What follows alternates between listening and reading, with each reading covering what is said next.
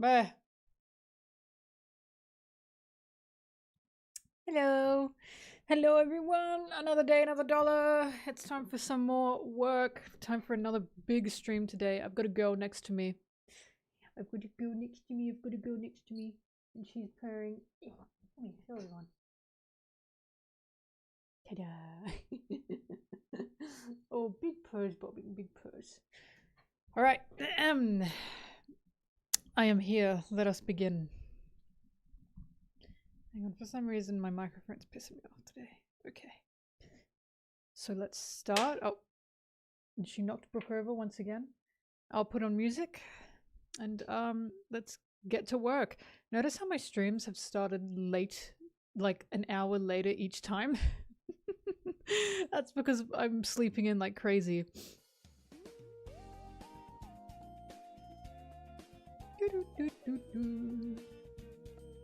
No problem, Lonely Pumpkin. I'm jealous because I need to catch up to it.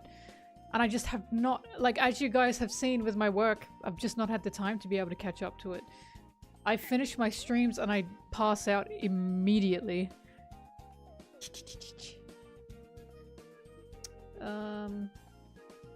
Sorry, I'm... No, Bobby. She's trying to sit on my keyboard. Move this around.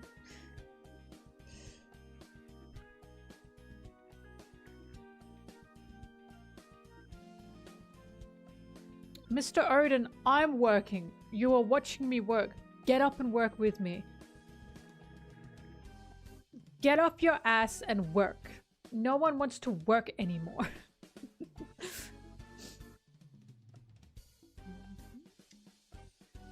bobbin of destruction. That's you. You're the bobbin of destruction. That's you. Bobbin the destroyer. Because you destroy. Actually, I woke up today and I look, because on top of my desk I have like all these little plushes and things, because it's like a double, it's like a 2-story desk. So I've got all these little plushes and stuff up there. Everything had been knocked to shit, like crazy knocked over. And I messaged my friends and I was like, did we have an earthquake while I was asleep? And they said, no, not to my knowledge. It turns out it was Blueberry, but she doesn't normally do that, so I was shocked.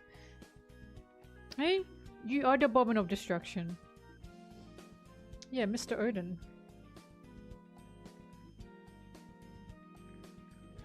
The end of your novel? Oh my god, go for it.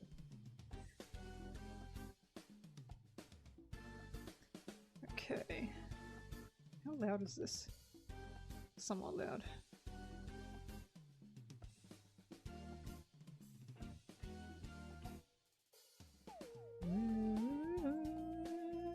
So today we got to get up to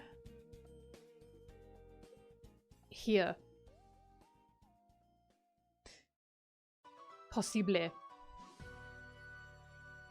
Why is this like evil Wii Sports in minor?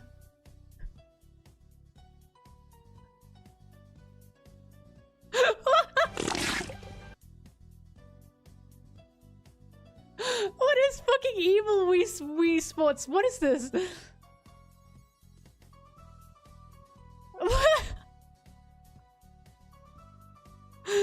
Curse upon you. There's a nice picture of you peed out in Google Images, not just the morbid one. It's too late, man. It's too late. Thanks for the donation, though. Fuck, that was funny. Look him up. Gets, like, the first photo of him on Google Images. Which is, like, chopped. Not that one. That fart, that's a sound from One Piece. That stuck with me forever. It's when Luffy's talking to Crocodile and he's like, I found a way to beat you, and he's got the hose and he squeezes it. That's the hose squeeze. That and it stuck with me for fucking ever because I was like, that is the most rancid hose squeeze sound I've ever heard. Blech. And it should not have sounded like that. Water is not thick enough to make a noise like that.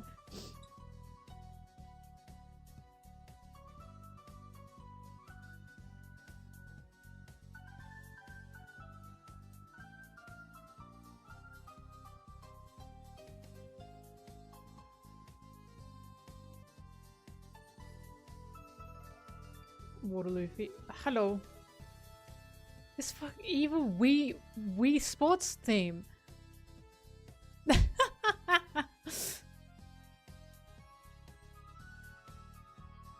It's so evil. God, minor chords are funny.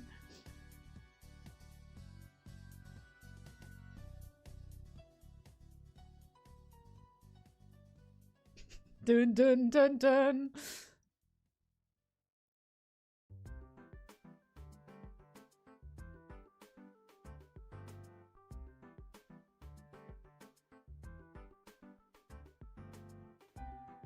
Wait, this is so funny. Hello? Here it is, a piece of a mirror. Luffy, can you hear me? Why is his voice coming from there? Well, long story short, they're all inside the mirror. Question mark. Yeah, I guess.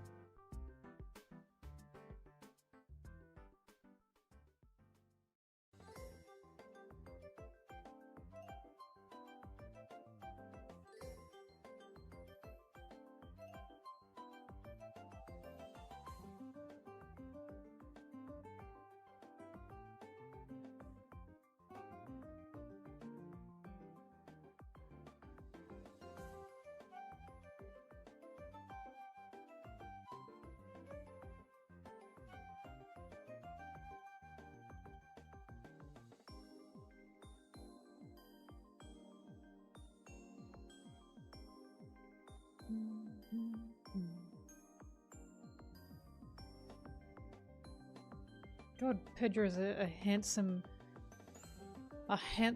jaguar.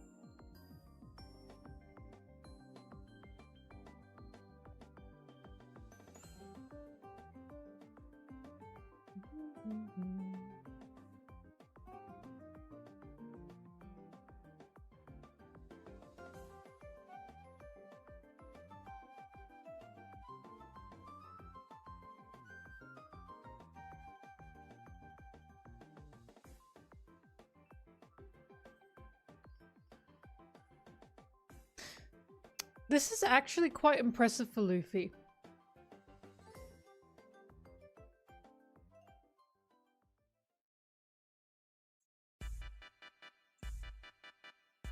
This music's fucking perfect for this. Luffy's staring at Caesar, who's got a different hairdo. And he says, "You're Caesar, I can tell." That's quite impressive for him.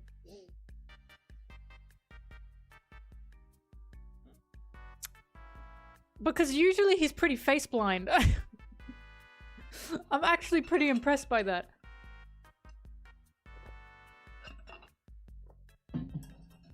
Like a new hairdo and everything, that would usually work to trick him.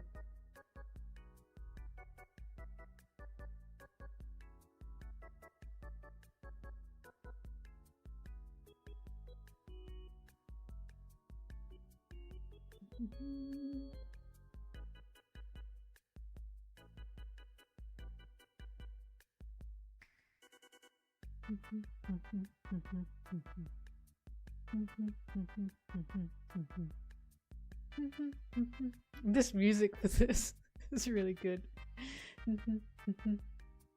Hello. Oh! Wait! Luffy does get tricked. So he was having to think overtime there, look. Oh, wrong guy. Sorry about that. What? Yes, it is him. That's Caesar. I knew it was you! Haha! He got tricked because in the next panel, Caesar's like, "I'm not Caesar, I'm Gangster Gastino." And Luffy goes, "Oh, wrong guy." That's clearly Gastino. I love how he wears the fedora on top of his straw hat, by the way. Do do do do. Do do do do do do do do.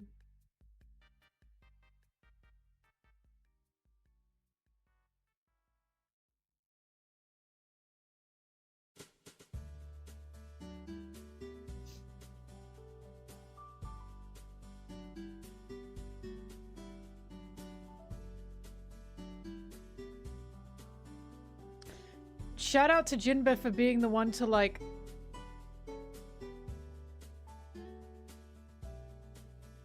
work out this meeting. Jinbe not only— so again, when I talk about— fuck, this music is loud for me. Sorry, it's gonna be really quiet for you guys. When I talk about the way the Straw Hats work, Jinbe not only set up the meeting with Beige, he also settled the meeting. So they're all fighting, and Jinbe says, do you like Big Mom? All three of them say, I hate her. And then he says, then that alone makes us allies. You can always fight it out later, but if you form an alliance now, it will give your cause the advantage. Right? This is what I'm talking about. Just, there's so many instances of all the Straw Hats aid Luffy. There's not a single one that, like, is the authority of the situation. Aside from Luffy, technically.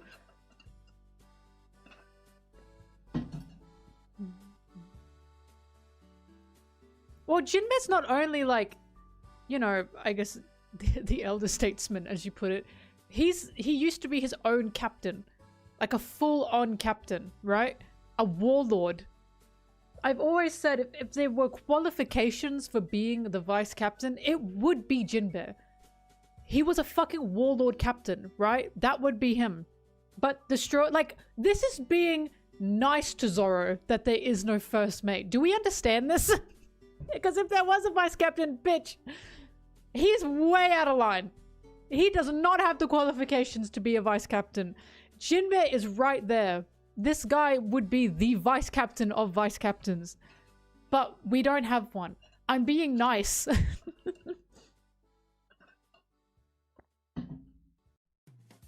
I'm being nice by saying there's no vice captain. Well, there is no vice captain though. It's just canon.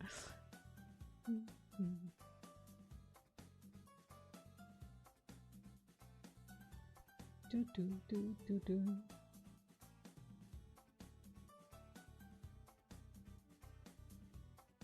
Pa pa pa pa.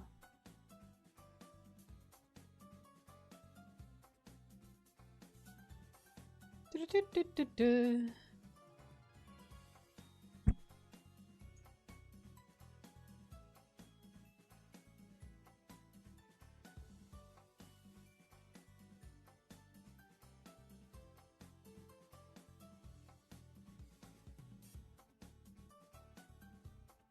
Pedro and Sanji sitting together, let's fucking go. My crumbs! My crumbs, guys, my crumbs!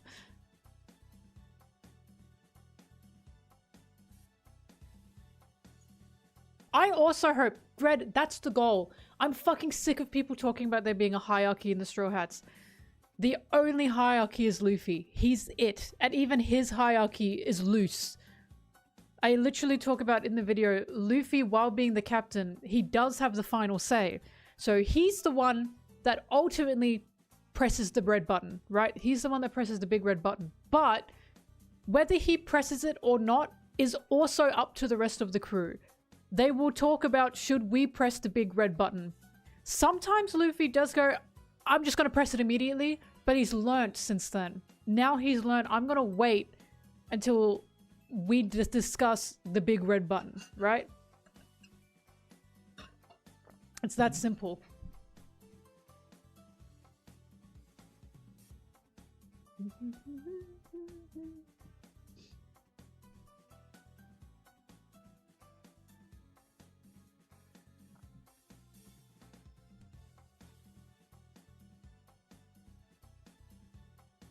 Do you remember that person that was like, why does Nami hate Caesar Clown so much? Isn't she a bit mean? And Oda was like, can you reread Punk Acid?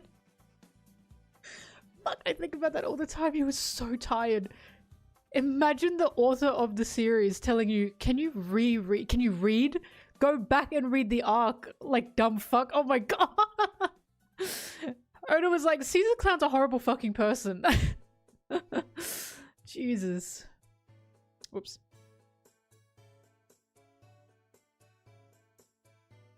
Sorry, I'm trying to find Jinbe panels.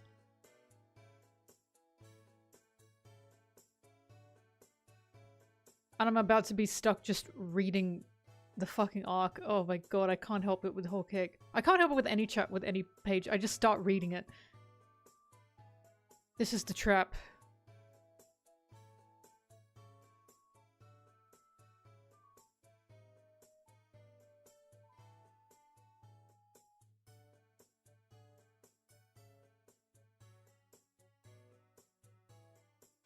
Oh yeah. Wait a minute.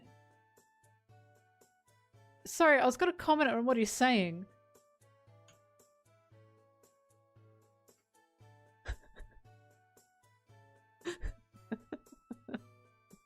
Why is he hiding me?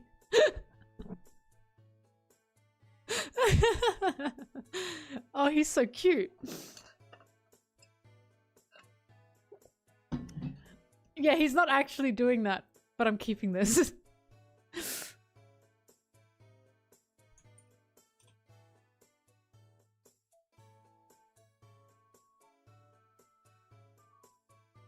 Sorry, what I was giggling at, because I remember when I first read this, and Luffy says, when Sanji smooches pudding, right? So, like, they're talking about when they're gonna move. And Sanji says, we're not, you idiot, we can't. And Sanji says, she's going to shoot me instead of doing the kiss, remember? So instead, I'll dodge and the shot will be the signal. And I remember reading, like, you dodge? You dodge? Like, she's gonna shoot me, I'll just dodge the bullet. What the fuck? And he says it so casually, I'll just dodge the bullet. That is... Yeah, dodge a piece, dodging a point blank. That is fucking crazy. I know he's fast, but that made me go, what? Crash, he did. He dodged it like 3 times. First thing he dodged was Katakuri's jelly bean, which apparently caused a whole thing because Katakuri has future sight, blah, blah, blah. And then putting shot at him 3 times, point blank, and he dodged it each time. And I was like, what the fuck? I didn't know he could just dodge a bullet. I know he's fast, but Jesus.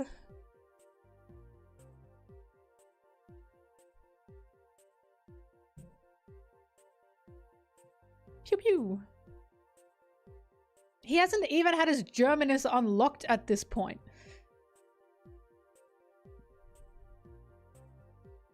Well, to be fair, it was within him, but it wasn't out.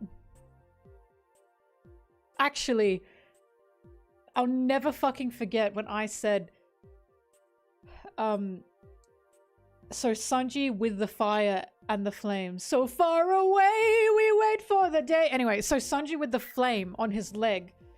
Oh, I guess he did dodge them in Saboti. Sanji with the flame on his leg. And I was like, oh, so I guess his Germa mutation was beginning at that point. Like, it was starting to bubble and boil. And so many people were saying to me, like, no, it was the suit specifically. The suit specifically truly fully unlocked it. But since he'd started fighting, right, from the Baratier onwards, he'd started to do specifically stronger and odder things, right? Especially with the fire. And I always believed that. And then we got that SBS where someone asked about Sanji's eyebrows, and Oda wrote like a full fucking page about it. He was clearly really excited to talk about it. And he mentioned Sanji's flame. And he was like, yeah, so now it makes sense as to why Sanji can use Diablo Jumbe and withstand that flame. And I was like, I fucking know it! I knew it! He was alluding to that the whole time. I was right! Oda did think that far ahead. Mm-hmm. That felt good. That shit felt good. Unlocking bits and pieces. I continue to be correct. Well, it was dormant in him the whole time. As in, he didn't know he had it. And, it wasn't fully coming out, but he still had some effects of it. And then he used the suit, and that fully unlocked everything. And then he was just cooked, and he went, fuck, I've become a monster. Every time!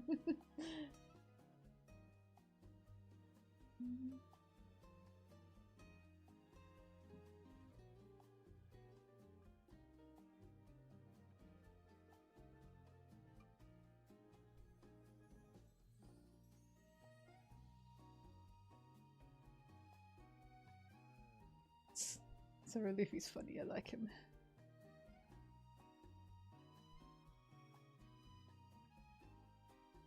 And then we just get a random shot of Ichiji's really fucking awesome tattoo. Like, what? Why does it go so hard? Do the rest of them have tattoos? Maybe this is something we should ask. Does Niji have a 2 on him? Mama, no. What you said was Sanji could do it the whole time and he just chose not to. Don't even start with me. That is not at all what I said. It was dormant within him. He didn't fucking know. Yes, you did! You did say that. You said he just chose not to do that. No, he did not choose not to do anything. He's now choosing not to do it because it's now fully come out. When he was a little wee bab, he was not like that. He was weak as fuck. He was squishy. He couldn't just have his skin turn to titanium when he was a wee bab. It was a squishy little thing.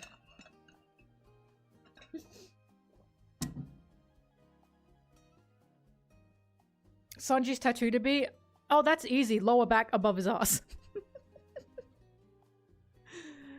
Duh. Where else would I put it?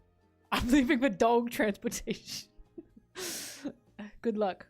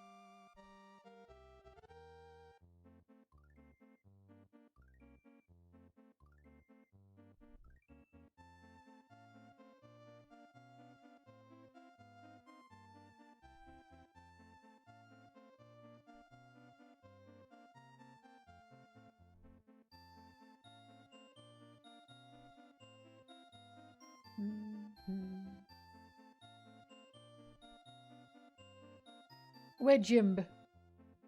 There, Jinbe.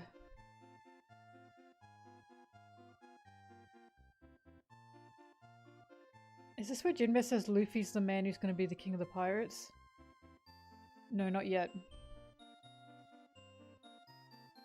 I love how Jinbe was talking to his crew about Luffy and they're like, we know you want to join his crew. And Jinbe was like, embarrassed a little bit.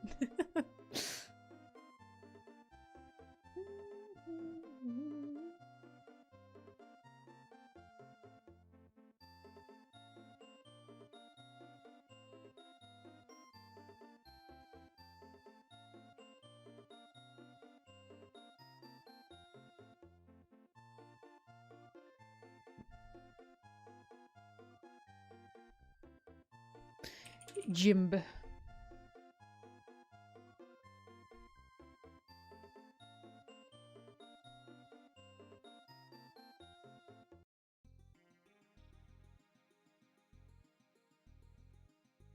That's Boss Jinbe. 863? Is that when he talks to Big Mom and puts the sake cup down and says, I'm quitting? God, he's... what a man. Oh, this is the one.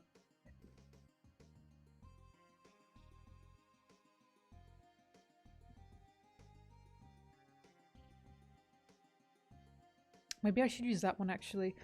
863. I think that's the chapter.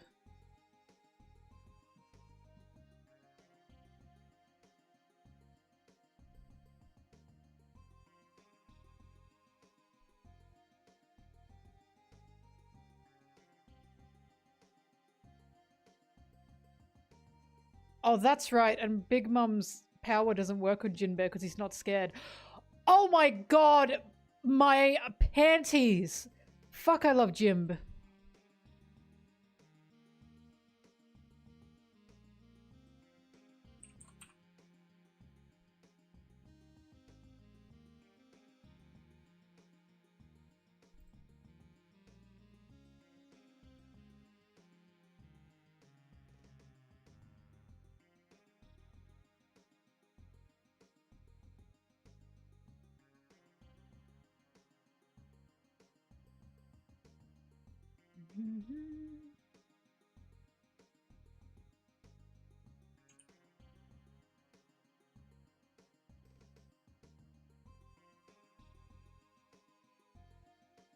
By the way, very excited for my noodles tonight when I make them. I've got corn this time to put in my carbonara bull deck. Ugh! I've been eating so many eggs and they're delicious.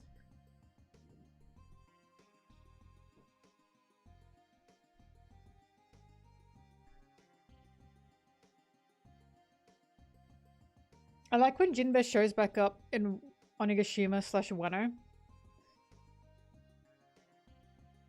Give me a sec. Jinbe, Luffy, Nami. Oh, and Brook. And I like how Law and Kid are like, are you fucking kidding me?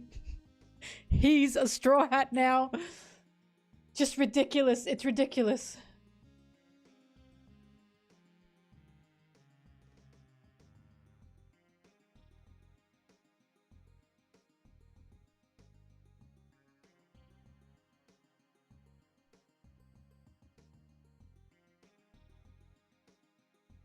Yeah, I'm gonna switch the music back to what I usually do because it's all it's at the same audio levels. This one is Pov, you're a shark. Can't wait to see what that means.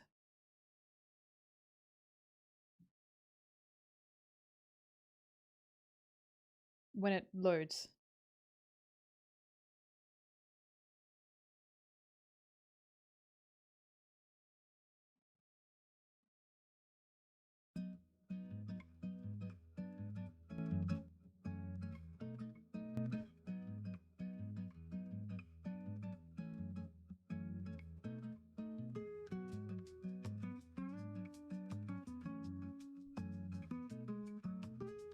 I guess I'm a shark. Oops. Yeah, I can see a shark moving their moving their body to this rhythm.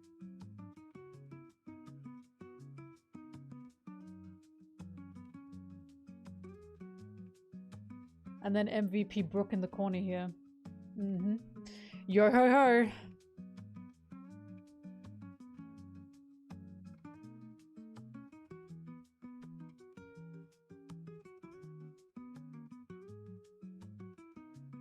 Jinbe is a shark and he would be jamming. That is so true. Jam on! This is my son, Jackson. No, this is Michael. No. What is it? What the fuck is the joke? My son, Jackson, or something. This is my son, Michael. What the fuck is the joke? Oh my god, I've forgotten it. All I remember is when he goes, ah! I can't remember the rest.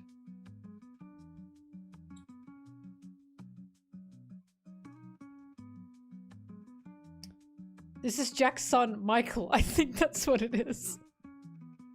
Haha, Michael Jackson. Ah!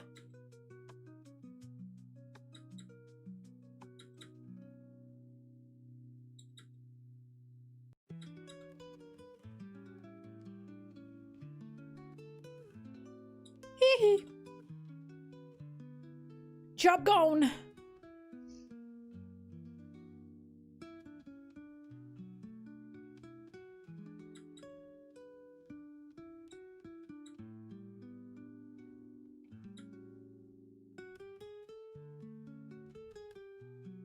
How many times have I read Whole Cake Island? Way too fucking many to count. And every time I read it again, I'm like, I forgot about this. Oh my god, this is so cute. Oh, this is horrible. Every time.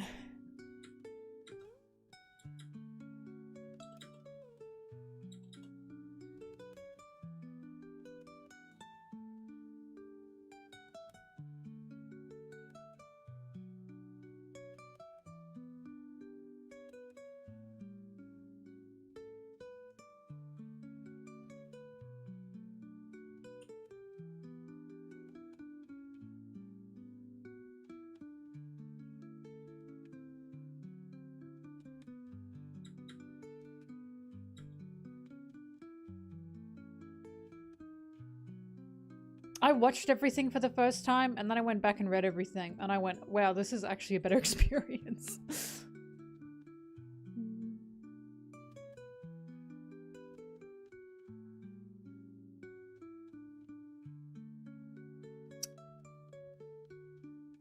A pacing issue with Whole Cake Island.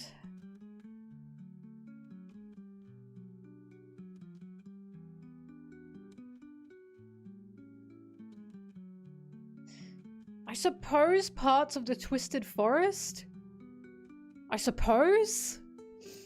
But even the Twisted Forest was necessary? I didn't see any problem with the Big Mom chase. Really? Maybe I am just biased. I didn't feel any issue with the Big Mom chase.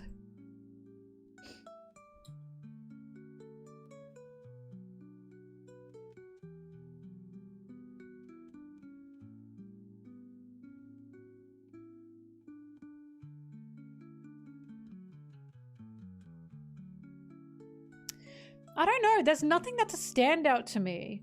Not in the way as there is with, like, Dressrosa and with a singular scene in Wano where Big Mom gets amnesia. Like, I can't think of anything where it stood out to me where I was like, okay, move things along. But I didn't read it weekly? I don't know.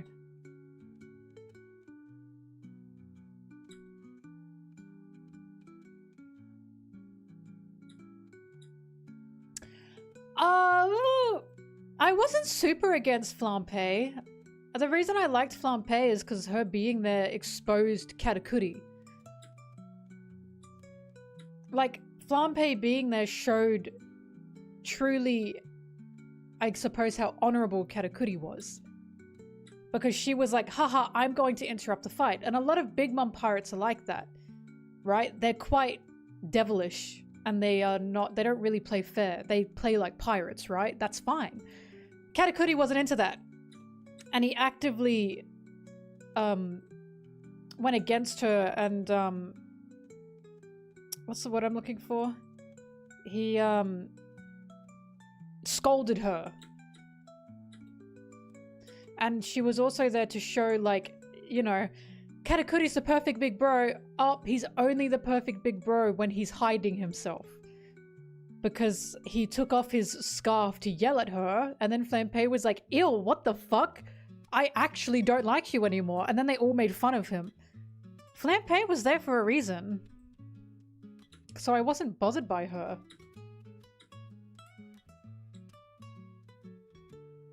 No, the manga was fantastic with it. I genuinely cannot think of anything in the manga that made me, when I was reading it, that made me go, oh, hurry it up. Like, I can't think of anything.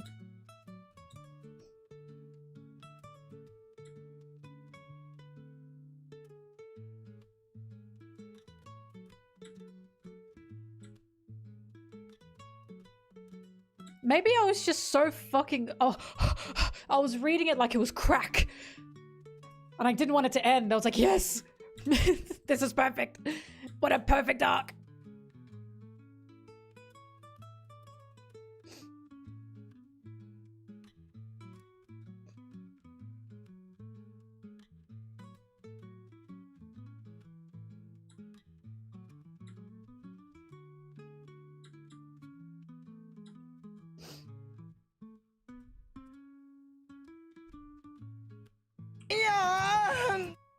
After being upset that the Strauss nearly killed his sister, I even immediately nearly killed 2 of his sisters on purpose, drove me up the wall. Fuck Oven, all my homies hate Oven. Yeah, that's what I mean when I say the Big Mom pirates have their own, like, affiliations within their own, like, groups. He cares about one of his sisters, not the other of his sisters, especially the more loyal sisters, I suppose.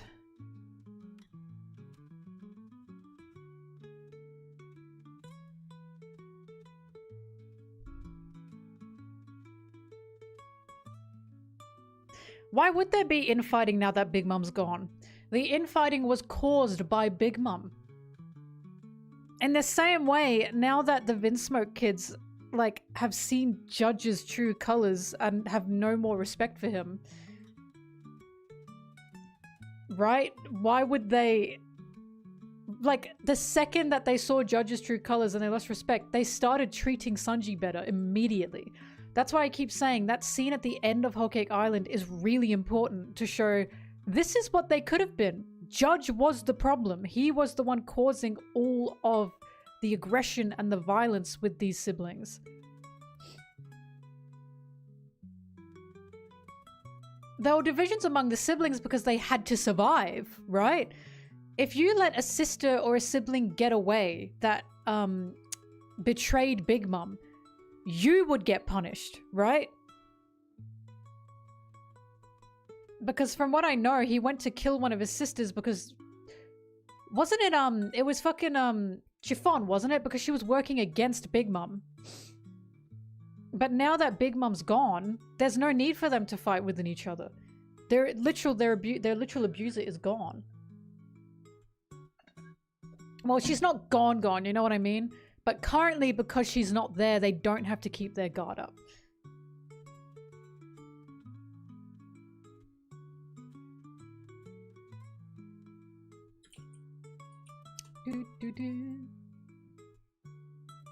But yeah, the reason the siblings had their little factions and the reason they were against each other is because of Big Mom.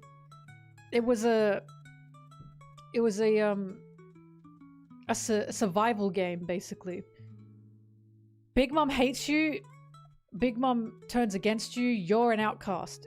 It exactly mirrors Judge.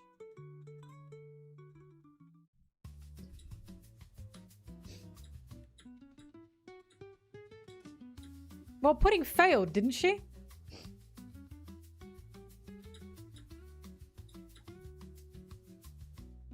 I'd have to reread the scene, but I specifically remember him targeting Chiffon. And that makes sense because Chiffon turned against the family. Not to mention, Big Mom had already abused Chiffon a fucking crazy amount because of Lola escaping.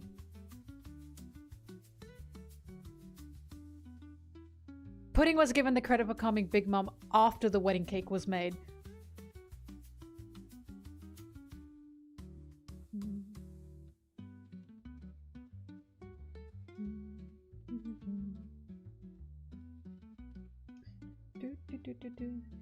But yeah, think of it like the Vinsmokes. The Vinsmokes would be like, how dare you target like my brother?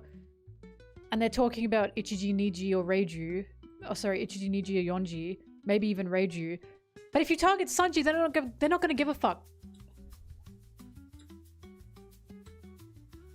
I'm cooking them all.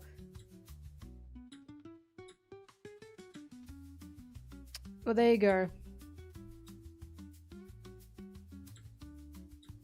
Who knows? Maybe because Pudding was Big Mom's favorite. Or she was Big Mom's favorite. Maybe because Pudding was Big Mom's favorite, he had a fucking vendetta against her.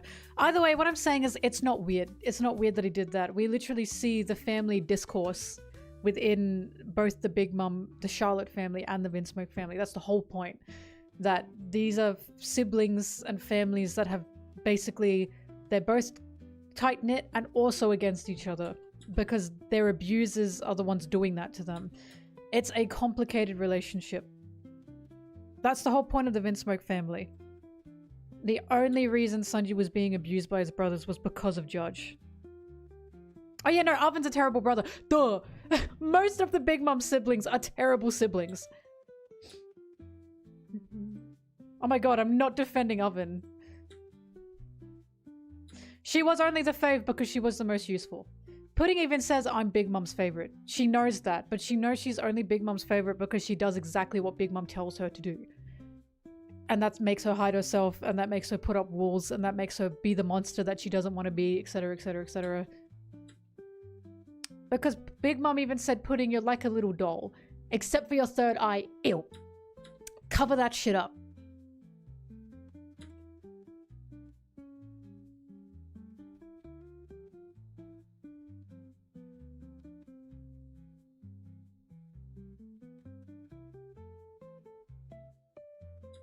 Basically, Pudding is just insanely obedient.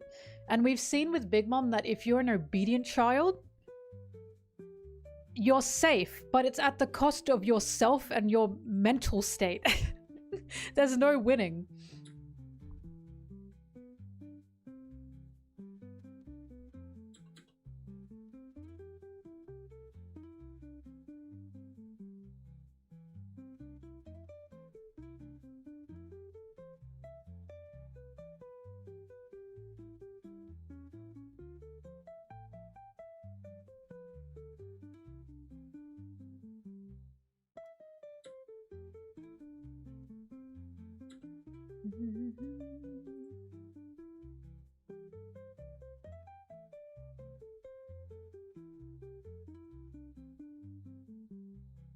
Well, that's because Big Mom doesn't... She's not a good person. She's just not a good person.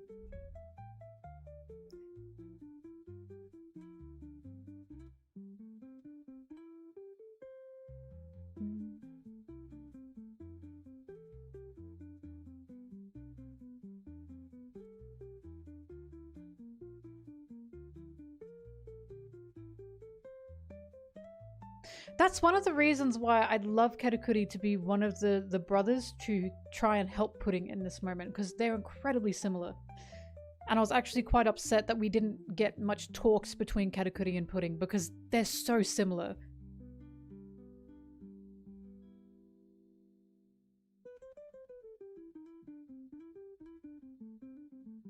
There you go, there's one bad thing. I would have liked Pudding and Katakuri to have some interactions at the end of the arc. Because they are both characters that helped the Straw Hats and managed to get the push they needed to accept themselves in a way, thanks to the Straw Hats.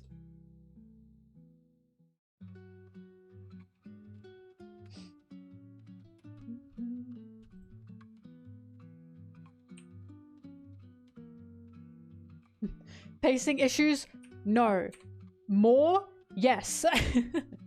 Actually, there should have been more. Also, here's Zoro being an idiot again. He's saying to Luffy, what a mess you've made of things. Why can't you behave and infiltrate the group like a normal person? Does he understand the words that are coming out of his mouth? This crew's a fucking joke. And then, of course, Luffy's like, but this happened, and that's totally fair. But, like, he's shouting at Luffy, oh, you're not even good at infiltrating. And it's clearly fucking Zoro, like... And he's literally yelling, Luffy, you're meant to infiltrate the group. He's yelling that to the group that they are infiltrating. Do we understand how he's stupid yet?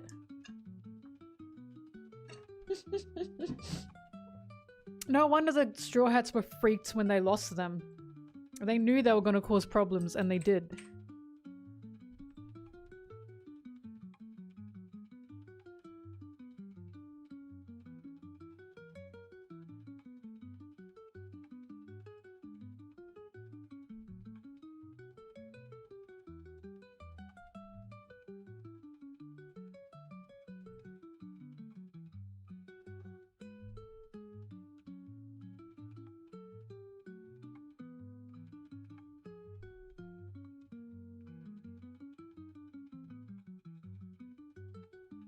I like smoothie.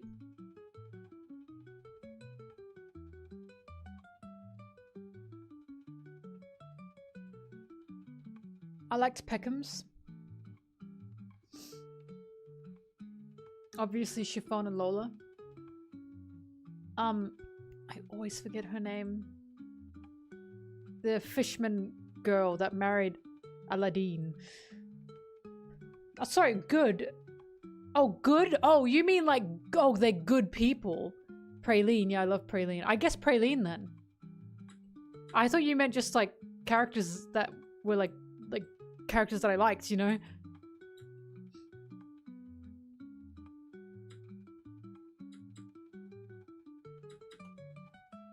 But I wouldn't call any of the Big Mom Pirates kids good per se. They're all morally twisted.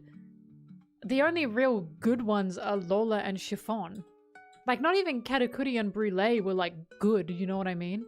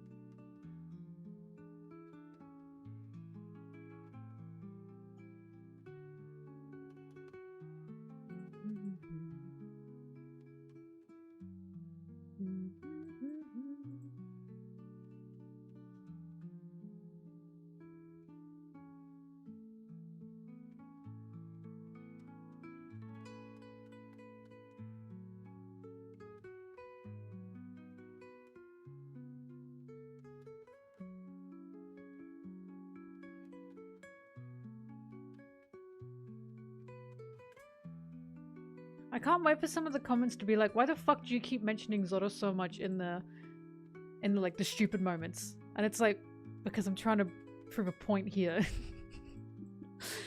I'm trying to prove a point to you idiots that keep saying he's the vice captain by showing you canon material on how fucking bad he is at leading people.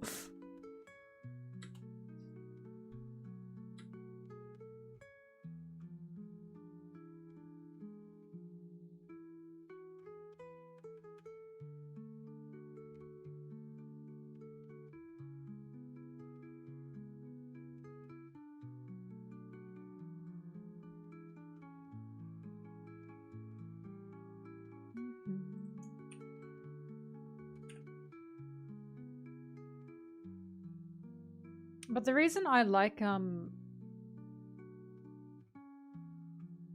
Cake Island so much, for many reasons, is the showing of that twisted dynamic of the siblings. It's a very complicated relationship. As Sanji said, I hate them. I don't even consider them my family, but I can't stand to see them die. Right?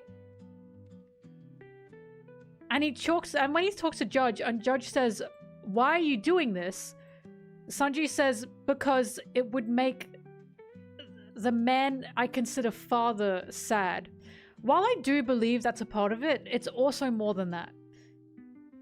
It's a lot more than that, because he was crying to Luffy, I can't stand to see them die. I can't stand to see them die, is what he was saying to Luffy. Like, I still don't want them to die. He's not saying Zeph would want me to think that. He thinks that, right? It's a very complicated relationship. So what he was saying to Judge was a gotcha of, you're not my dad. I was raised by someone better than you. Fuck you. But when he's talking to Luffy, it's clear he's mixed. He's really mixed up about it. Seth, this is 17. So they're on like 20 something now for Sony Vegas. I'm outdated. Well, no, they weren't healthy, but that's why I like it. So it's like they're not in a healthy family dynamic, but it's so complicated to turn around and turn against blood relatives.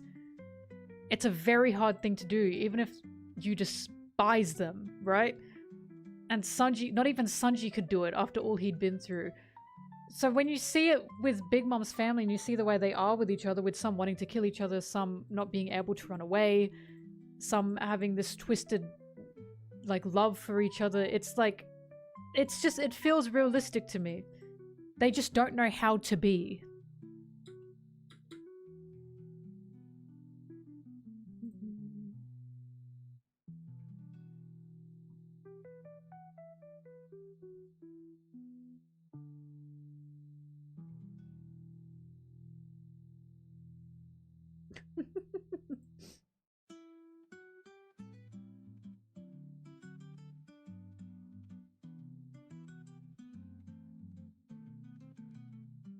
Yeah, Gulp, it means I'm about to break into your house and kill you.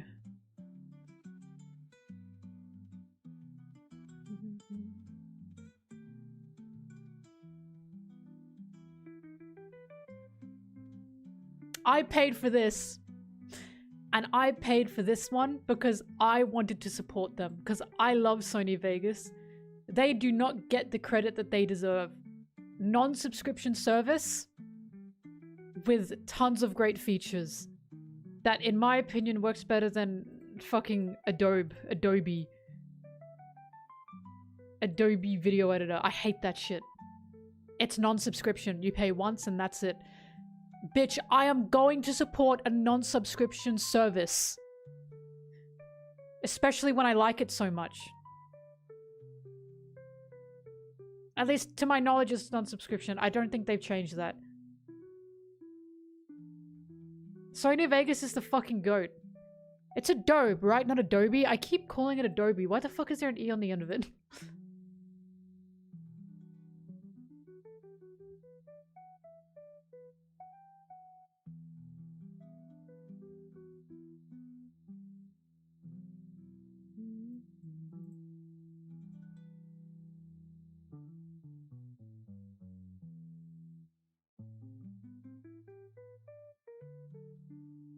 I know. I'm so sure that Sony Vegas still is not. Hang on.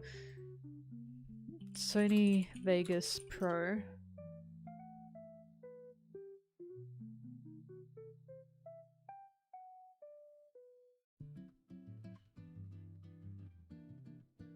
Hang on, I'm looking at it.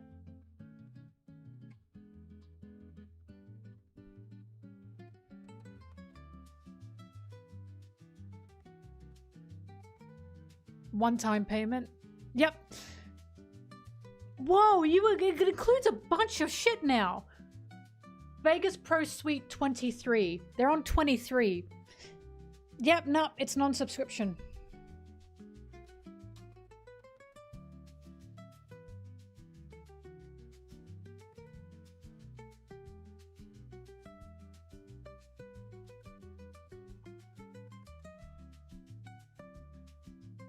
This is weird because you can get a subscription.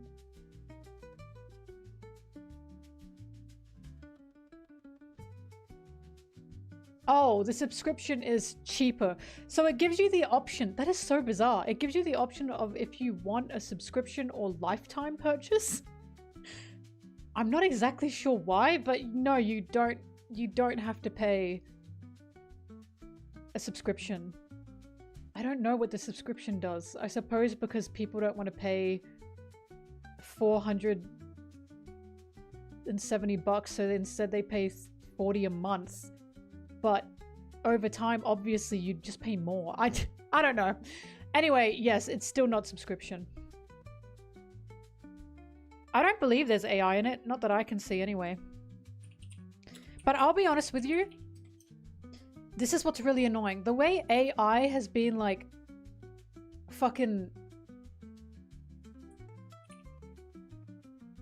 No, I don't see any AI. There is Vegas Pro AI. But I think you have to install that. That's stupid.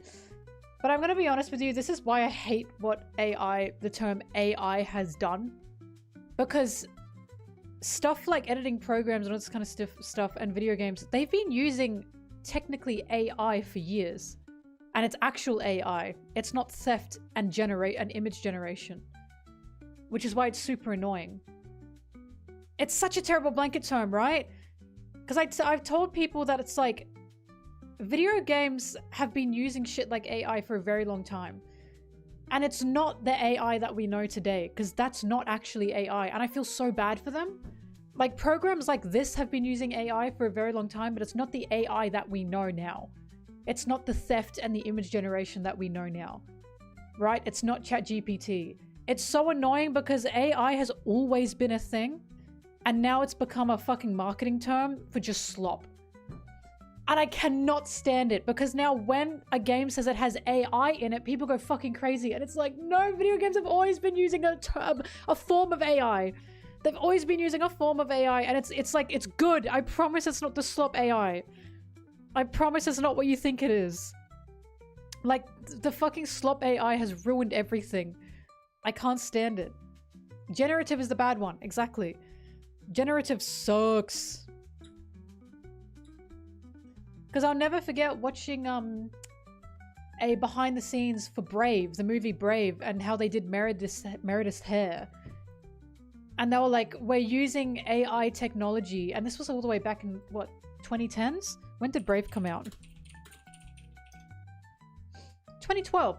Back in 2012. And so they were making the movie through like the 2010s, right? 2010, 2011, 2012. And it came out 2012.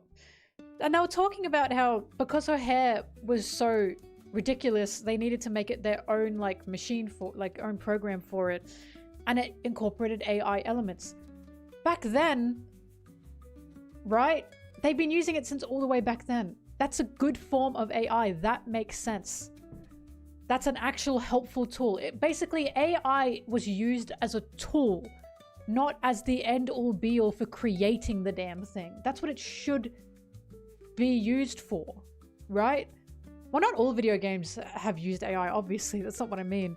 But tons of video games from the 2000s to the 2010s incorporated AI and not generative AI, like actual AI that's used as a tool and not as a answer for everything.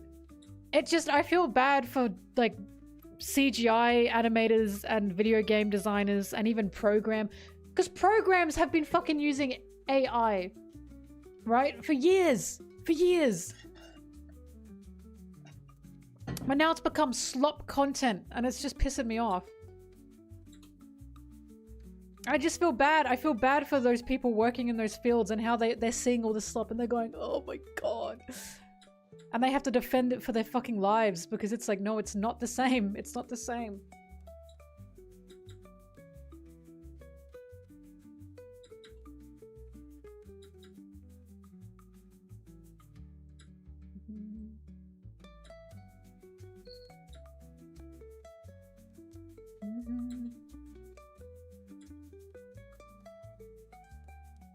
Look, there was one thing, I remember watching an ad. I think it was an ad for a Samsung phone. I don't remember the phone, but it was like AI technology and they recorded like a video of someone, just a video, just a regular video. And then on the video on their phone, they could slow it down and it was like AI technology. That's not fucking AI. The phone is just programmed to be able to slow videos down. That's not AI. Bye, Crush. I was like, what is this fucking... They're just calling anything AI because it's the new marketing term. It's like when everything was called a smart device, smart technology. They're doing the same thing again. Oops.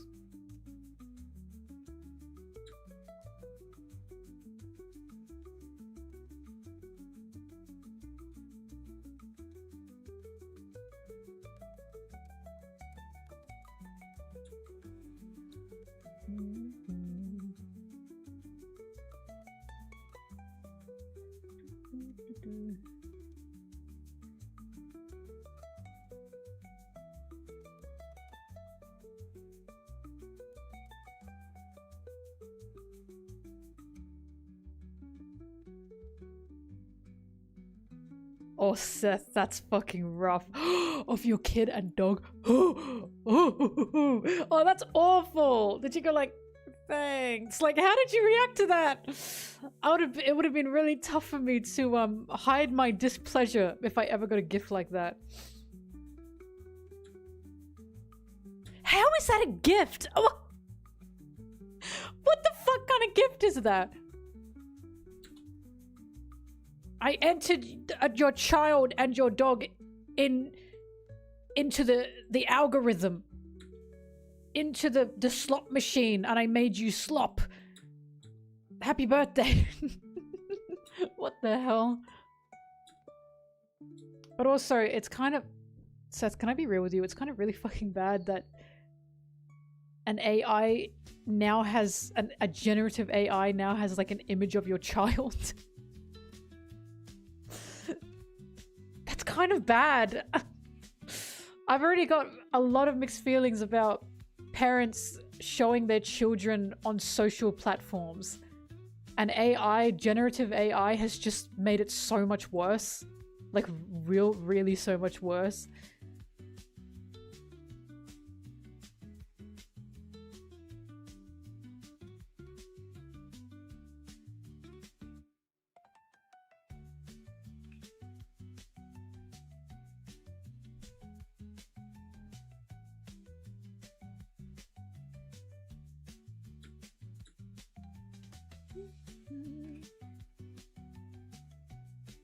$9.89.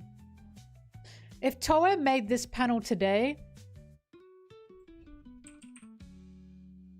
Wait, let me real quick.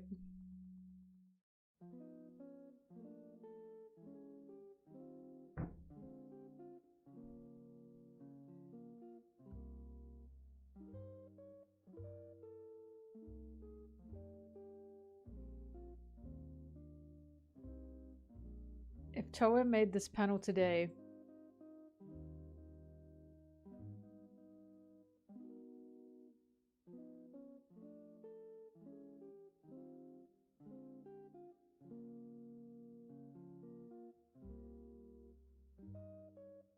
And doesn't that just look better?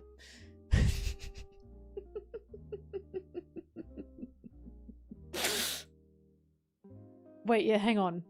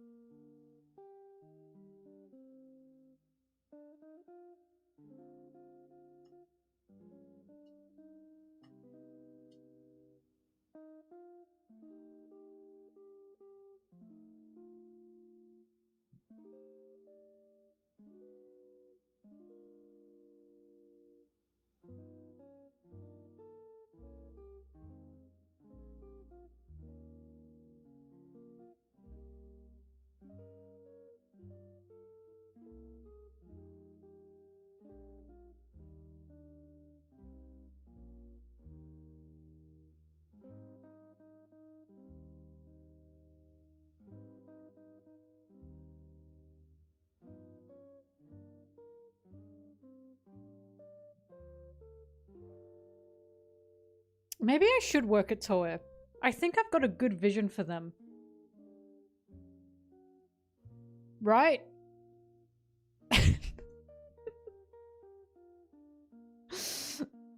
Wait, hang on.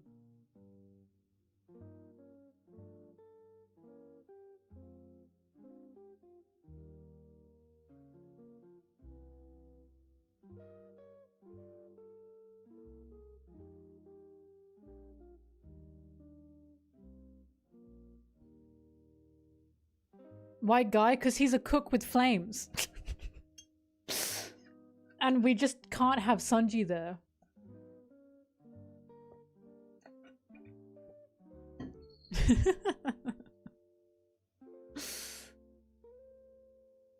This is gonna make sense to fucking no one but us.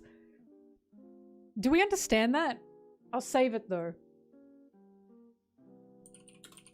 Guy Fieri in One Piece is what I'm gonna call it.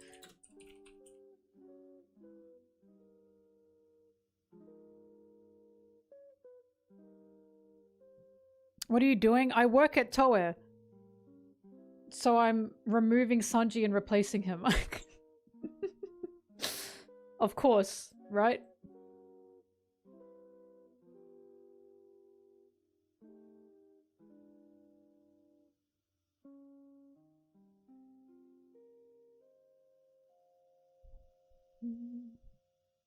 I hope they are forever reminded of that.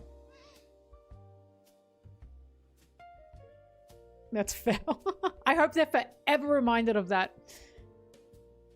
I hope they are forever reminded that they did that, and there's truly no excuse for that, because it wasn't the animator's fault. Right? We don't blame the animators here. What we do blame is the director and the storyboarder. Well, even the storyboarder we can't blame, because they just do what they're told. Yeah, we blame the producer and the director. We don't blame the animators. They just do what they're told. Don't give Toei ideas. He really fits in. I might have cooked here.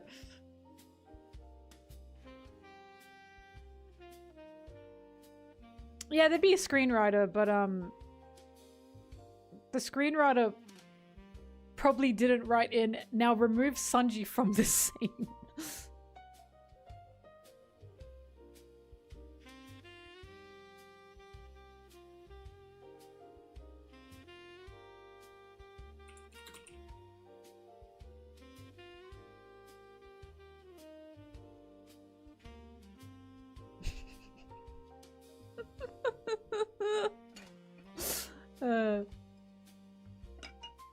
Alright, I might be funny.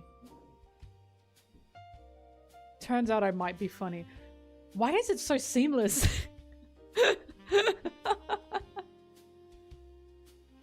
Oh god. Me lord. That's a great thumbnail. I'm just too good. What can I say?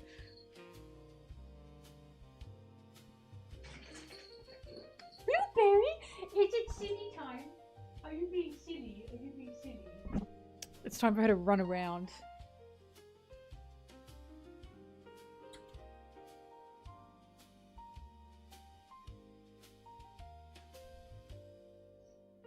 Oh, true. He's the Strawhat's first mate. She got Dazumi's.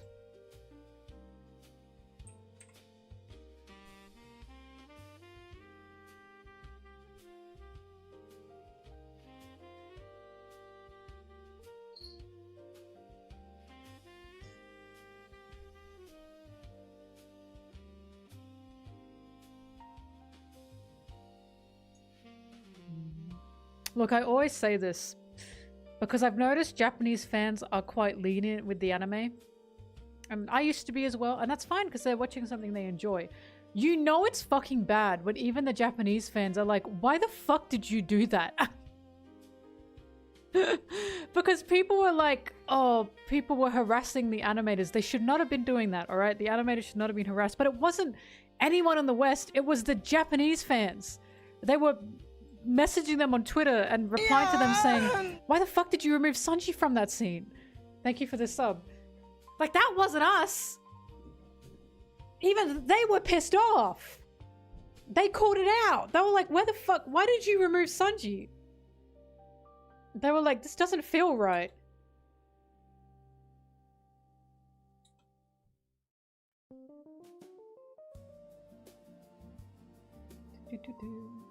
But of course, there's a reason for it to be so frustrating, right? Because, as I've said, if it were any other character that were removed like that, there'd be a fucking stink about it. There'd be a huge stink about it. So it's like being made to feel like we're insane because we're like, why did you remove him from the group shot? Group shots are important. We love our group shots. And then it's like, oh, calm down. Actually, no, I won't calm down. Where the fuck is he? I remember when it first came out, I was thinking, surely this can't, like, surely this is just a still? And surely Sanji, like, skipped across at some point. Like, surely that's what happened.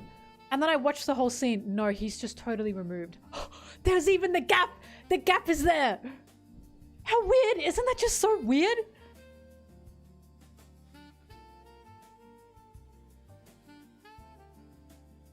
Right? It was just, it was crazy.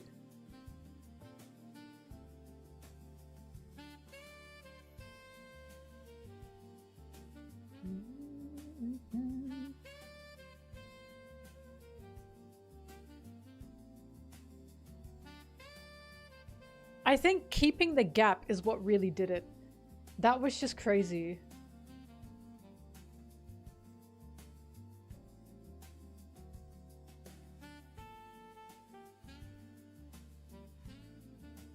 Yeah, the Seraphim thing with Zoro was insane. Oh my god, I've never felt the bias so heavily until Egghead. I tried, and you know, you guys know I was really trying to give them the benefit of the doubt. Benefit of the doubt? I was really trying to give them the benefit of the doubt with the Wano scene when Zoro jumps forward and Marco says the star takes the stage. Of course, in the manga, he doesn't say that. He says the stars are taking the stage and Zoro and Sanji jump together. There's not a singular Zoro moment there. And I was like, okay, I'll consider this because I think Zoro just hasn't gotten up in a while. So they're trying to be like, oh, Zoro's come back. Okay, I think that's okay. And then they just totally fucked it with Egghead. And I went, okay, never mind. Never mind. Never mind. They do just seem to hate him for some reason. I was really trying to be like, I can understand why they did that. I was being nice. And then I went, never mind.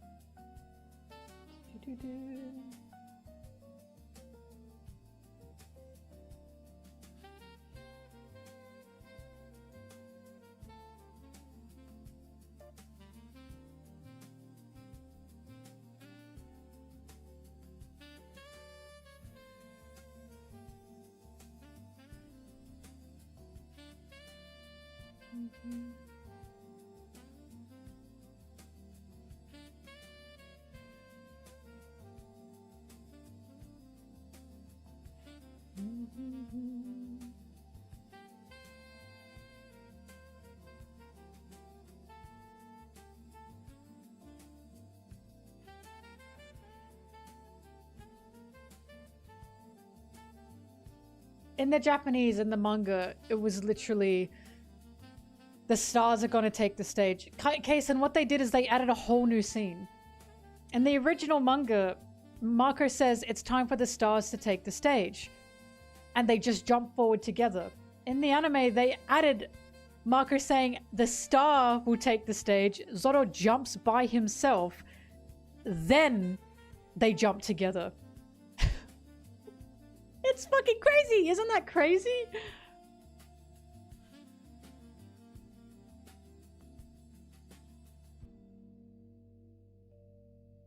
And again, oh god, okay, I'll give them benefit of the doubt. I will.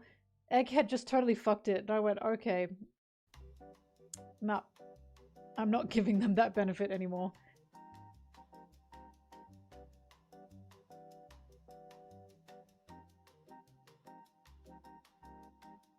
Danny, it was singular. Sorry, Gob, it was singular because only Zoro jumped up. He was only talking about Zoro. Like, he didn't say it again. He said it's time for the star to take the stage, and then Zoro only jumped over him. And again, in the manga, Zoro and Sanji jump over him together. They added that scene. They added the scene of Zoro doing it by himself. That's not in the manga.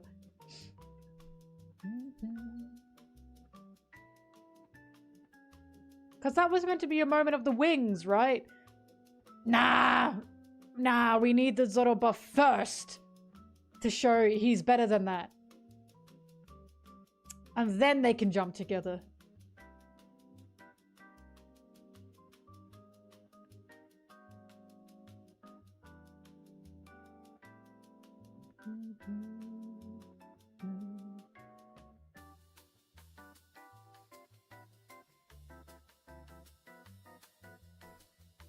Oh my god, evil Robin. Wait, I think I'm gonna use this one.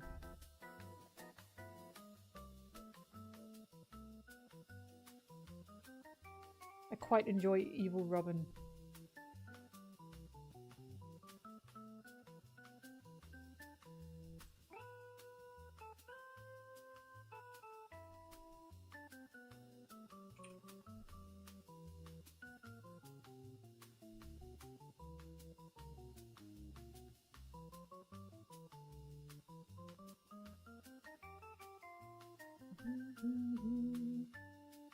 Look, the Seraphim thing was fucking dastardly. Especially when the point of that was Sanji's mutated. Sanji's mutated and that's scary. While Zoro and Luffy and Kaku and Lucci were all struggling. They were all struggling. Even when Zoro figured out, oh yeah, the flames, they were still struggling. And then he could just suddenly take them out in a second? What the fuck are you talking about? I don't think anyone who read the manga there and thought about how did that happen, I don't think anyone was like, yeah, Zoro did that by himself. What in the fucking world? And then of course, they cut to Sanji being like super injured when again, the whole point was he took a Seraphim punch to the face and didn't even flinch. And then we cut back to him and he's on the ground in pain. Hello? Like, what the fuck is going on? It was just super bizarre. Because the thing is, I would have been fine with Nami bubbling them. I believe she did do that. Because what I would have done was simply not show it in the first place, as in not show what happened. Because for all we know, Oda can cut back to that one day. Why would you add those additional scenes there? So, Nami bubbling him was fine. But I feel like an assumption would be Nami would bubble S-Shark because A, she doesn't want the kids to get hurt. B, the fight was ongoing. As in, yes, Sanji could take the punch, but it was still a back and forth between having to take this kid out, right? Why would you show him on the ground injured like that? It was just so weird. When it would make more sense for Nami to bubble S-Shark because she's like, no, actually, Sanji, I don't think we should be fighting kids. Right? As if Sanji was losing. And we see him... we see him. What's the point of him taking a Seraphim punch to the face and literally not flinching if we're then going to show him hurt on the ground? This isn't even an agenda thing. This is about his mutation. It's supposed to be a scary thing. It now doesn't feel scary because, oh, okay, he just got taken out. Like, what the fuck? I don't care about him being the strongest. I care about the mutation being a scary thing. That's what I care about. And they just kind of took that away. And it's like, oh, okay, so he can just get bodied, I guess. Whatever. Whatever. Who cares? Who cares? And they also showed him get ragdolled. Like, what the fuck? I don't understand. I don't understand what's happening. Why is there someone on the team that just fucking hates Sanji? It's so clear. It's weird. Thank God when they did Sanji's Queen episode, they had the director that loves Sanji do that. And that's the saddest part, that we can see that when the person who likes Sanji does his episodes, it's just incredible. But they're not in charge all the time, and you can fucking tell, because otherwise he's treated like shit. It's so weird.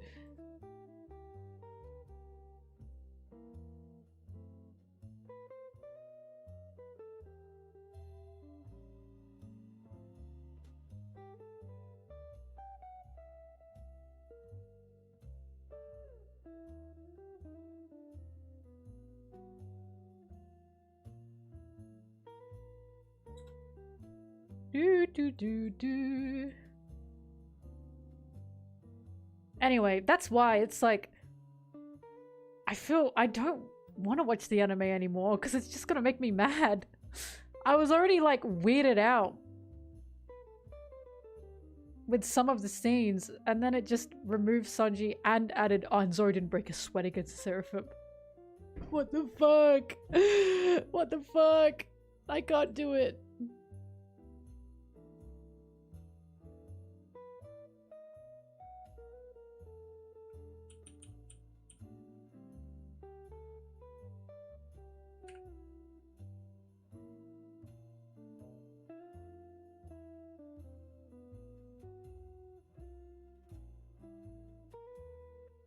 They can't keep getting away with this.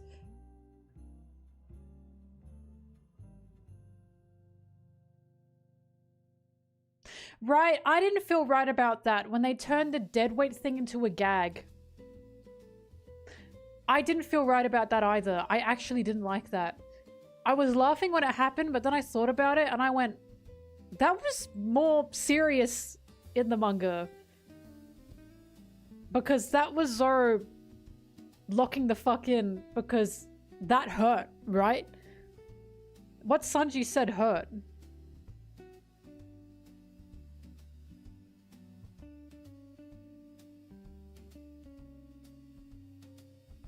Jinbe is so wide.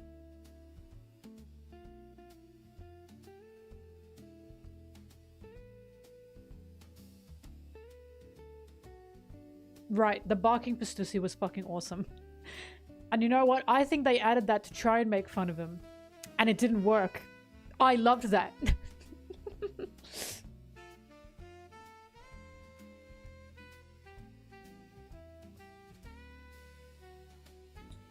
They are getting a different experience. Because Golob, if you read the manga and you just cut to, yeah, they managed to get York. And, like, it's just, okay, so they figured it out. And then you watch the anime and it's, by the way, Zoro flawlessly took out 2 Seraphim on his own. Oh! You're gonna have a real fucking different debate, aren't you?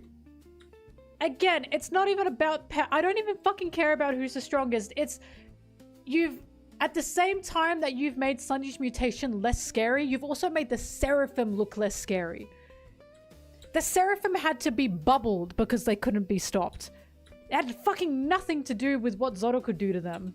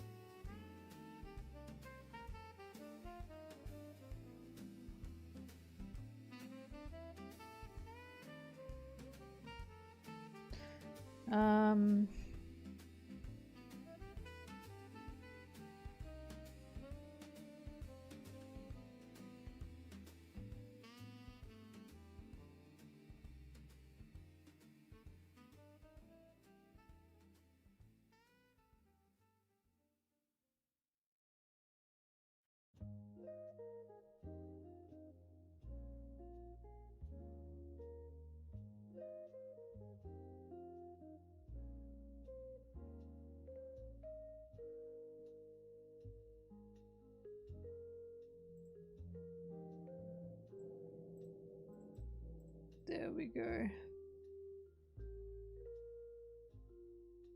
Fuck. Am I gonna find this page? I hope so.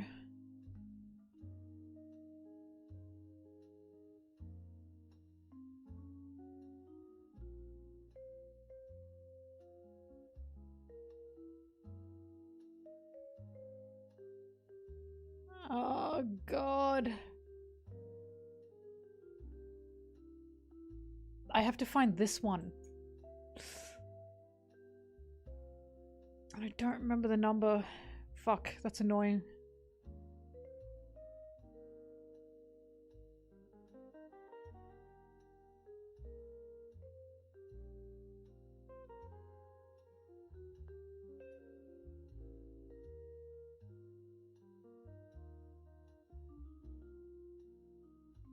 I think this is past the 980s. But I'll have a looky-loo. No, this is the virus has spread. And Zoro, Chopper sees that Queen is holding the antidote and is asking Zoro to get it for him. No, not the antidote, just holding the actual, like, thing that he's shooting them with. Because Chopper has to make the antidote. Wait, it might be the chapter where Zoro slashes a poo? Haha, a poo.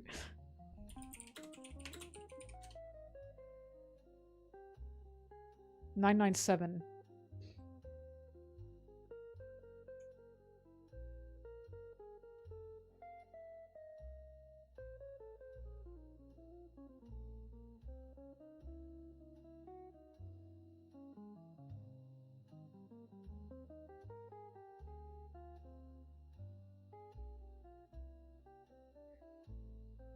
Not Zoro calling Big Mom a hag. What the fuck? He watches Big Mom jump to the rooftop and he says, "Thank goodness that hag is leaving." The fuck?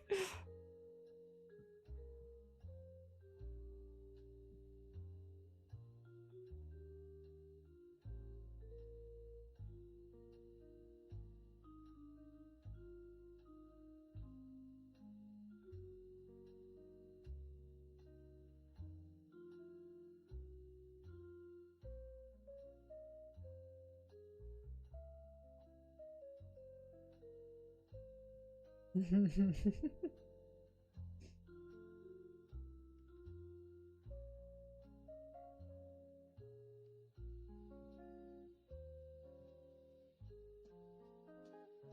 we all see this panel? Can we all read this panel?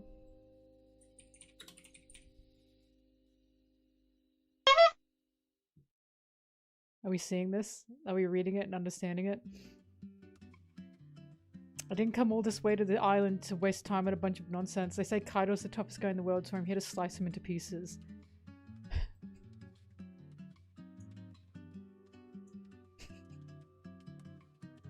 Remember what I said about one of Zoro's double-edged sword traits is his ego? This is what I mean. This is what I'm talking about. He stood no chance. Mate, that was not your fight.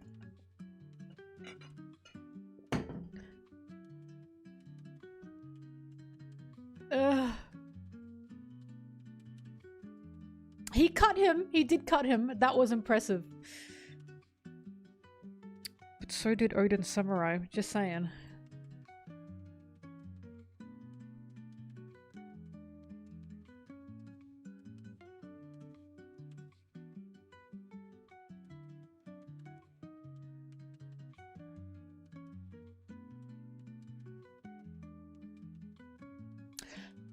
Alright. So Kiku's arm fell and Zoro saw it. And then Robin said, I also saw it. That was Kiku's arm.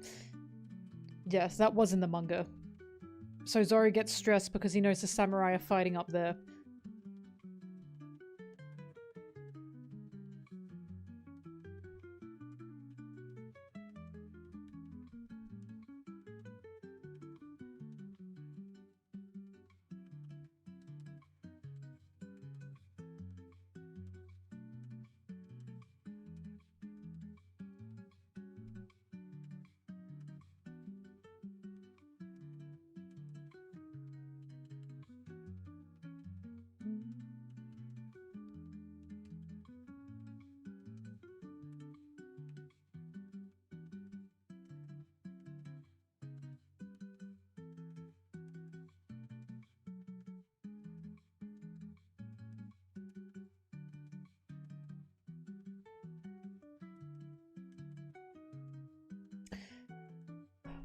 Oda's art has not become that scribbly. It's still pretty flawless throughout nearly all of Onigashima. The biggest issue are the leak scans.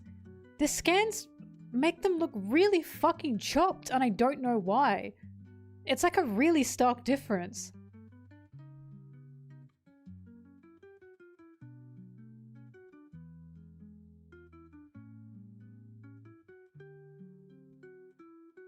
This is not just me hating leaks, this is just something I've noticed. The scans are really fucking choppy because I'm looking through TCB and eventually they stop uploading the officials and they start uploading the leaks. Immediately the quality goes down. And it's like, what the fuck? Why have the scans done this to them?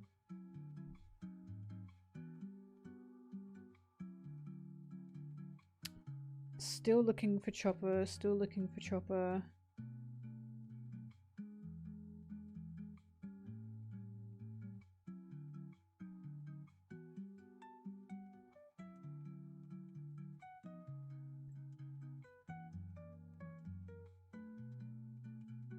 No, there's still a somewhat decline, don't get me wrong, but it's not as bad as what the leaks make it look like. They're really scribbly looking in the leaks. I think it's just the quality of the scans.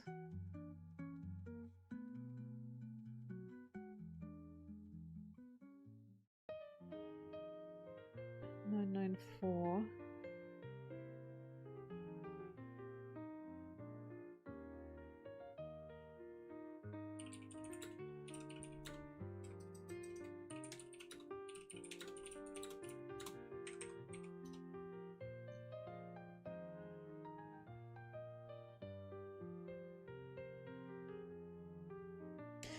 The way you can notice it is go to TCB, read through chapter 998. That's the last official chapter that they use. Then go to the next chapter, chapter 999. Fucking immediately it looks scribblier.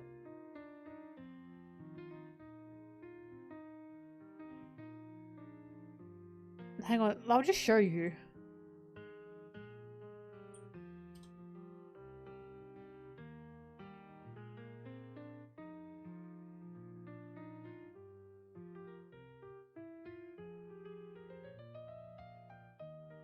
Sorry, I'm looking for this right now.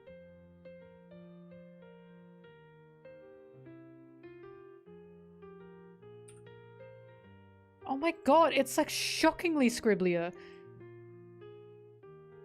In fact, I'm just not gonna show you, I'm just gonna show you the side-by-sides.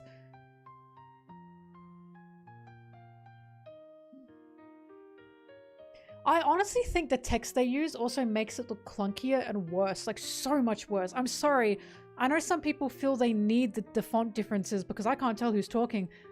It makes the pages look so busy and makes everything look just bad. Here's the leak scan.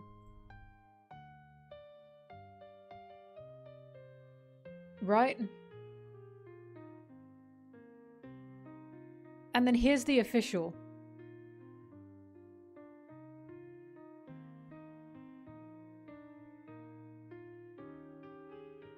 difference in quality is absurd.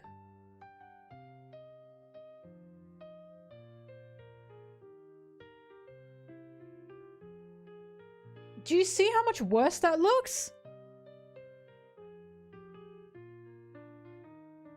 It's like all the details on Yamato's face are just gone.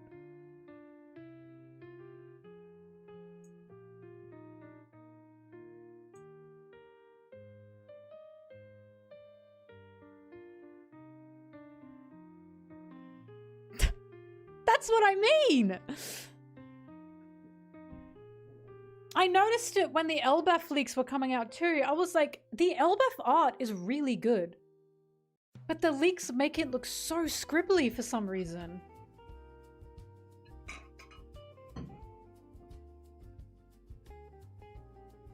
Guys, you're getting a worse reading experience when you read the leaks. I'm fucking begging you to stop. Like, if this is not proof enough, Jesus.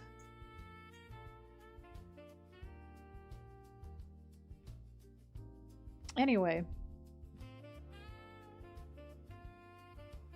I'm gonna keep looking for this chopper panel.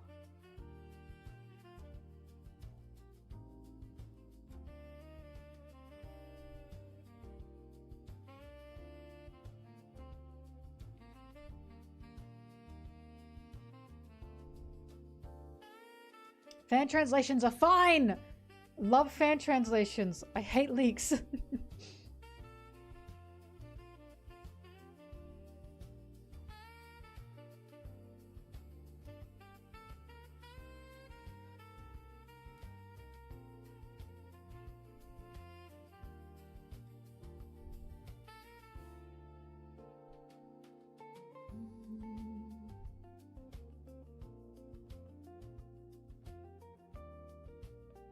Well, Carly, it's not that he's getting older, it's that he's getting rushed more.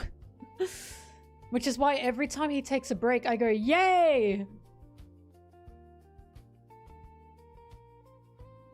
He's just getting pushed to hurry it up, and I hate that he's getting pushed to do that.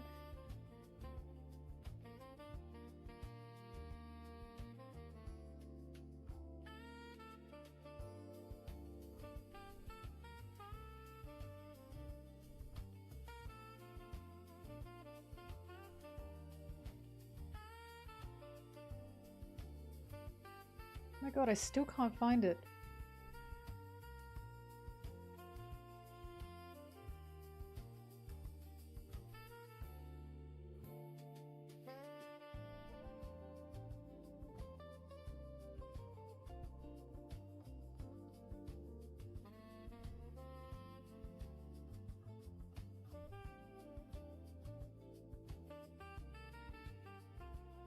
I'm now in the 990s.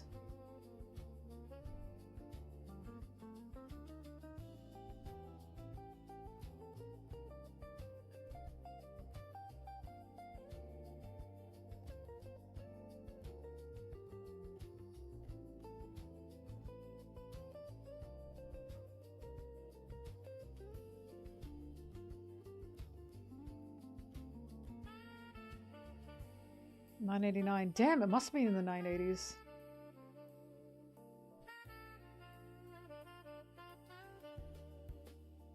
Unless I totally missed it when Chopper told him to grab it.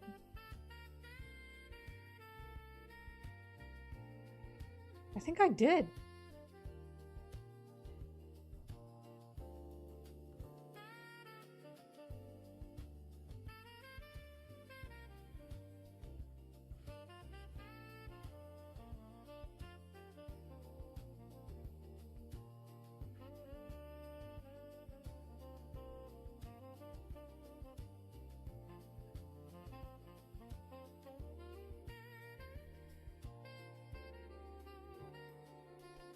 Well, to be fair, his eyes did get busy, but he has did get bad, but he has also gotten busier, Carly.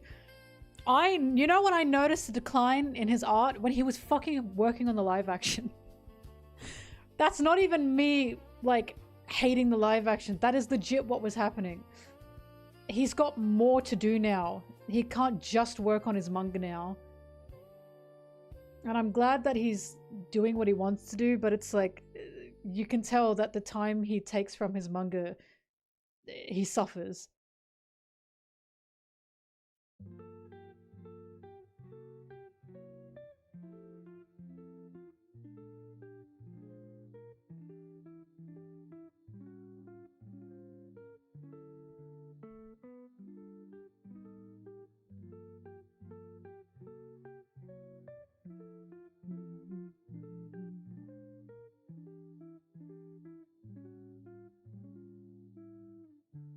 Okay, I definitely missed it.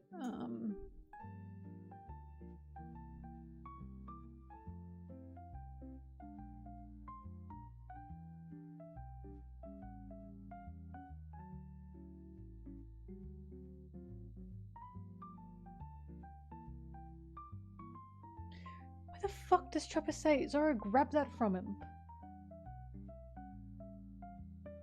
997.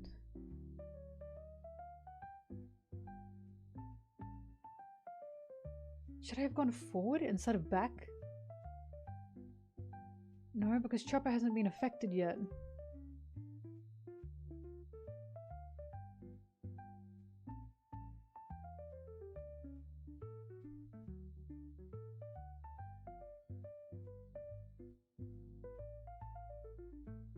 $994? Did you find it? I must have been scrolling too fast.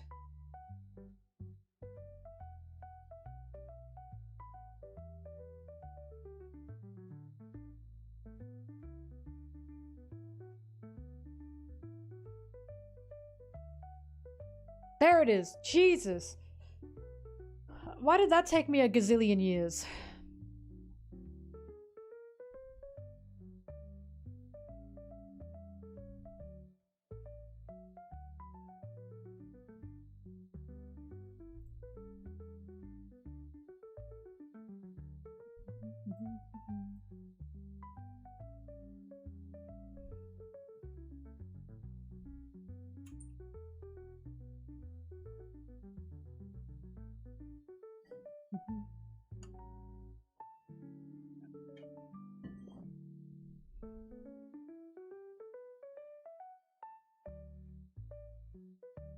Well, Carly, I think he does accept more help from his assistants. Again, I think the problem is time. Because he's still the one that has to storyboard everything and write the story. So in between writing the storyboard, so writing the draft that needs to be checked, then writing the storyboard that needs to be checked, and then having to do other things on top of that. I think he's getting plenty of help from his assistants. I just think it's the storyboarding and drafting phases that takes a long time. And the assistants can't help with those. They can only help with the final product. And it's especially rough when you've got other things to do.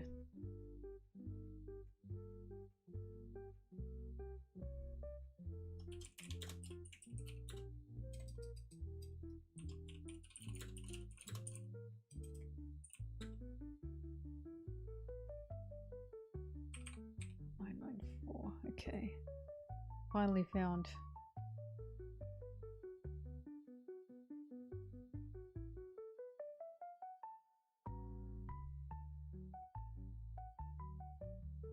What I'm saying is, the line art for everything, that's the final stage of like the creation. That's what the assistants would help with. So they help with the final stage. And that would be the we gotta get this done stage. Well, that's why with Vegapunk, I was like, I can totally see why he wrote Vegapunk. He definitely feels like that. Because I felt like that before.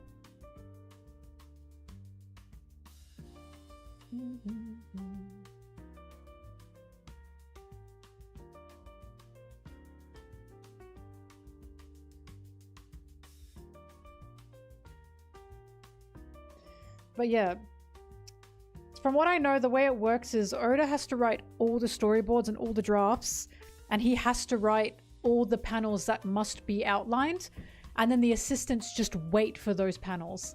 So he still has to draw like the base of everything.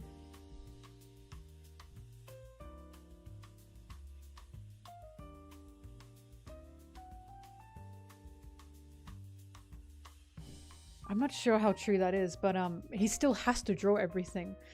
It's how manga creation works.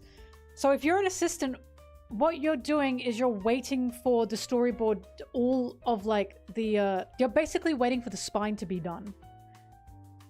You're waiting for all the panels to be in their place and all the rough sketches to be done, so then you can get that and fill in what needs to be filled in.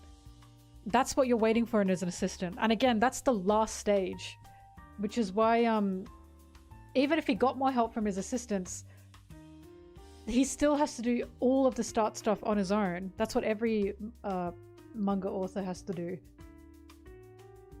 They don't tend to let the assistants like create the panel, you know what I mean? They just fill it in.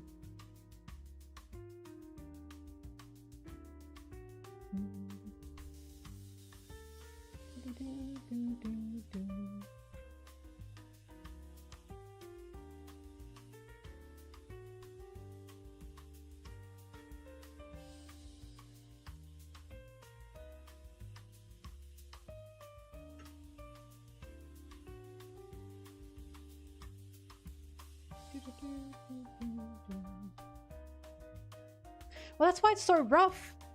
It's really rough for him.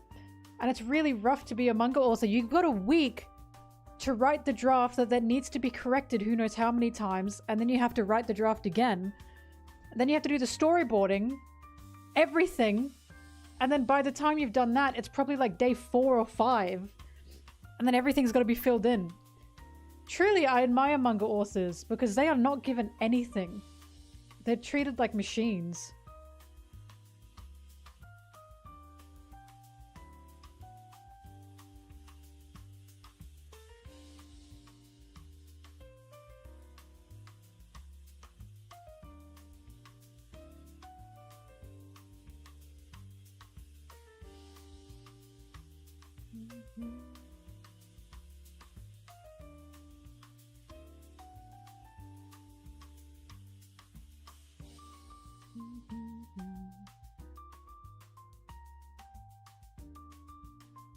Sorry, I'm still looking for panels.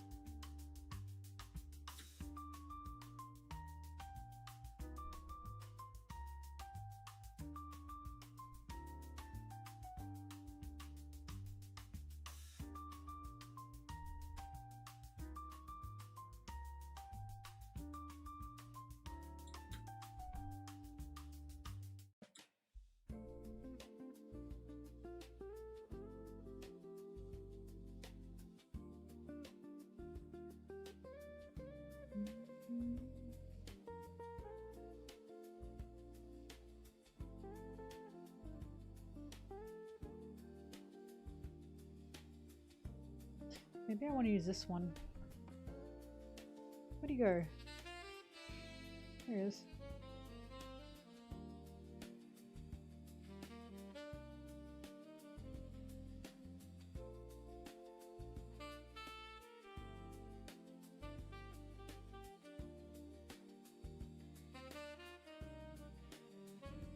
Odin, that wasn't Owens, that was Oda. I'm sure he also put his foot down, but Oda was the one that said absolutely no romance between the Straw Hats. And that was something that Owens just happened to agree with. Right?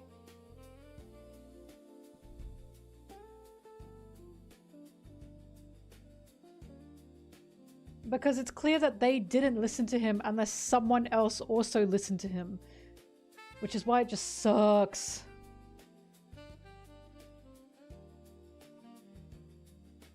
And fun fact, the reason I know, by the way, that's the case is because Oda's previous letter was literally him saying that he was telling the producers to change things. One of them being Owens. And he said, I tell Owens to change things. And he'd go, what? And he said, what happened? I thought we became really good friends. It just feels so passive aggressive. It feels like he's saying they're not listening to me. And then Owens ended up leaving. So obviously something happened. Something happened that we are not being made privy to. And maybe we'll never know.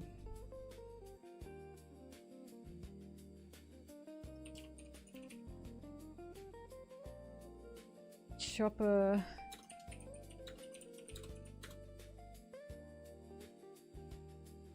$9.98.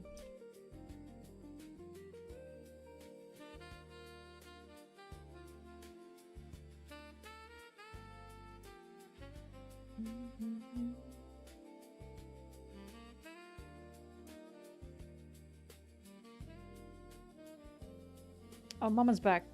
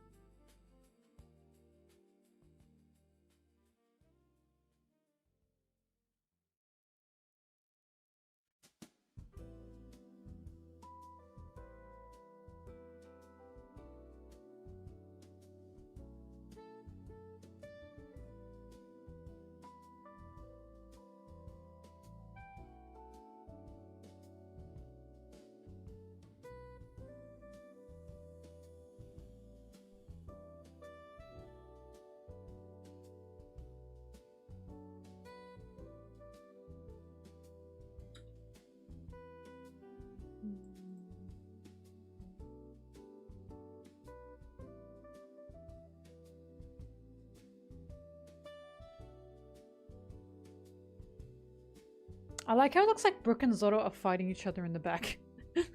It's not what's happening, but that's funny.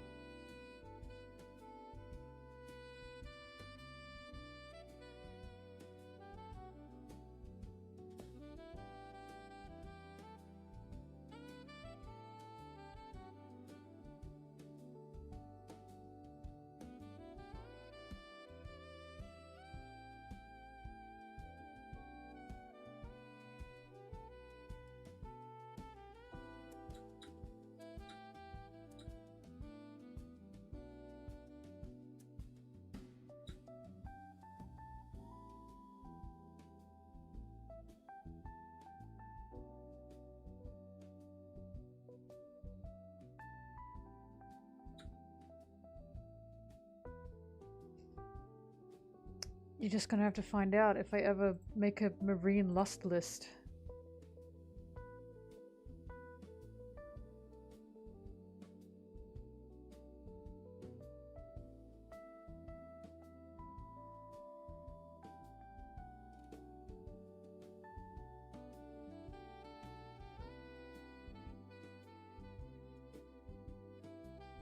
This music is so sensual.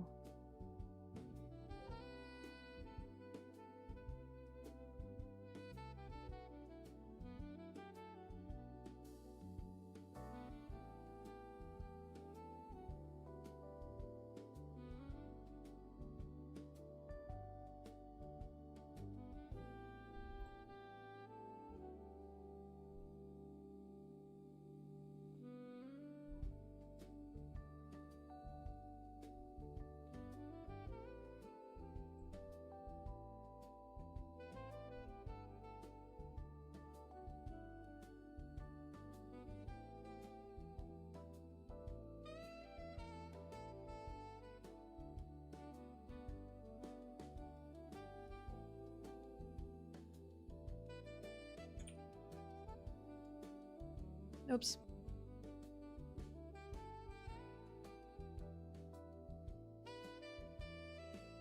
Don't make me make a marine lust list. Marine must list? Ugh, whatever.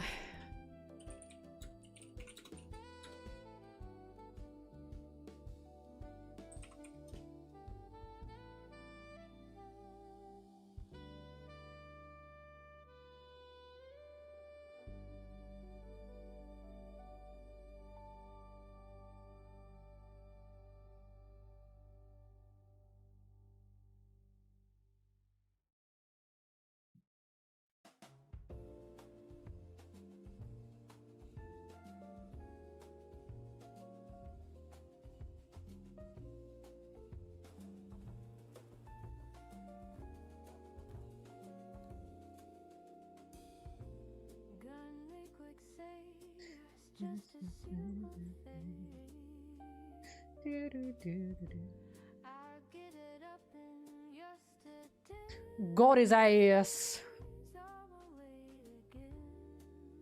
Rah. He's so cool. He's so cool. I don't feel any lust for Koby. Just none at all.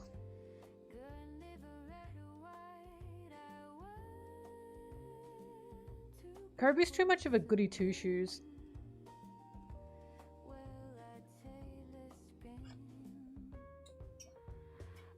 Koby's the kid that would be like, "Teacher, you forgot to give us homework."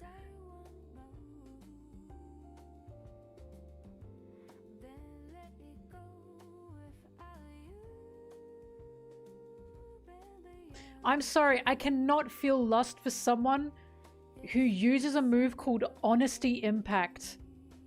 I just can't feel lust for that.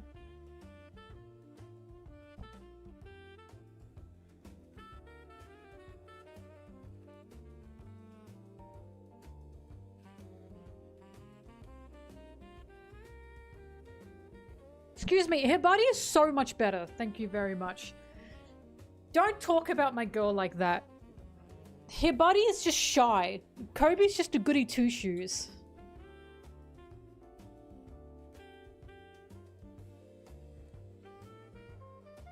Her body would never tell the teacher that they forgot about the homework.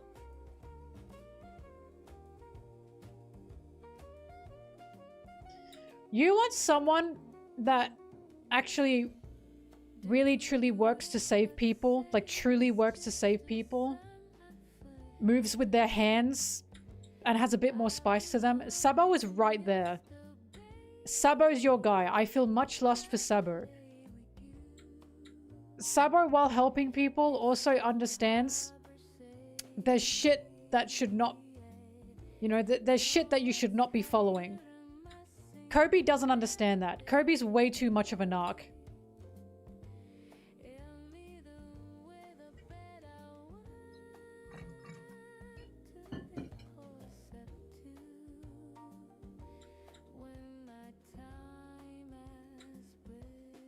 Sabo is Koby if Koby were a revolutionary and if Koby fucked.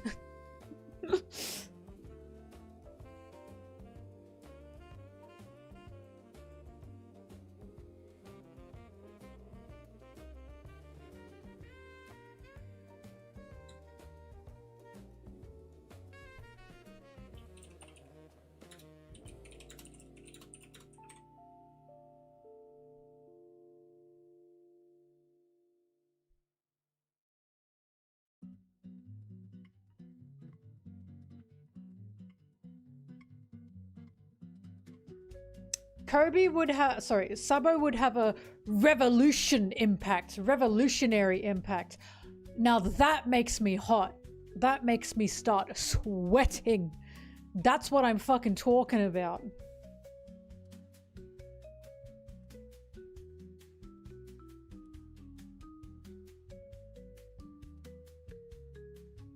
Why do I hate myself?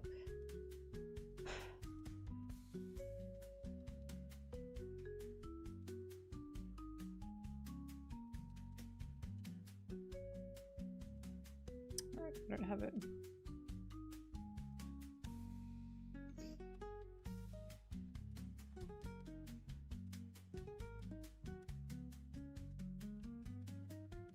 I think the thing is, the reason I like Smoker is because he's clearly rowdy. While he's a Marine and while he's still on thin ice, he clearly does not play by the rule books of the Marines. Do you know what I mean? He clearly still looks at the Marines and goes, no, I hate them, I'm not doing that. Because he even said to Tashigi, the Marines' sense of justice is fucking bullshit. Follow your sense of justice. He knows their ass, and he knows that a lot of the time they suck. The issue with Koby is he just says, sir, yes, sir, and licks those boots. Even though he saw Axe-Hand Morgan and saw what a fucking menace they can be. That's why I feel no lust for Koby. He's a bit too oblivious and he's a bit too willfully blind. He's a bit too, no, they are good. They can do good. While Smoker is, no, these guys fucking suck. I'll do what I can do. And I will not tell them many things.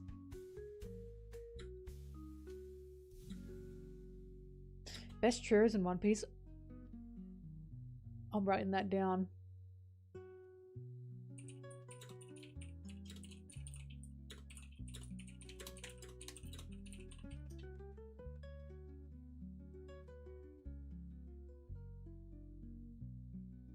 Right? Koby thinks Morgan's the exception.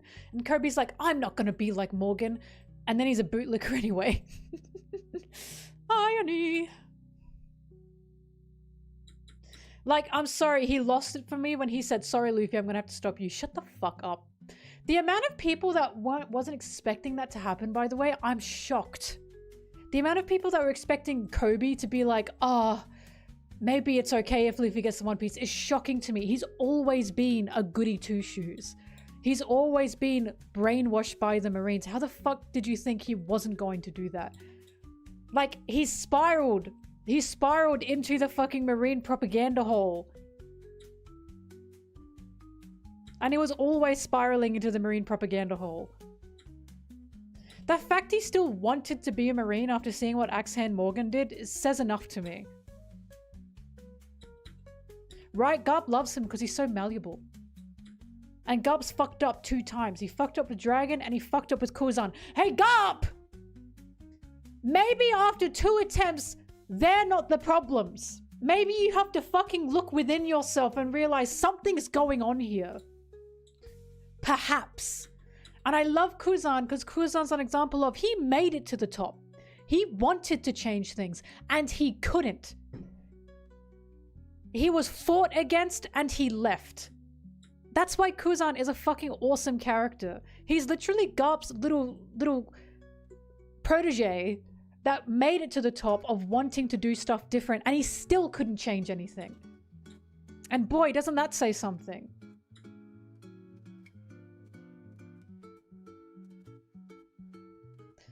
Koby watched Akainu kill another Marine. And Koby's still like, no, there's surely something good here. Like, Koby, just fucking give it up. You fucking willfully oblivious bitch. Like, just give it up. He's truly becoming another Garp. Koby's gonna have a son that sees a genocide that the Marines aid. And then the son's gonna say, Dad, you disgust me. And Koby's gonna say, I know. But that's not gonna happen because Luffy's here and he's actually going to change things.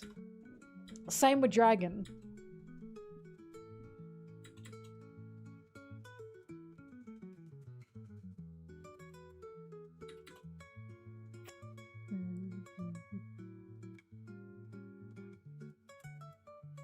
True, Virgin Impact. How could I forget? He'll lose Virgin Impact if he has a son.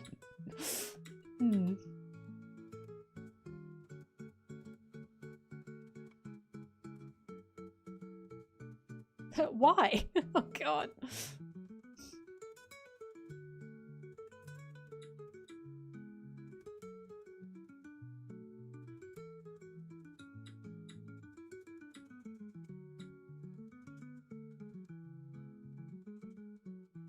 Anyway, it's like Garp. I like what Koby is and what he represents. But he pisses me off.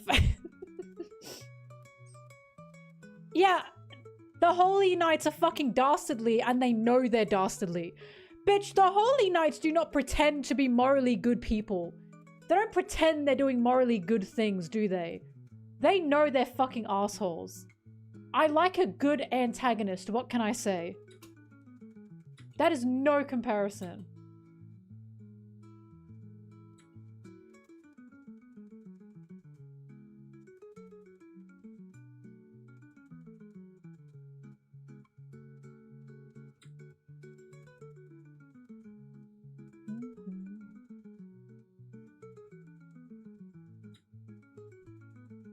Also, Shamrock is just physically a very attractive character.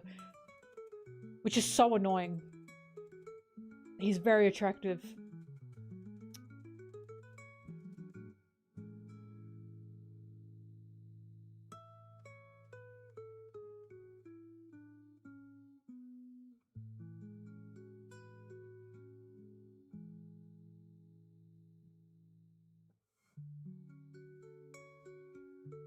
Right, like Summers knows he's a fucking sick and twisted bastard.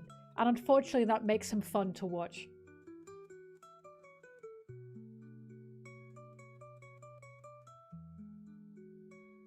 Bro's got that boing, you know what I mean? He's got the spinoodly. Damn, his heels are crazy.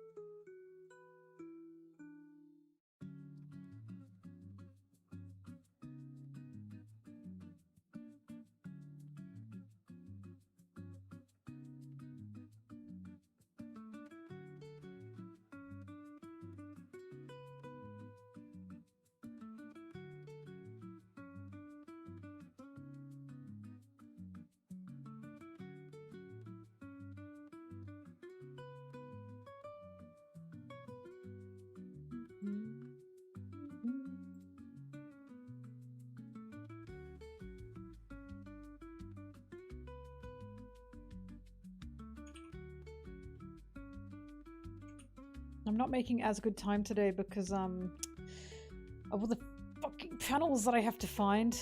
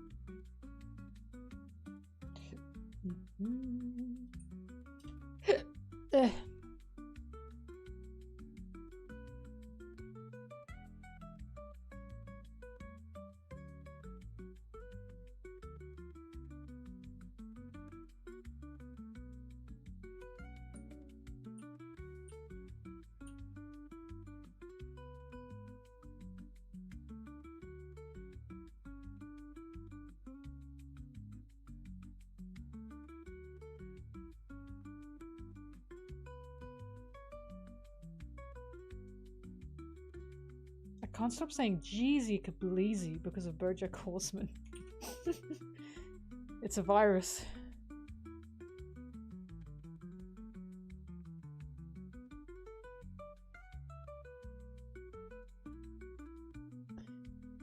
Frankie, Nami, manga page 1024. And what I'm explaining in this page is how, as Zoro and Sanji are fighting King and Queen on the performance floor, Frankie and Nami are communicating, and Frankie is telling Nami and Usopp, don't let anyone on the performance floor, that's where Zoro and Sanji are fighting.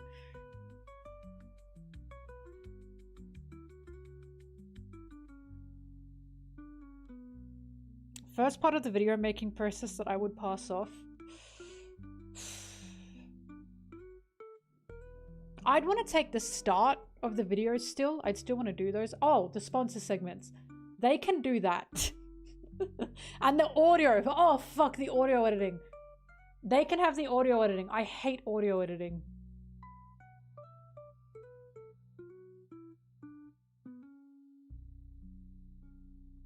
Oops.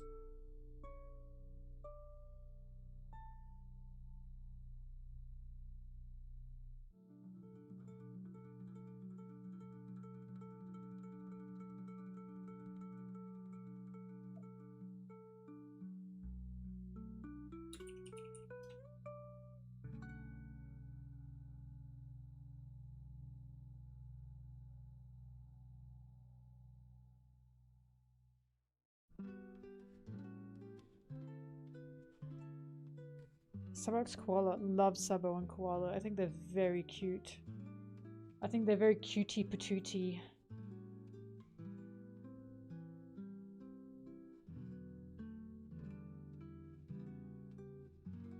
Well, Carly, can you see the audio editing here? See how it's all cut like this? I cut out every time I take a breath. So basically, per sentence, I have to cut it, and then I have to put it together so it gets this audio fade, this crossfade. Otherwise, the audio sounds like shit and it just cut. So I cut out any mouth noises, if I can.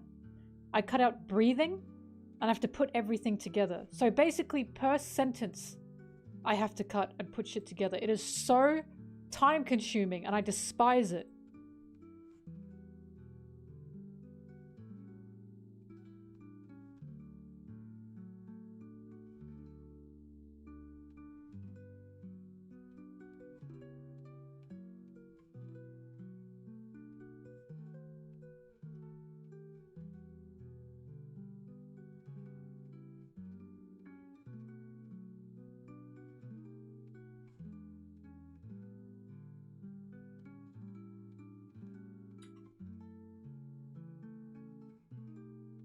How much would I pay for someone to do that?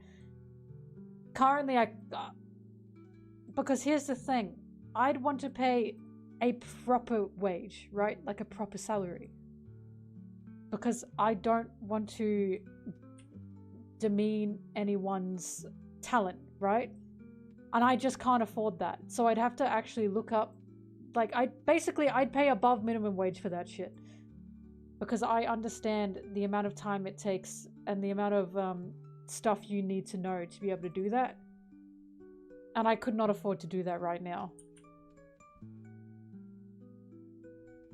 I've always told myself if I ever employ anyone, I would make sure that I pay them properly. I would never want to just use them. Because I'm an editor. I understand what this stuff is like.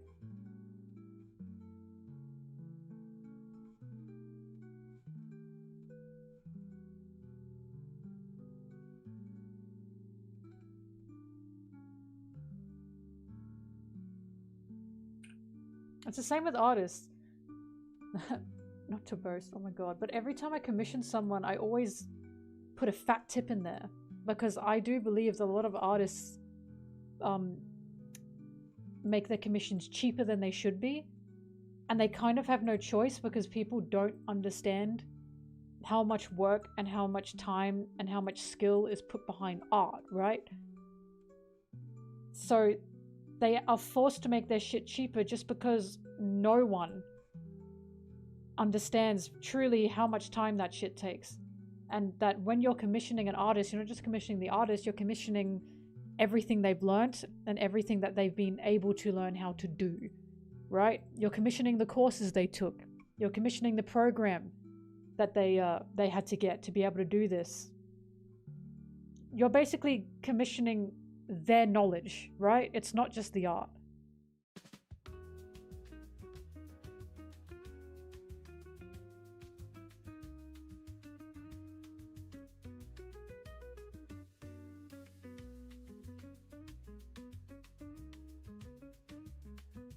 Carly, I really appreciate that, but I just would not feel right. At this point in time, there's no way I can afford it, and I would not feel right about it at all. It's about the principle, you know?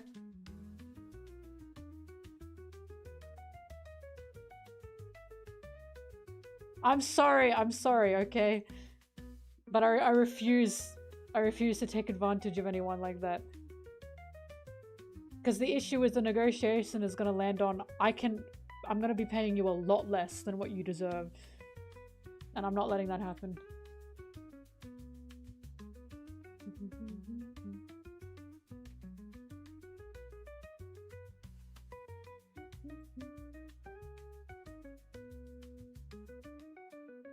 Oh yeah, we're gonna get the answer to the Shanks Loki thing.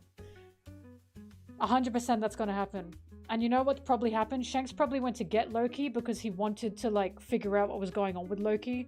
Brought him back to Elbaf probably to help him. And then Elbaf said, "The father killer, get him!" And I remember saying this. I remember saying, what if that's what happened? And now it's looking more likely that that's probably what happened.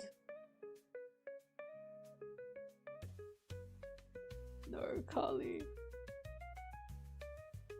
It's not worth it, Carly. Trust me.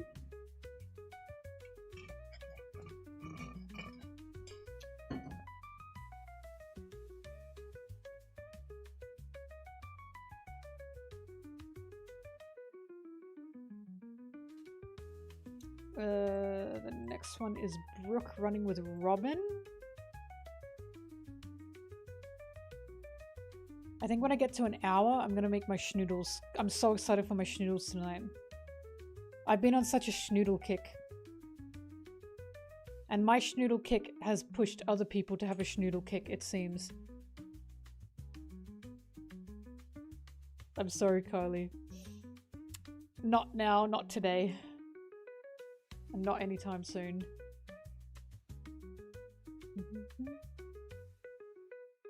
You've also kind of asked me at a bad time because I've just moved. I've had to spend so much money on that. As in my savings are empty and then I had to pay my taxes. And my savings are extra empty. So now I gotta really save up.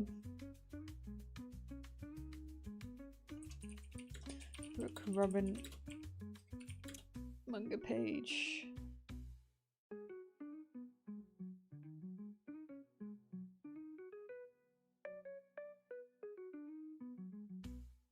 Oh wait, shit, I don't know the manga page. What am I doing?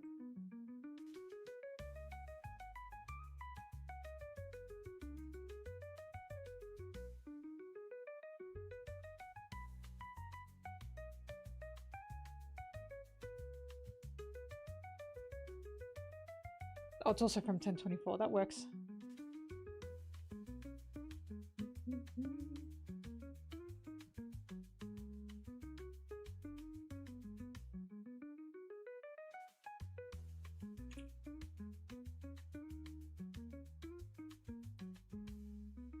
No, my script!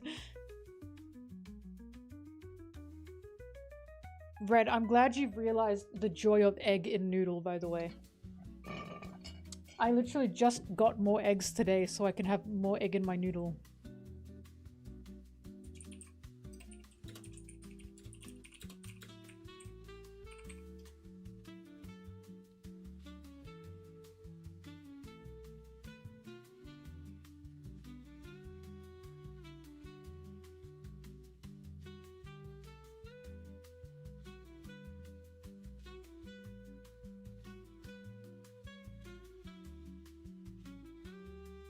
Pickled radish is so good, but they don't sell it at regular stores here. That's super annoying that they don't. I have to go to an Asian grocer, which is like fine, but that means I have to leave the house. You bastards! Okay, Carly. I will consider.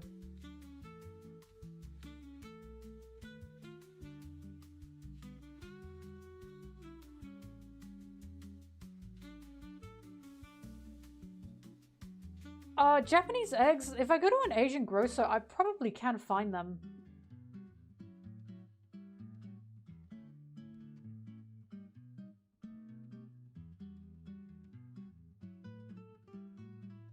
I've been wanting to get some quail eggs, actually. They look very small and yummy.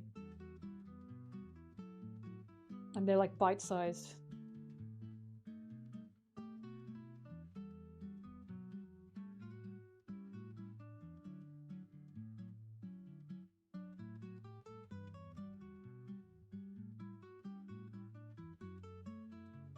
Every time I go to the Asian grocer, there's so many quail eggs and I'm like, fuck, I should just get one.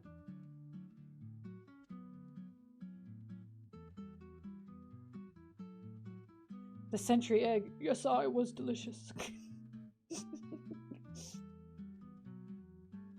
No, not one.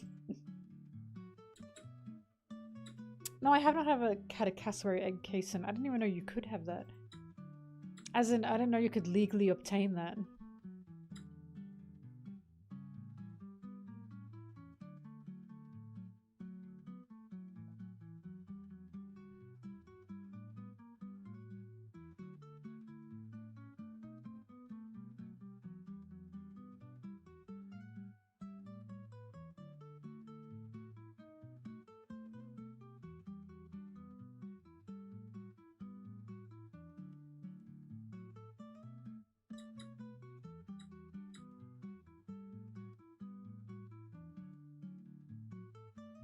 I was about to say, Kason, it sounds like if you're Aboriginal Australian, you could do that. Same, because I know when it comes to green sea turtles, legally, as an Aboriginal Australian, you can hunt and eat them because it's a cultural thing. I don't think I can. I think I'd get arrested. Which is fair enough.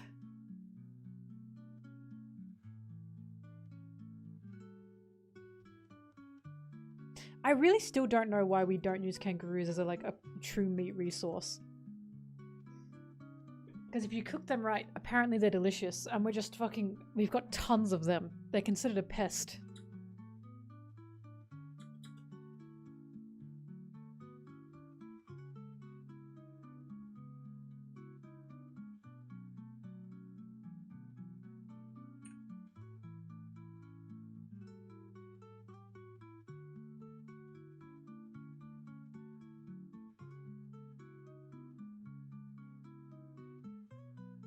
No appetizer. If we did, we probably did. You can get kangaroo at the store, but not like, how do I say this? Not like good cuts or anything.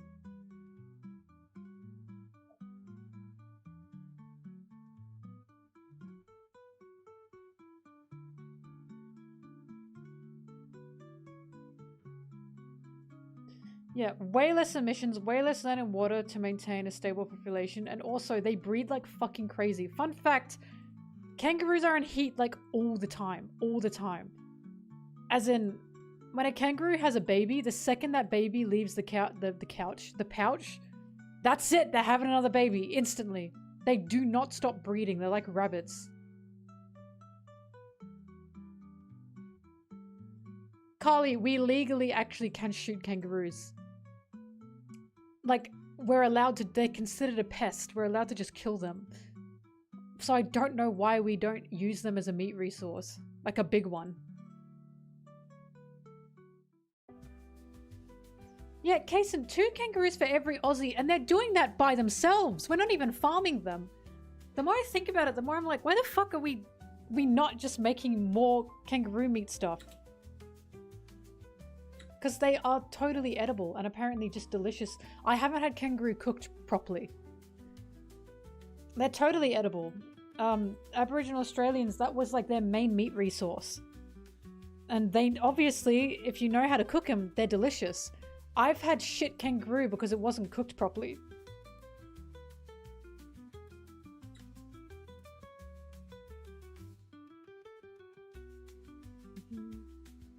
So we just invaded the land, put a bunch of sheep here, put a bunch of cows here, let the kangaroos run rampant. What the fuck?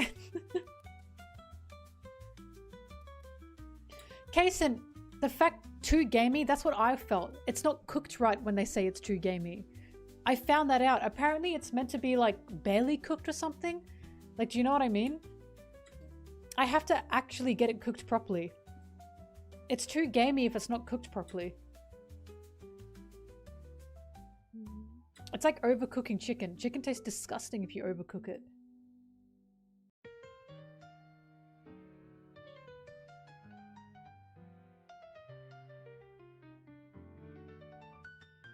Yeah, more rare apparently.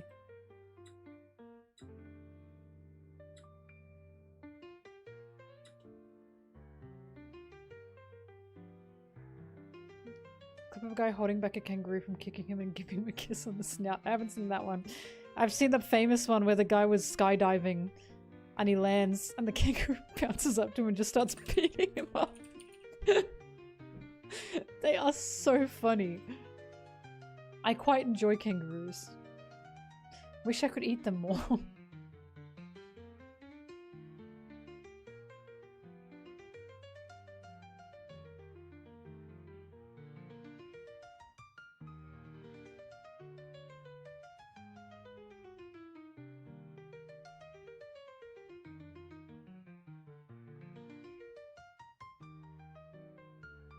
I had pufferfish in Japan, by the way. It was super fresh, but it also kind of tasted like nothing. And I remember thinking, I feel like I'm just eating this for the sake of eating it. Like, I kind of felt like a monster. I was like, there's not much meat, super thin. I'm not getting much nutrition from it. And it doesn't taste like anything. And I was like, I just think I'm eating this to say that I've eaten pufferfish, you know what I mean?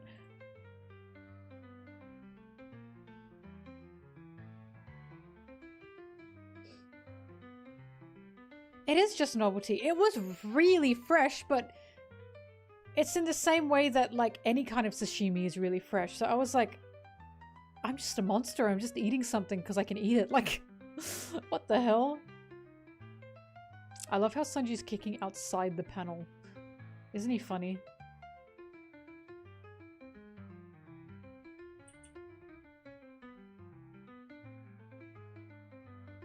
And Jinbe's punching outside the panel.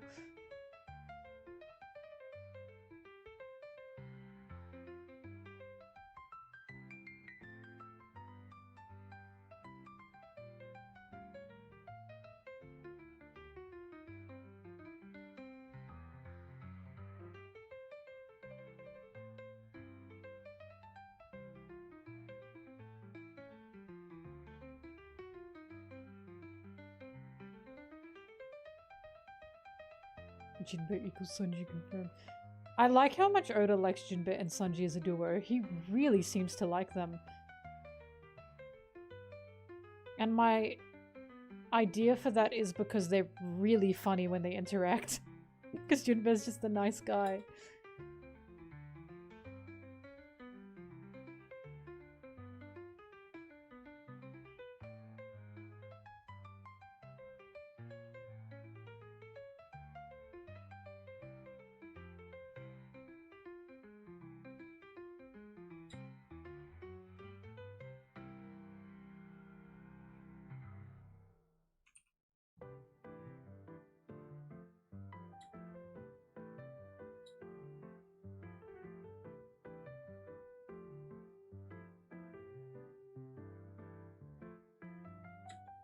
Sanji hating Jinbe is like Sanji hating Zeph Kaysen. It's just how he is. He doesn't actually hate Jinbe, he's just a fucking brat.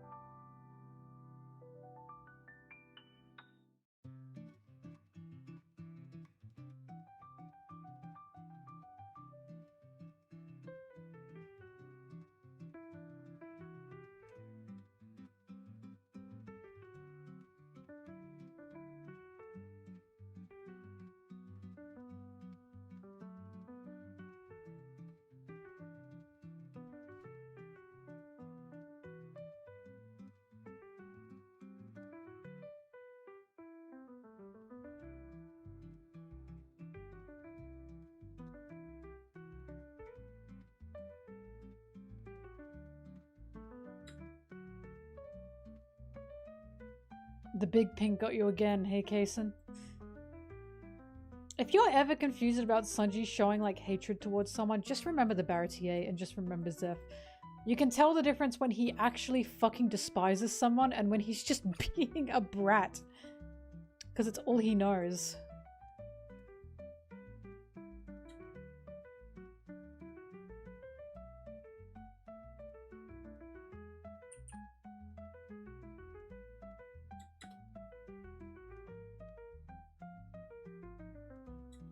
I love the way Oda framed the Straw Hats in this panel.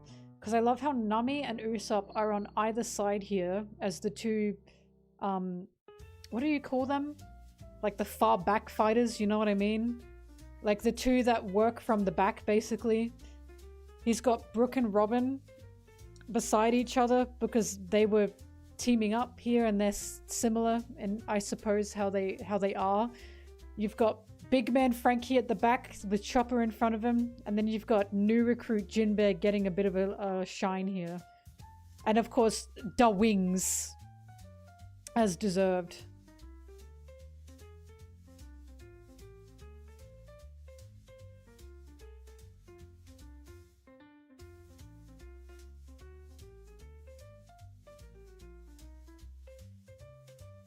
But that's what Nami and Usopp are so good for. Don't get me started. This is why Nami and Usopp do things in the back. It's not very loud, but it helps immensely. Zoro and Sanji are the one that get the flashiness. They're the ones that get the big, huge, like, boss fights, right? They're the ones that get the flash. Meanwhile, Nami and Usopp are the ones that are running around doing the intel shit.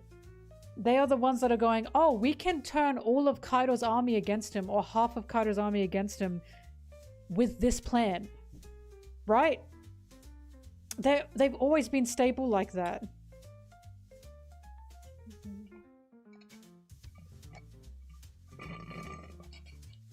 Num.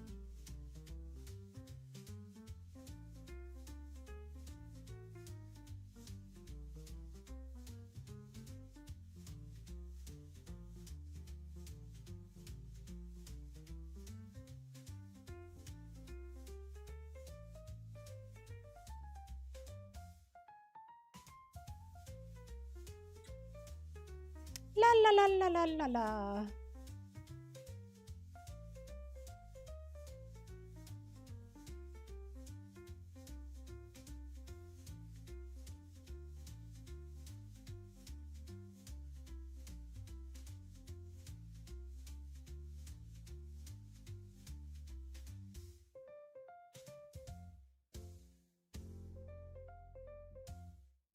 Where's the Egghead Nami page that I like so much?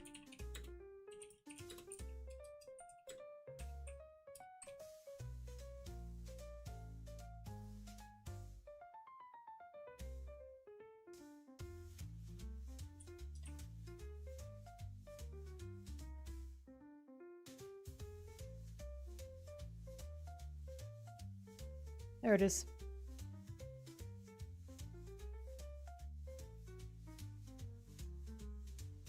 Mamma Mia! Big fucking fan of that.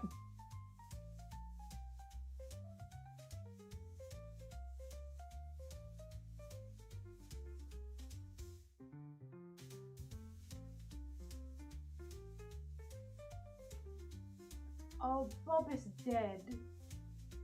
Bobbing died. Okay, she's on her back. Very dramatic. It's a compliment. If a cat shows their belly when they're around you, it means they feel very safe around you. By the way, every time I go to the toilet, because I live by myself, so, you know, I'm leaving the door open. Why would I close it? Blueberry follows me. And she follows me, and she sits right at my feet, and she looks at me, and then she looks out, and she turns around, and then she looks out the door. And I'm like, why the fuck is she doing that?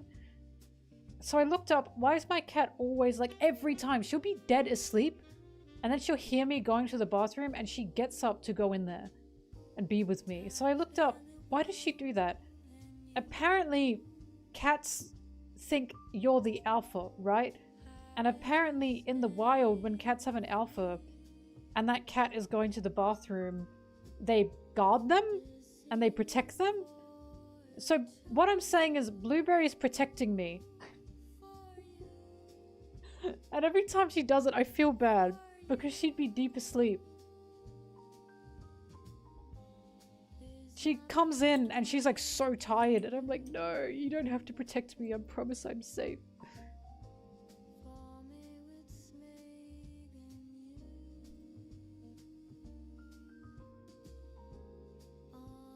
The pea hunters.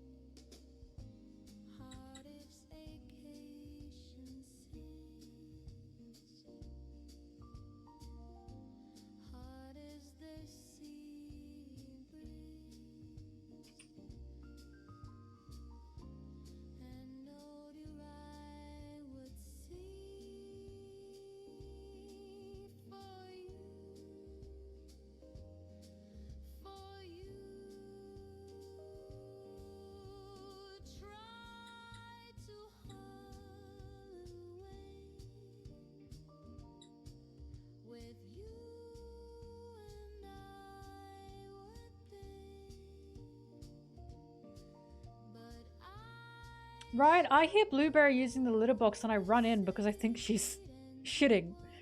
But it must be nice to her because I guess she thinks I'm trying to protect her.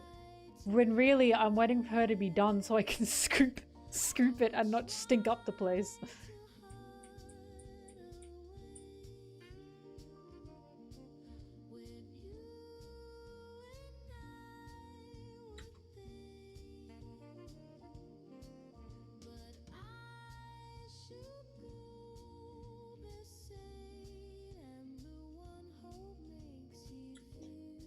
If you...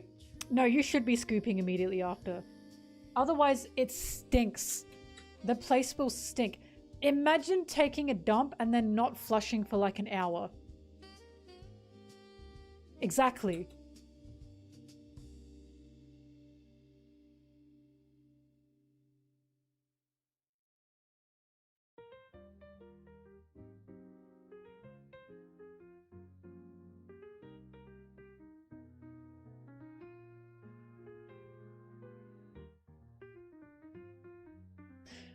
Made it to an hour!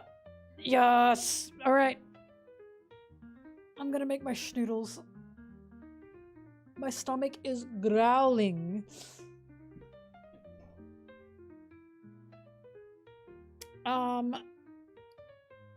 Okay. I will be back. You know the drill. I'll put on the screen. I'll turn up the music. And I will return.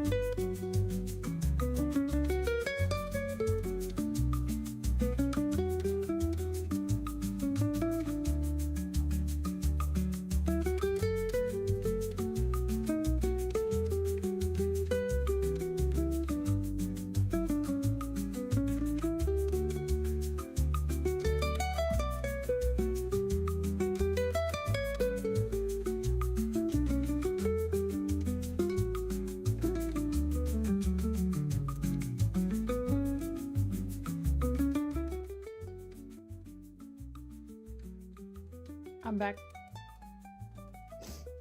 My delicious meal that I'm super excited for today.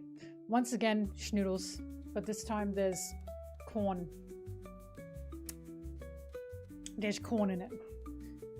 And I'm excited for my corn.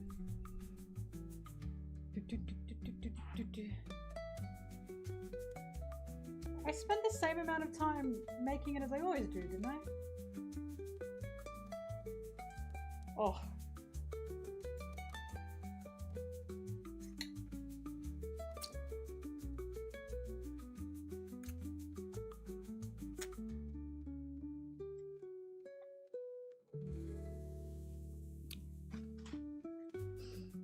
I don't use ginger, but I should.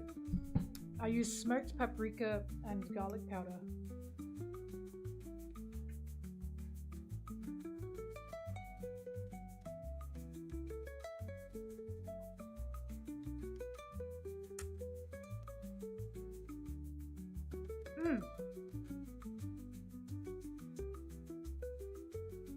Oh my god, it's so good. I was hungry.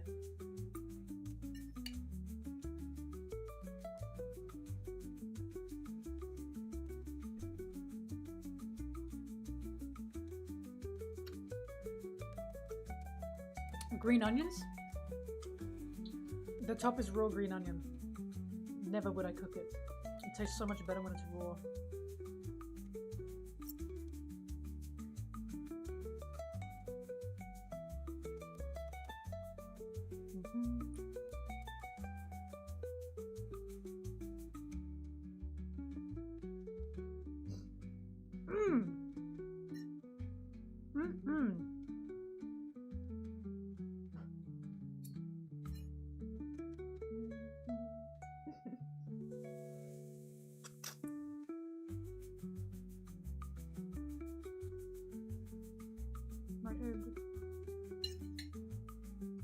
No, I will say, I bought cheaper eggs this time around. Like the cheapest eggs I could get. I don't know how, but there is a difference in the egg quality. When I hard boil these cheap eggs, no matter how hard I boil them, they are fucking impossible to peel. But when I hard boil the bit more expensive eggs, they peel perfectly. Just the cheapest, they're like the Woolworth egg.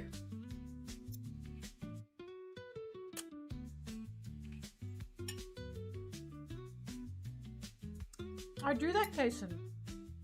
The cheap eggs are somehow different.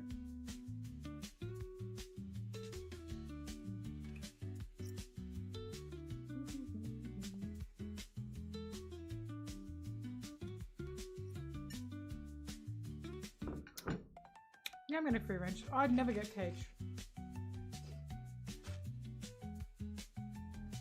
Never would I get caged.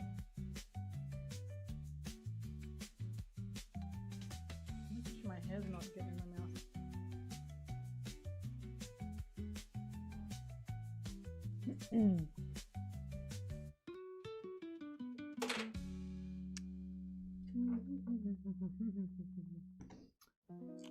Hang on, gotta...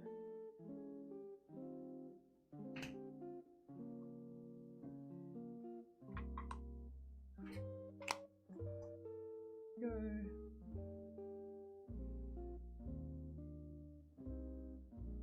You know chicken, that's how thick the shell is. Interesting. Oh my god, fuck it, I'm pushing my hair back. I want to eat my schnoodles in peace.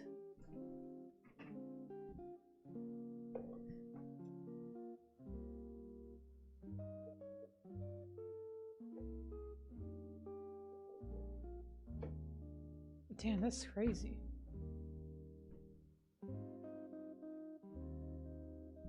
Alright, well, note to self, I gotta get thick-shelled eggs.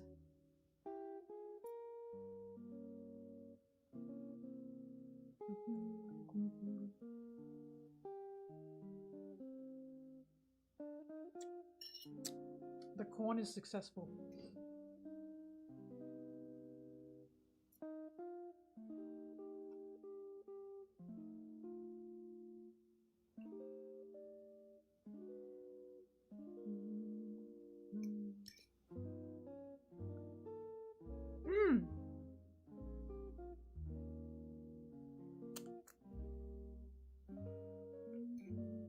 Sorry, I'm so hungry. Oh.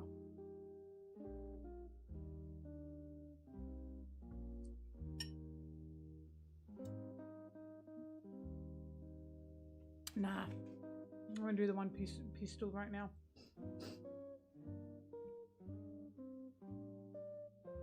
I just want to eat.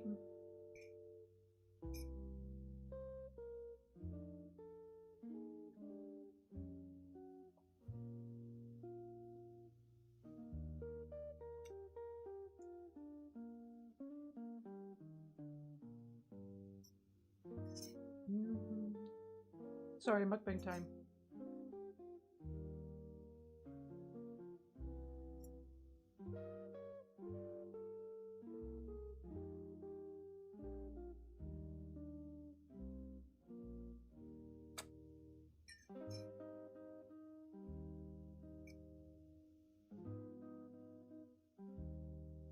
Ugh.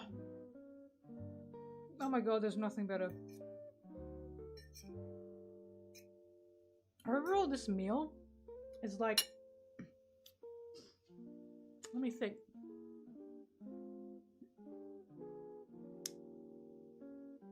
Probably what, $10? The packet costs like $12, but I get what, 6 noodles in there? Yeah, probably around $10. A good bang for your buck.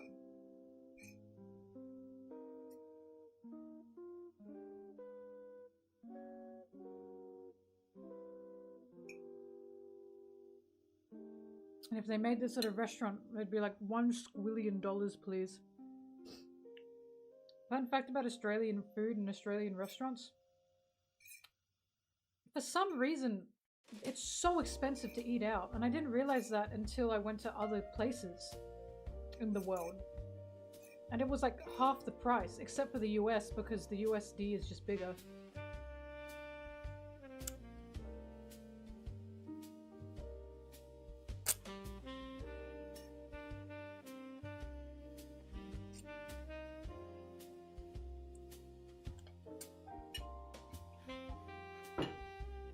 Aussie food is real food, but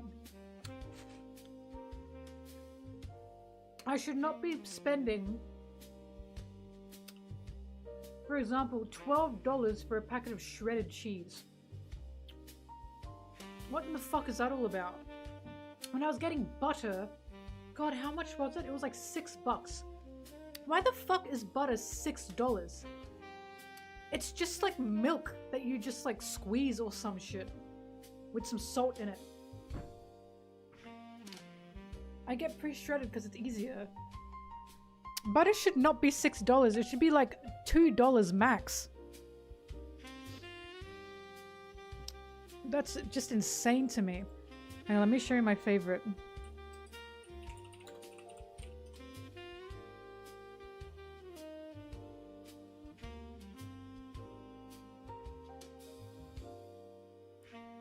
These are the noodles I get. The carbonara buldak. They are so delicious. I mean, Kason, I agree with you, but because they're like the supplier of how many fucking people, how many restaurants in Australia, we get fucked over in our restaurant prices. It should not cost that much to have like a fucking bowl of ramen in Australia.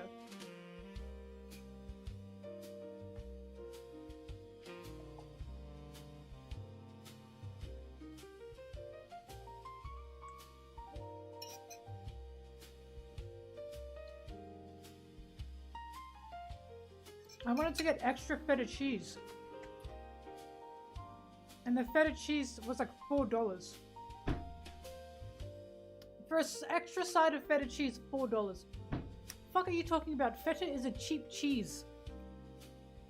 Just insane.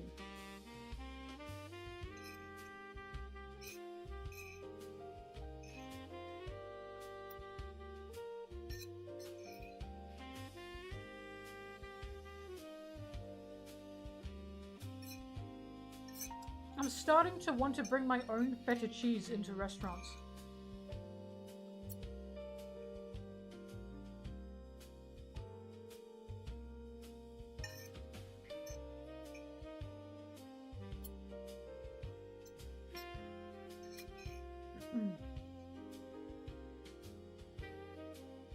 I should go to Aldi more, that's true.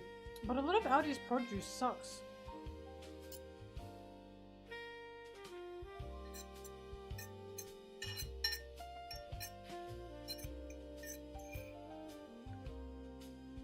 A hash brown now from Macca's is like $4. I have watched it go up. I've watched it go up over the years. It used to be like $1, then it got to $1.50, then it got to $2, then it got to $2.50, then it got to $3, then it got to $3.50. It's now at $4. It's a fucking hash brown. It's potato. What is going on?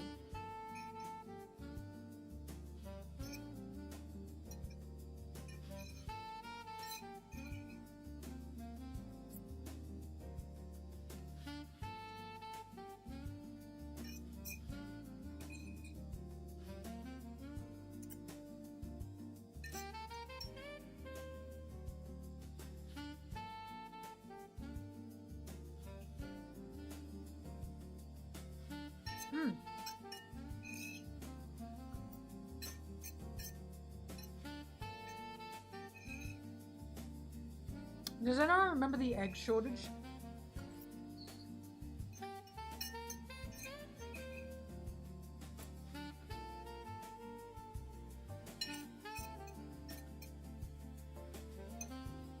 Did you know the egg shortage was made up?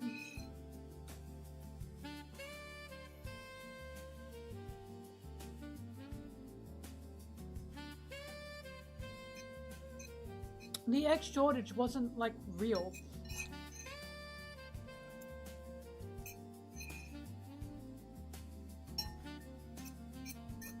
They just wanted to inflate egg prices.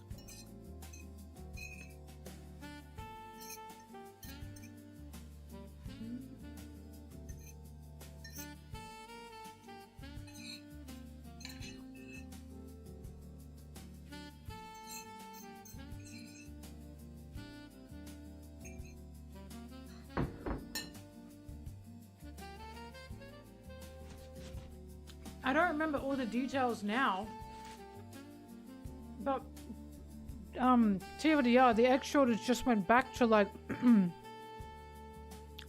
just one major monopoly company just being like, let's put a shortage on the eggs, basically.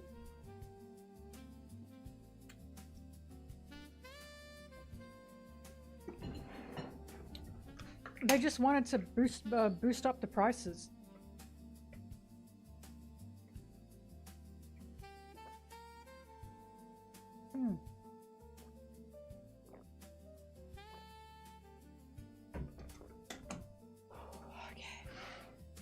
Oh, Bob. Sorry, you can't come up. Can't come up. Can't come up, don't try. Whew, I ate that really quickly. Oh, now my tummy hurts. I'm a genius. Uh-uh. Can't come up, I'm sorry. I've got things on the desk. There we go. Whew.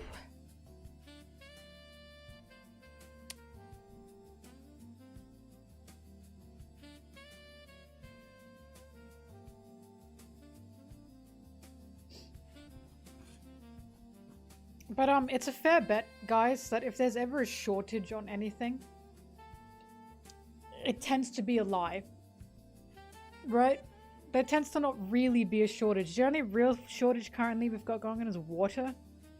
But whenever there's a shortage, it's either because farmers are not getting paid, so they're going on strike, or whoever is in charge of production or of selling that shit just is like, let's put a shortage on that. Or it's going somewhere else, so then they say it's a shortage because they're getting more money from somewhere else.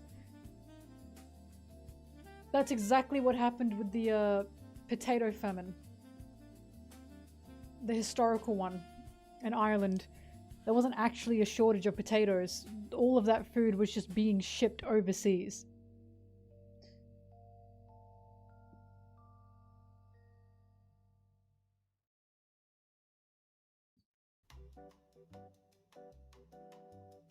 Yep, man-made famine.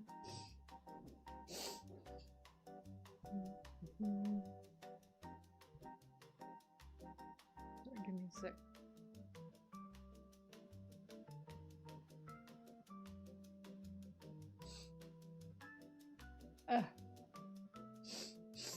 Gosh.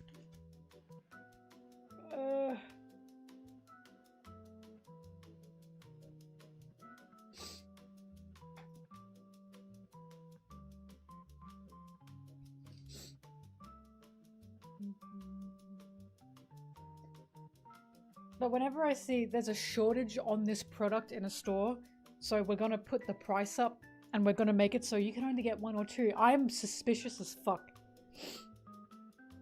I'm like, I simply do not believe there is actually a shortage.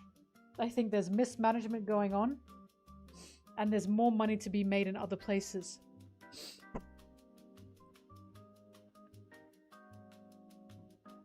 Hi, Thresh.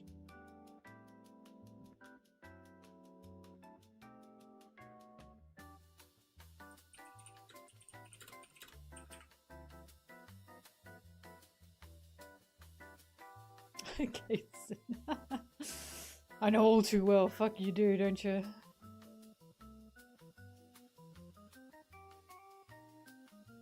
Island had more people living there before the famine than there is now. Gee, I wonder why.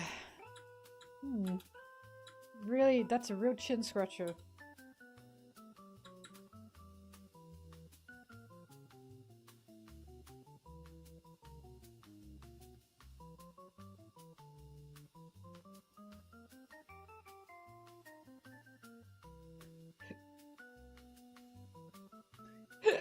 Oh god. Oh my god.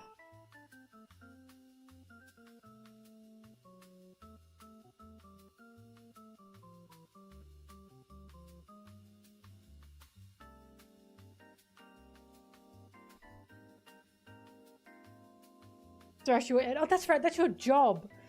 You're so much stronger than me. I don't know how you do it.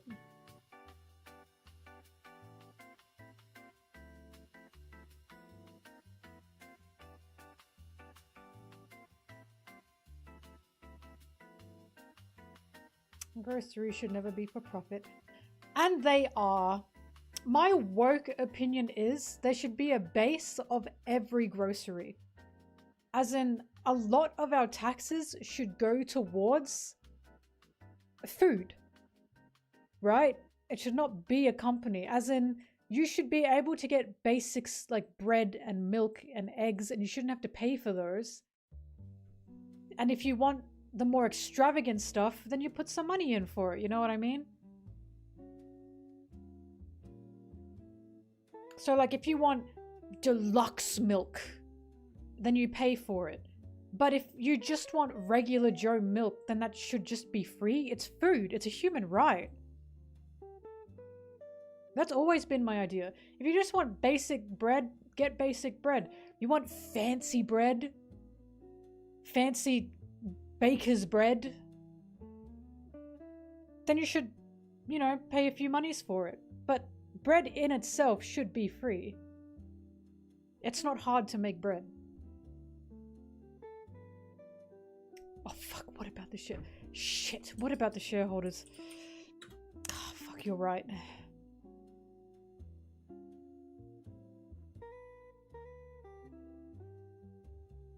I don't know, maybe I'm too woke. But like every time I've seen someone steal from like a supermarket, my thought is always, why would anyone care about that? Why would anybody care about that? If someone's stealing from the supermarket, they are stealing food. And I care that they're stealing food because, like, oh no, how dare you, right?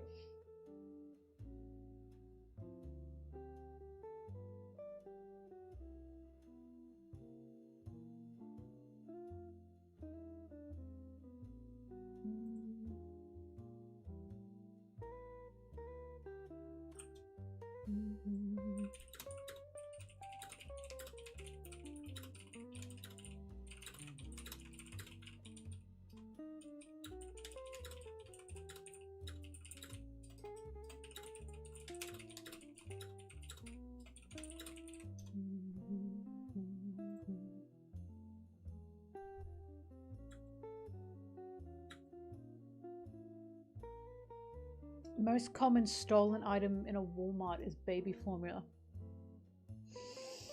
Yep. Like, I think you have to be some of the fucking worst. I think you just have to be an incredible bootlicker to care about that and to report that. You know what I mean? Ah, they're stealing, like, ham. No, they're stealing something that's a basic necessity. What the fuck? That is so fucking stupid.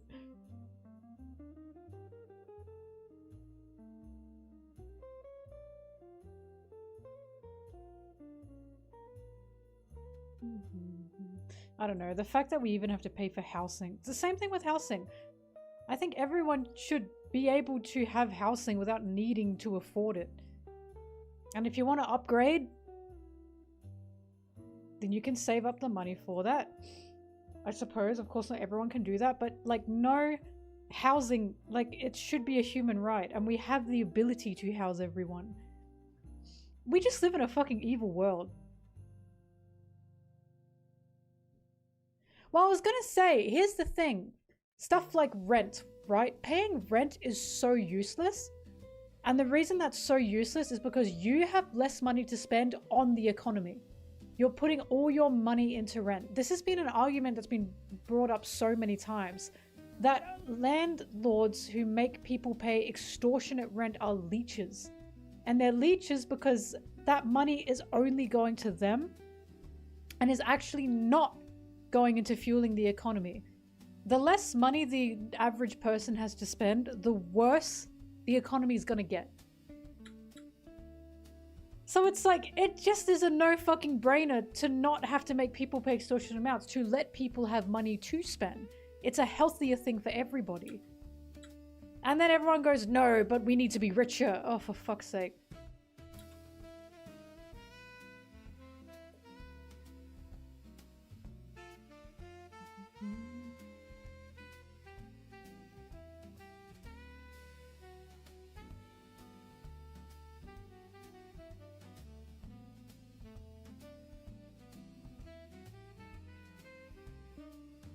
I mean, I'm a landlord now, right? But I'm not fucking renting my place out. And even if I did, I would not make anyone pay extortionate amounts of rent. I would never make them pay, like, more than half their fucking salary.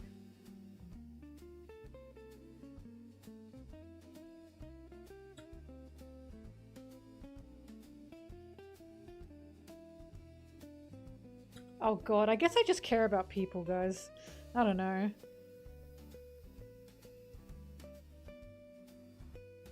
Oh yeah, no, we've got hoarding land problems. We're riddled with monopolies.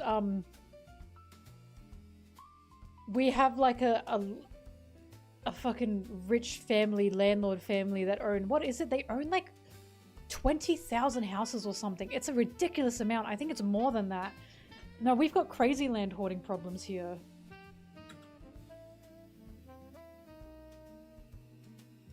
Because of course the problem is you need somewhere to live.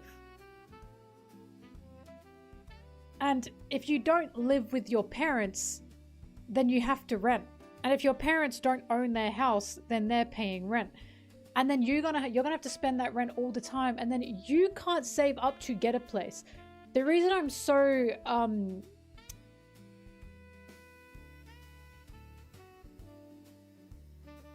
sorry.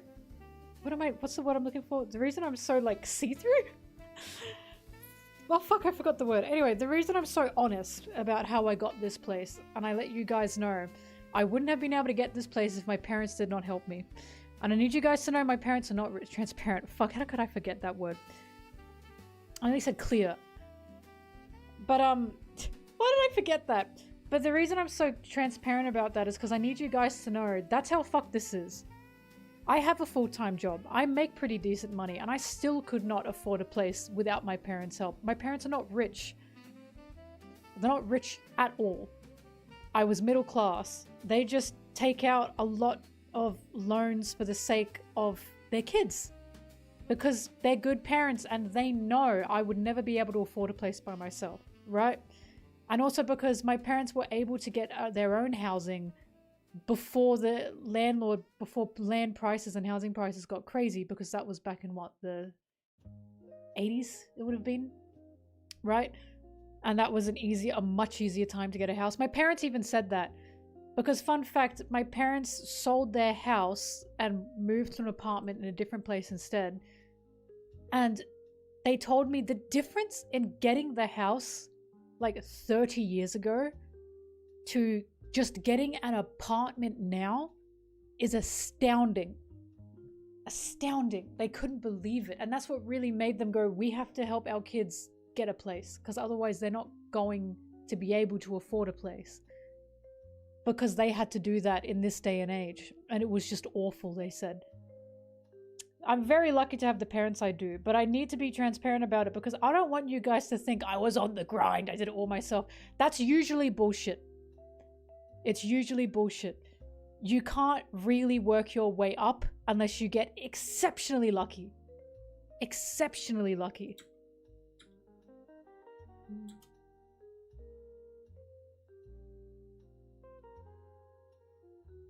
It's just awful. Oh, you're a monster who exploits others. Yeah, and you have no morals.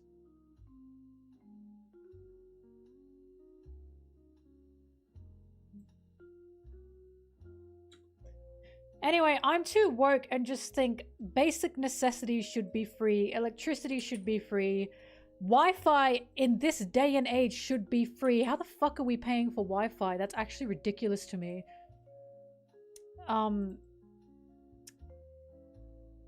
Housing should be free. Education should be free. Basic fucking necessities, just anything that is a human right should be free. Medical care should be free. Medicine should be free. I know it's a power thing, that's why it disgusts me. It disgusts me.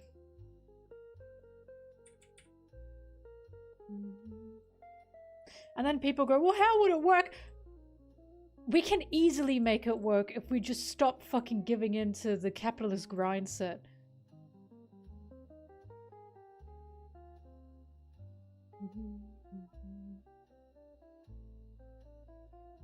Water not being free is actually appalling. It's truly appalling. When I have to pay for my water, I'm like boiling with rage. Water, the thing that is the fucking base of life for nearly everything on this earth, and we have to pay for that! What the fuck? Public transport should be free. Ugh.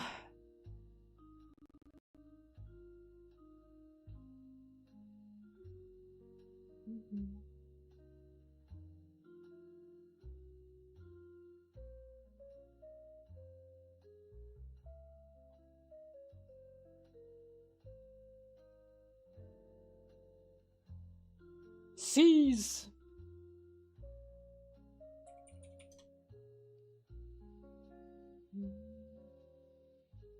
Right, it gets cheaper. Fun fact about, what is it, solar power? Electricity companies are finding it hard to like want to sell solar power or something because so much of it is produced. Or was it wind? It was either wind or solar power.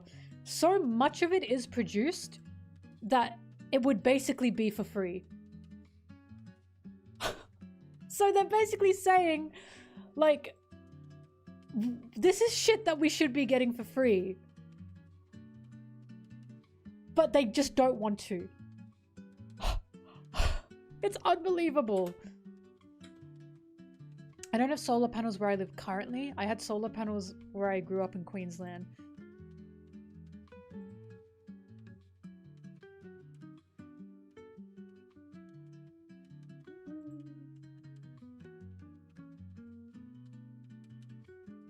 Also, corporations and workplaces just have to stop. They've got to stop being so fucking scummy. I was shocked when I found out that, like, first of all, if you get a place with a uniform, they take the cost of that uniform, they take it out of your salary. Hello, what the fuck? You hired me. Why do I have to pay for that? and then they don't also pay for any of your fuel if you drive or your public transport. Which in my opinion, they should be paying for. Why do you have to pay for yourself to get to work? When it's, you are someone that they should be looking after, so you can work for them. No, just don't want to do it.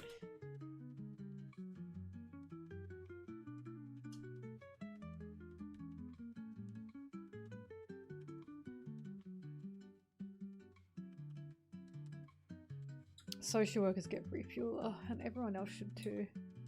Also, fuel should just not be a thing that fucking exists! I hate gas companies! They're fucking malicious little leeches cunts! I cannot believe how awful they fucking are. Horrible for the environment. Extortionate prices. We have the technology to not have gas anymore. But they don't. They keep fucking killing people. Oil companies and gas companies keep fucking killing people who are creating the technologies to stop gas from being a thing. We're killing the world because of fucking evil corporate bastards. We're not killing the world, they are. It's just so fucking evil. I can't believe it. I want them dead! I want them dead! I need them to be killed! I hate them. I'm gonna become dragon. Revolution! Kill the fucking gas and oil company people. Get rid of them.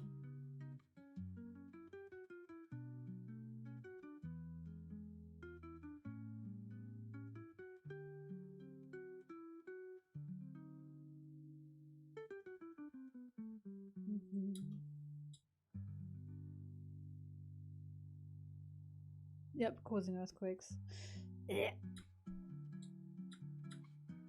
I just hate when people go, well, what else can we do?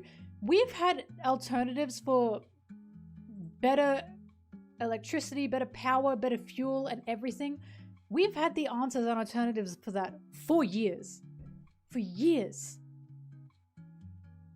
And we've never been able to progress because of capitalism. It's just so disgusting. I mean, haha, this is a joke. I love gas companies. I love gas companies. I love oil companies. I love them. I want none of them to explode.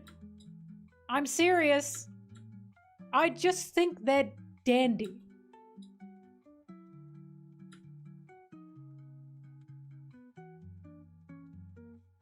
Cancel.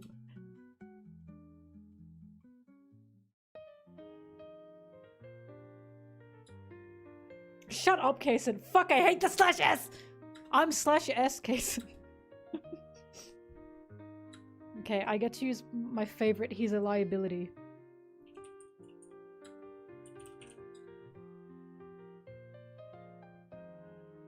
Oh yeah, wind turbines being bad for the environment.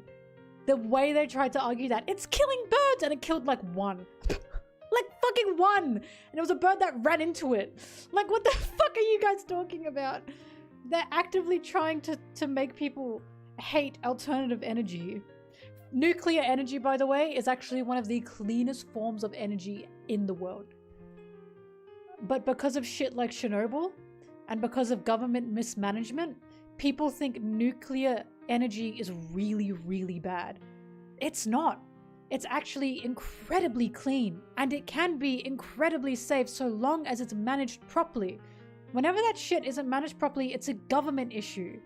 It's a funding issue. They want us to not look at shit like nuclear energy for alternative energy. Because they don't want us using it, even though it's so clean.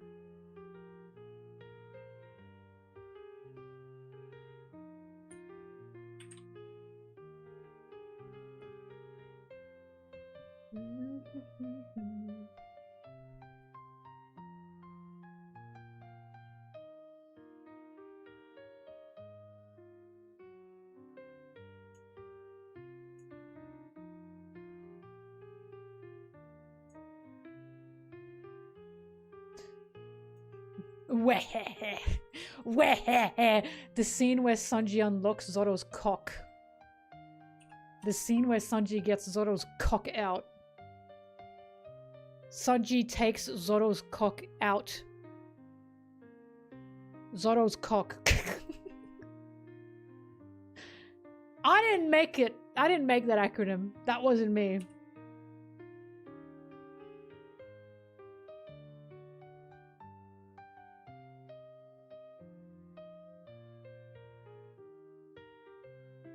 No, France has some pretty good labor laws.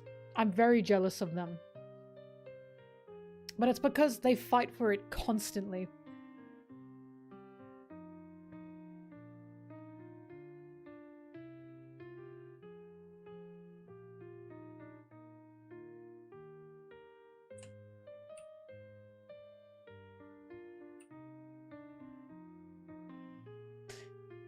Now, this is one of my favorite panels in Egghead. Not because I particularly like Lucci. But because... yeah, that is definitely the reaction I would have. The Elder has appeared like... oops. Like a biblically accurate angel saying, "Do not fear."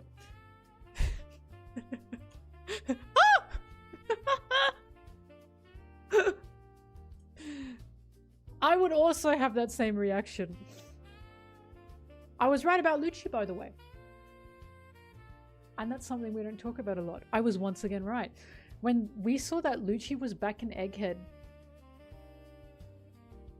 I remember saying, I can't wait to see how Lucci's changed, because surely his defeat against Luffy and the new kinship he's formed with the CP9 agents has like humbled him somewhat. And I'll never forget people saying, nah, that won't happen.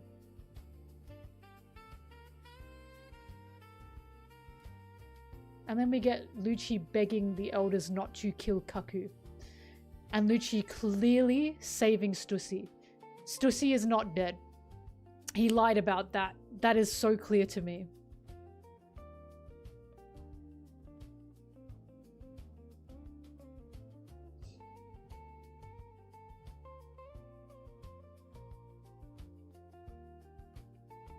Sorry, I'm deciding what panels I want to use.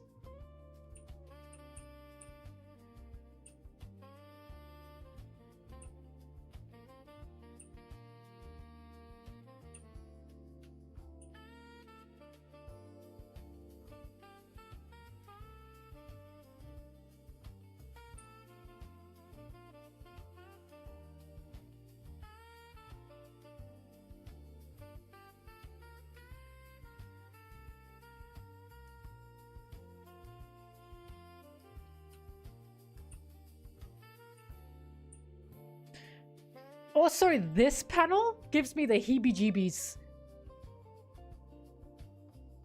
This one gives me mad fucking heebie-jeebies.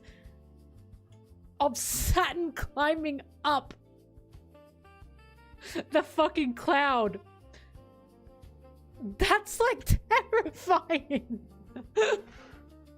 Imagine a great gargantuan devil beast showing its little claws as it's about to climb up to your level.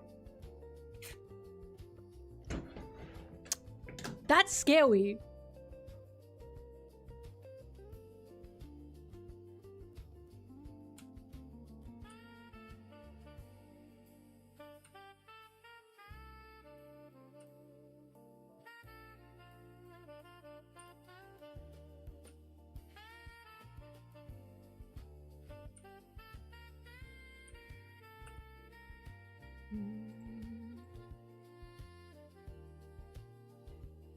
Average day, no higher.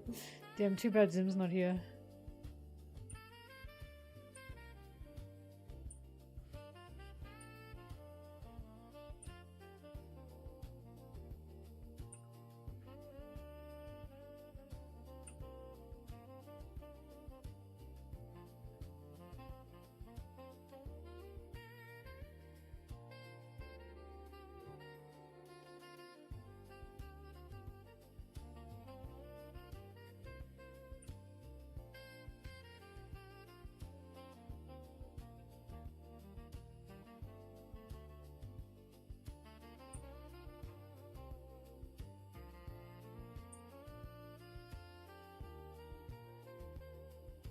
Oh, that's a good panel. What page is this?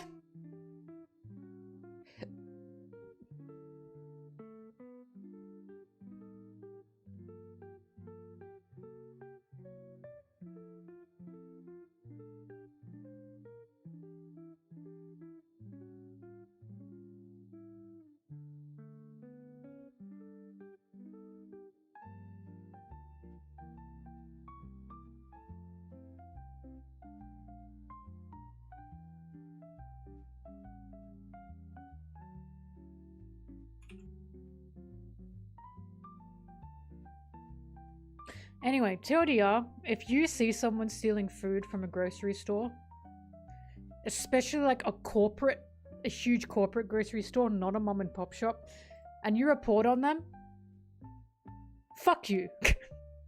Go die in a hole. You're a horrible person.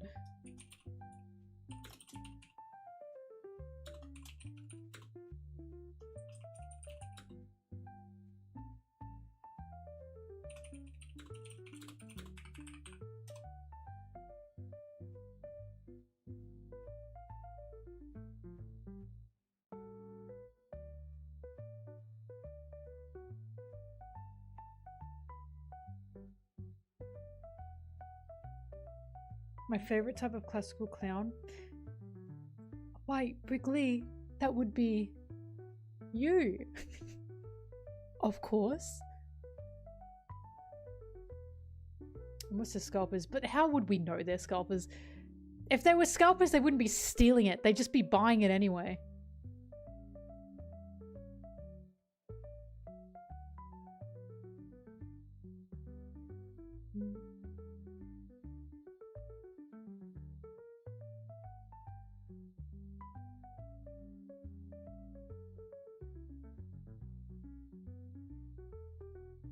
I think the only thing scalpers have stolen are like Pokemon cards.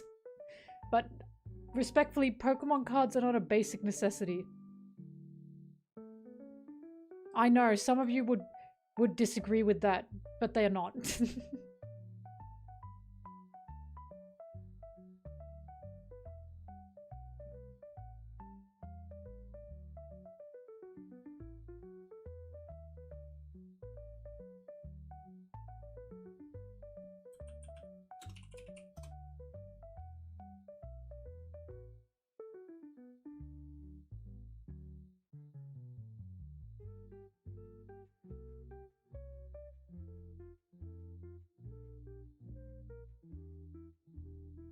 Well, Guy with Three Eyes, I don't remember the stealing, but I remember them buying toilet paper, like mass buying toilet paper. I think it's quite rare for scalpers to steal, especially like food and shit. They usually just buy it and then sell it at higher prices because it's easier to do that.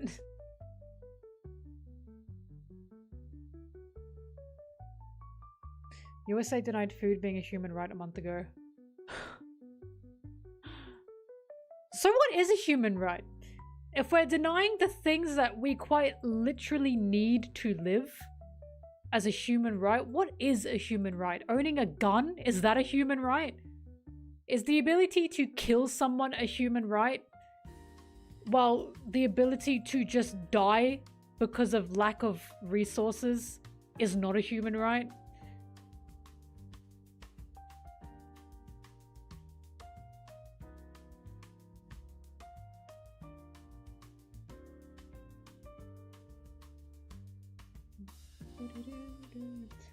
Oh no, Guy with Three Eyes, what I'm saying is I'm sure like there were some thefts, but overall scalpers will just buy. They'll just buy in huge chunks because they know they're gonna make their money back. Like there were probably thefts, but probably not to the same extent. But at the same time, you're not gonna know if someone is stealing a basic human necessity because they're a scalper or not, you know what I mean? And there probably won't be a scalper.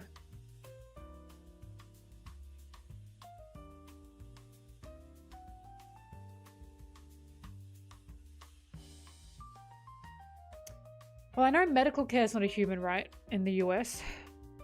And now food has been denied a human right. Is water still a human right?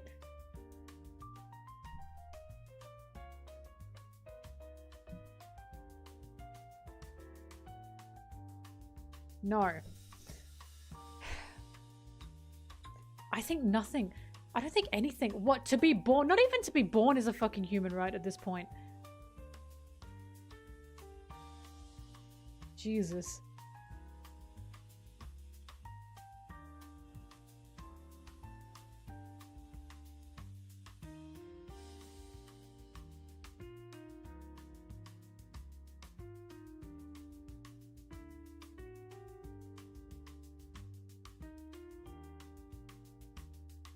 I legit can't think of what would be a human right then.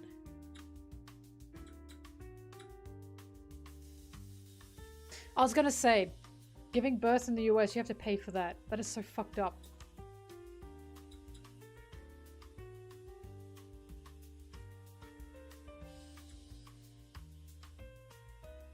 The COVID vaccine at the time was a human right. They made that free.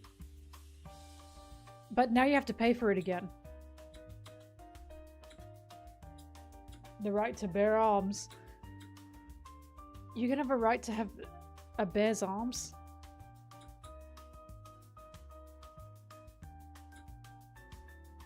Yeah, Ghibli, we talked about that. That is so fucked up.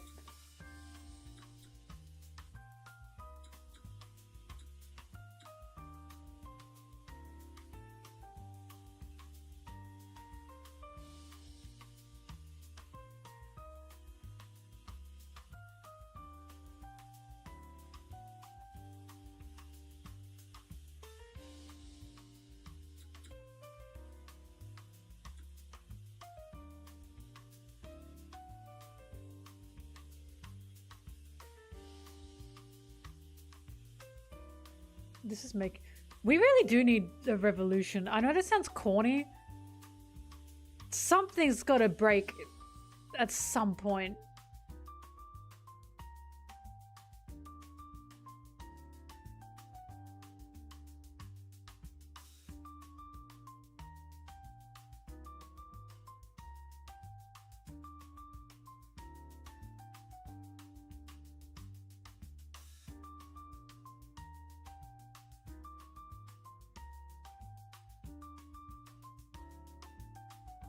It's my right to be a bigot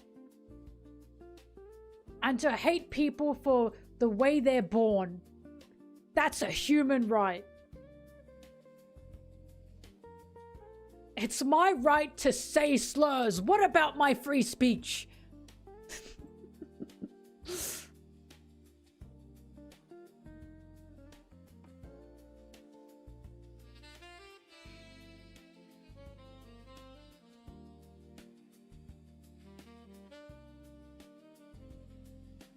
Hey, you know what is free?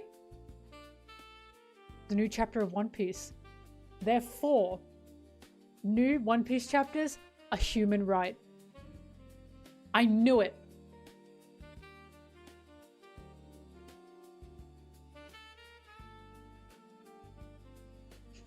Let's go! I knew One Piece was a human right.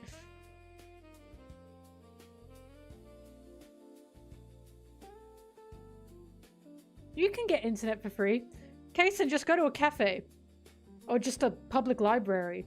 Or just a mall and sit there and get free internet. Boom! Human right.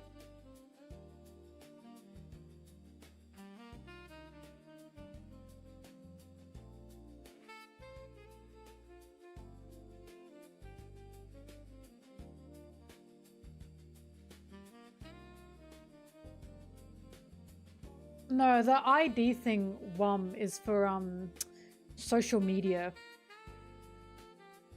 At least from what I know, it's for social media.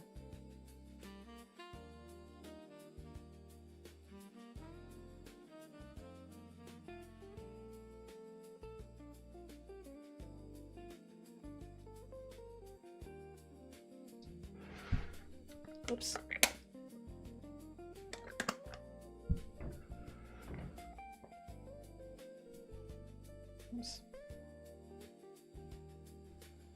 Kaysen, you still have to register to vote in America.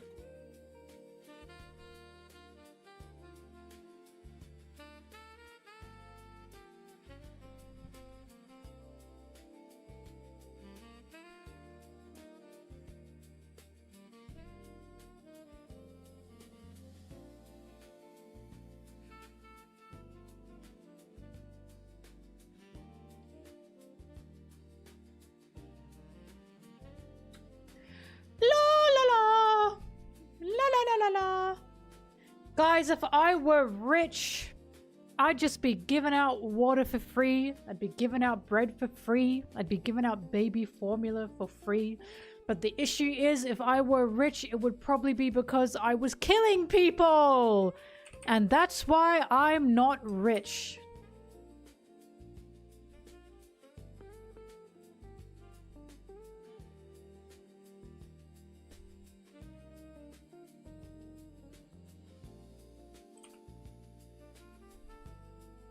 Everyone gets free One Piece.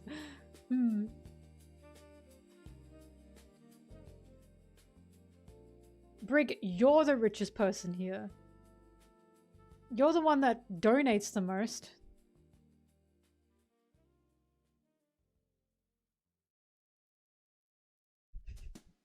All taxes shall be cut except for the Sanji tax. Boo! Boo!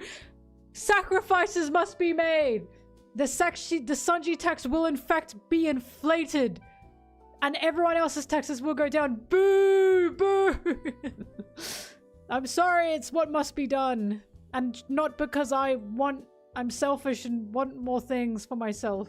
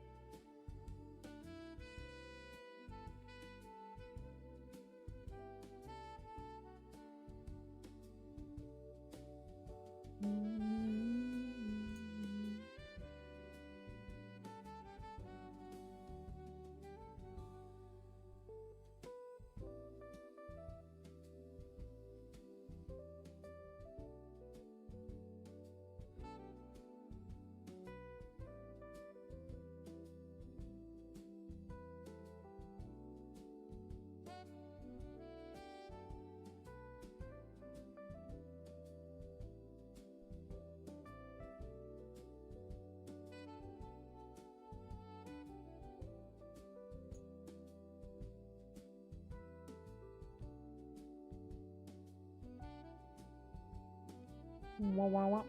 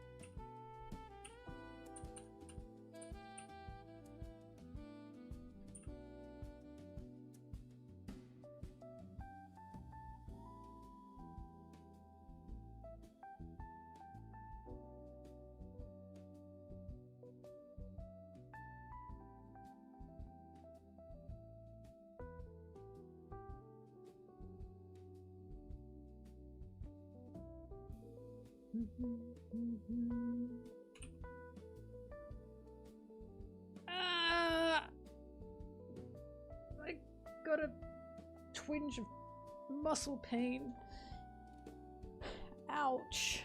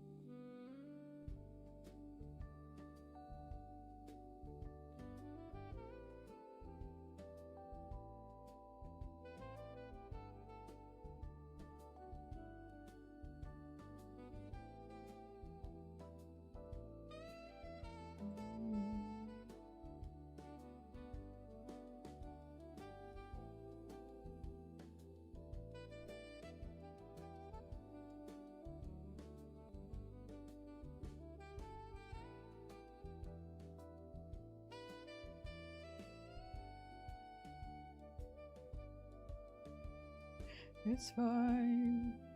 It's cool. Say that we were nothing but enough. Truth and the sign. The fool. Banana. Go to bed. Speaking of demon hours.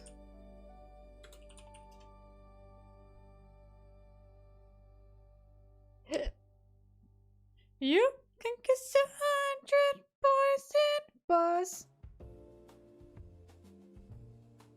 Did not thrash.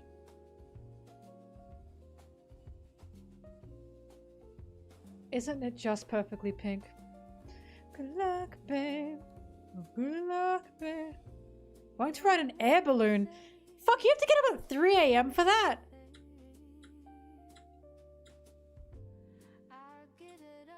Where I used to live, I used to see the air balloons on like Sunday mornings.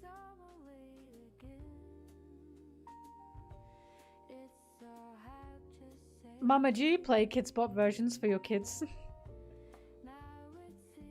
I just need a little loving. I just need a little air.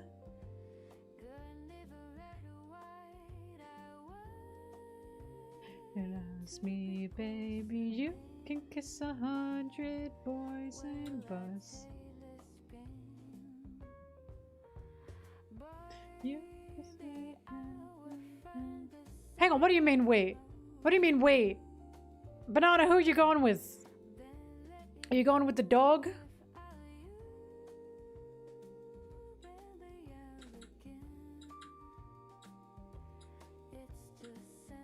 First mate IRL. Oh, farewell.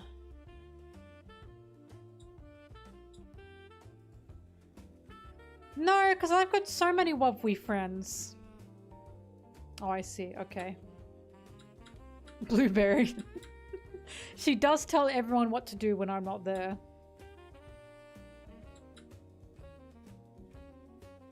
You're standing face to face with I told you so. You know I hate to say it. I told you so. You know I hate to say it. I told you so. 100 boys and bars. Shoot another shot just to stop the feeling. You can say it's just the way you are. Make a new excuse, not a stupid reason. Good luck, babe. Good luck, babe.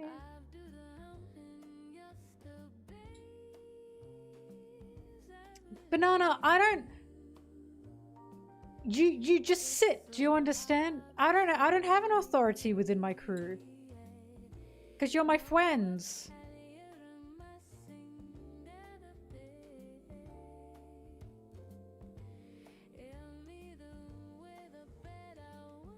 You know, like how a friend group should work. Regarding the banana supply. What is he, fucking Donkey Kong? Oh god.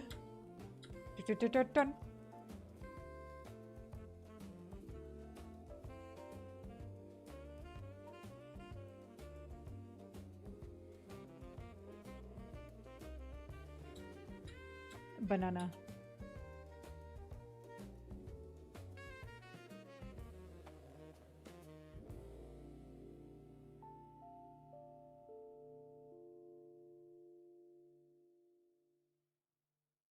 The big hugger of your crew? Probably me. I love hugging people.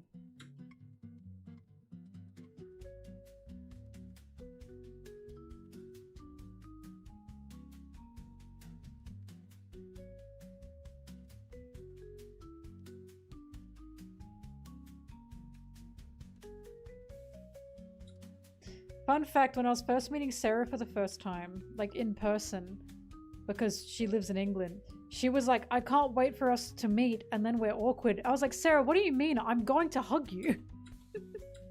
You'll never guess what happened next. I hugged her.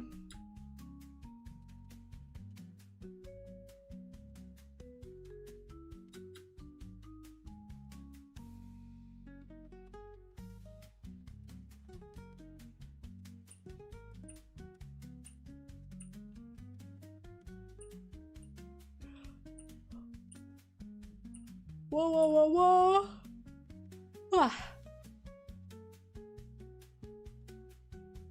Where my hug at?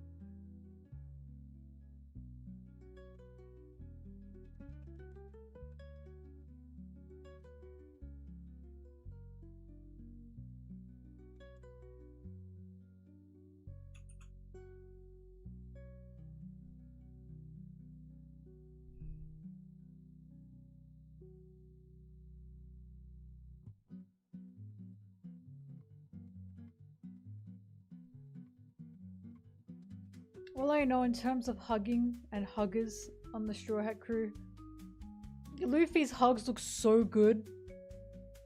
They make me jealous.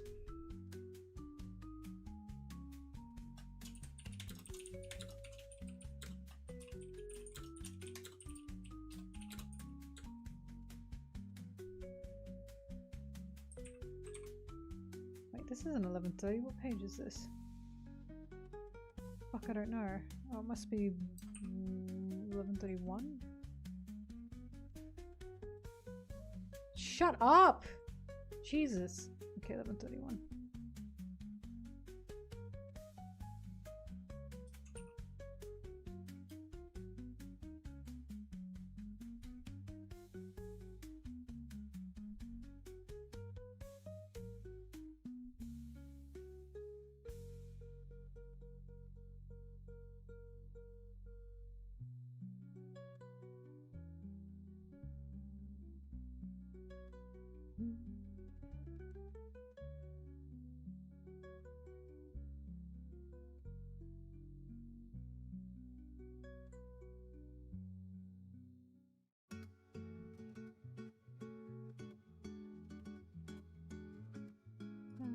Feeling good like me.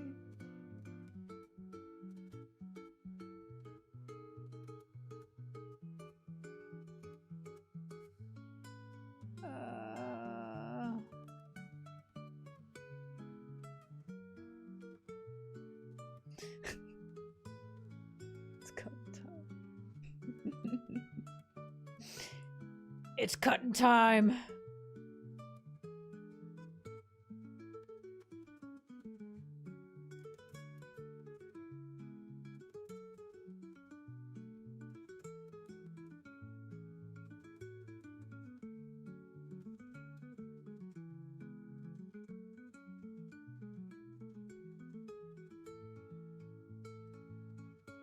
In retrospect, this whole scene is really funny.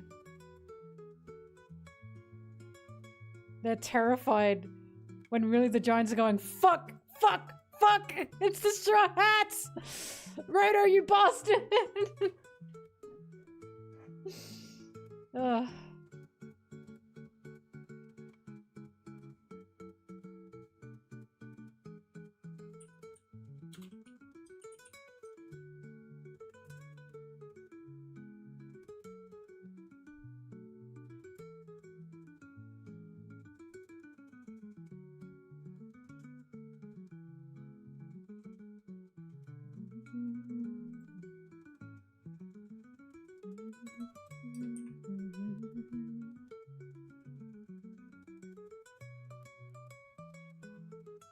I was a ghost, I was alone. Ha!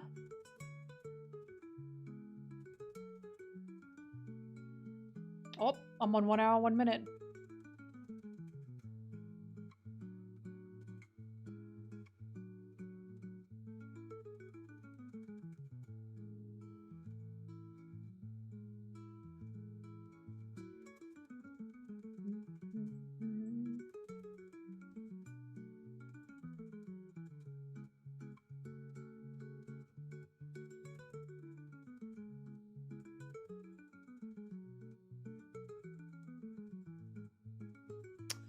that panel look good close up though? I don't think it will.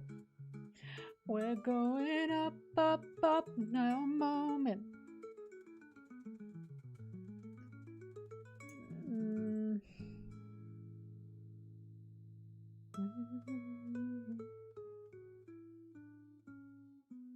I'm hiding, now I'm shining like a Barnaby.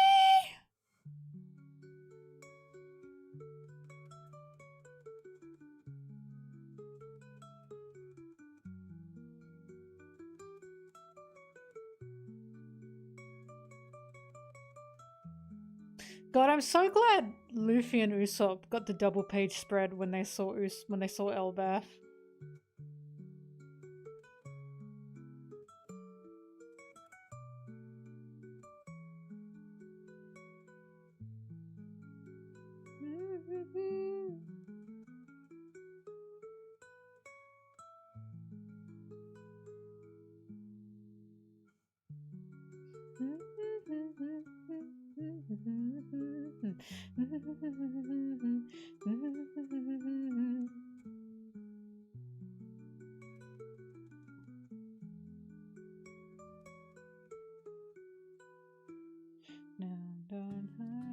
Oh, Sanji's so cute.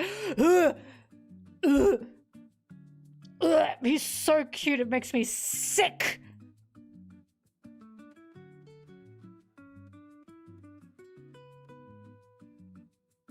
Gonna be.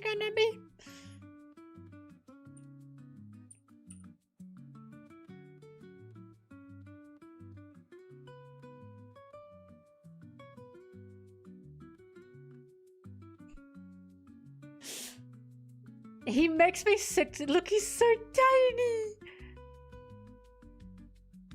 He's so tiny. Oh fuck, I haven't had my frog eggs today. He's so teeny tiny.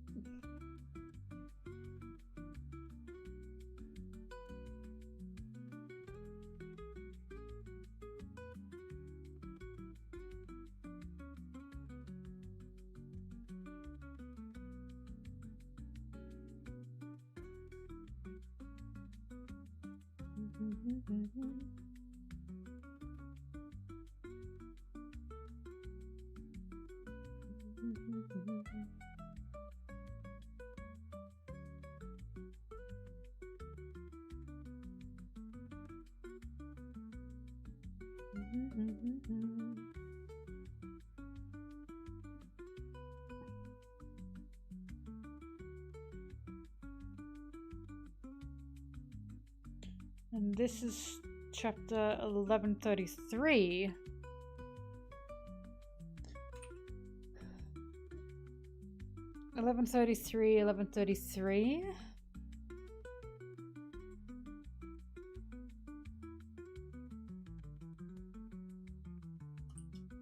Luffy, Usopp, Robin, Bonnie.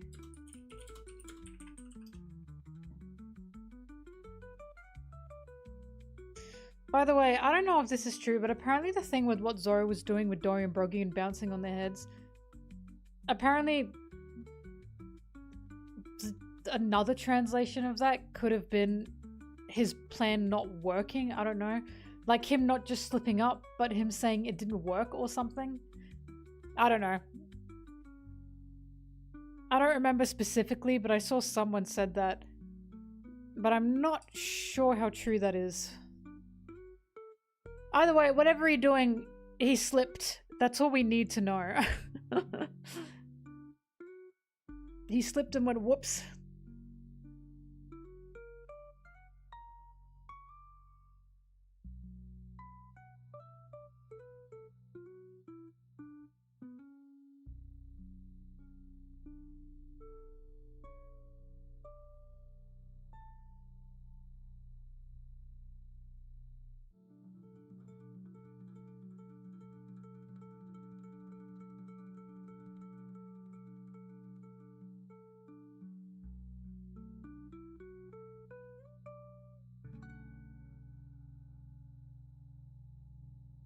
See, again, I'm not sure how true that is because the person who confirmed that tends to like to stir the pot and cause some trouble.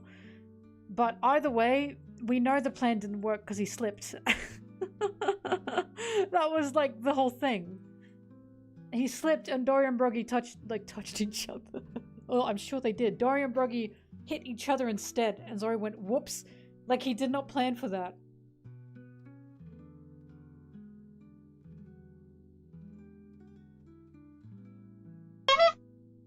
As we guessed, his plan was just cut.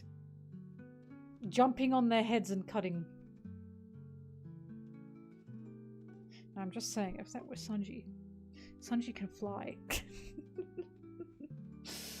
I don't really care.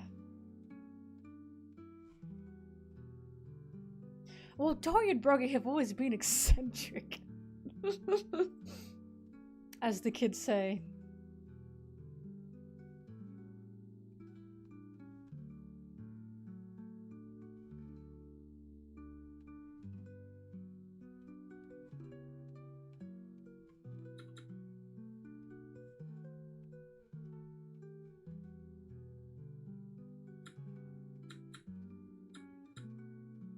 Wait, that's true. Luffy can fly now. So Zoro's grounded. I never thought about that.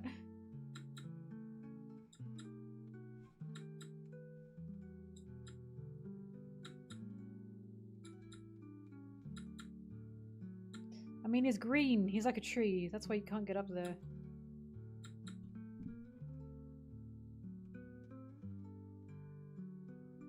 Oh fuck, I meant to... Wawa-weewa.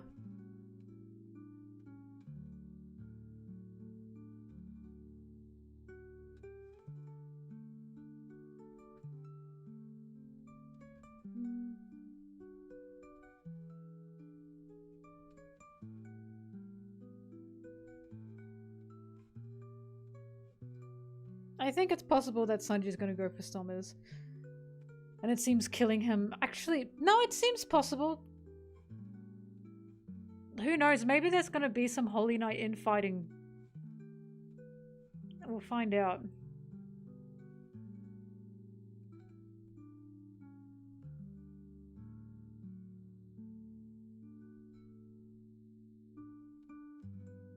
But it's interesting that losing, like, the kids, as in the kids dying, the thought that Sommers had was basically, oh well, I can get off on this. And also, we can just do this again. Like, that's truly the extent of how much they care about these lives. They just don't.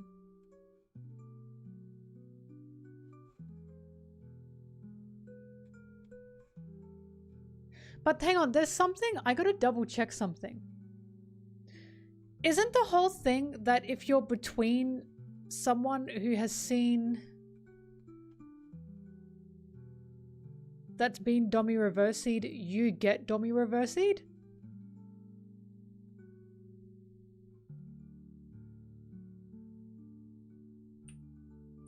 That's how it works, right?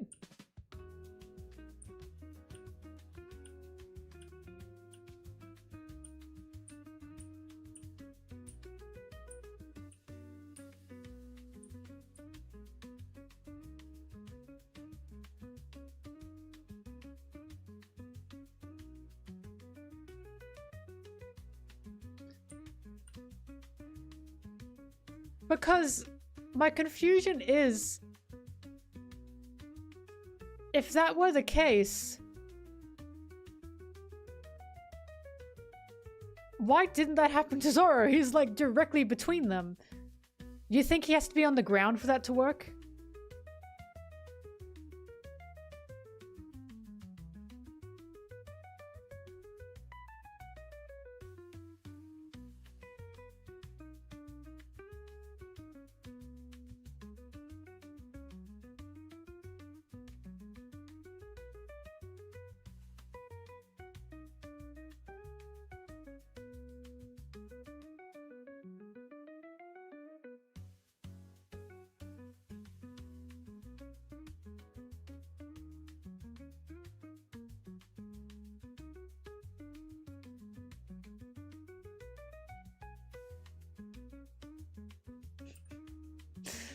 Zoro's really not having a good time. Once again, remember how I said I have to keep fucking saying this. Zoro's overconfidence, his ego is one of his biggest problems. It's good to have confidence, but you also need the follow through.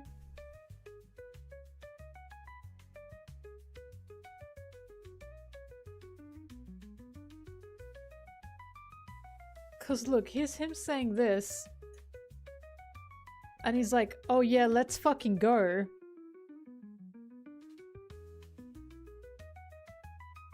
And then in the very next chapter,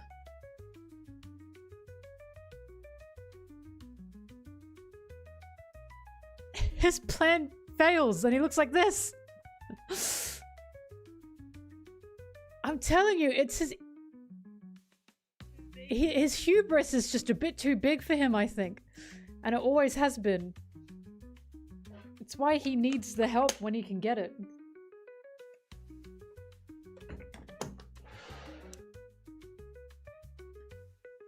Ugh.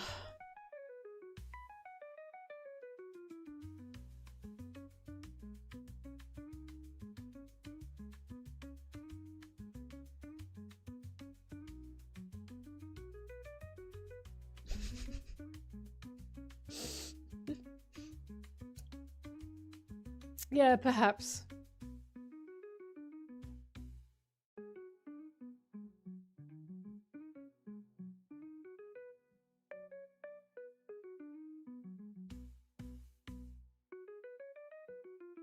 It always sounds like, to anyone this would sound like Zoro slander, but it's literally just, there's a pattern.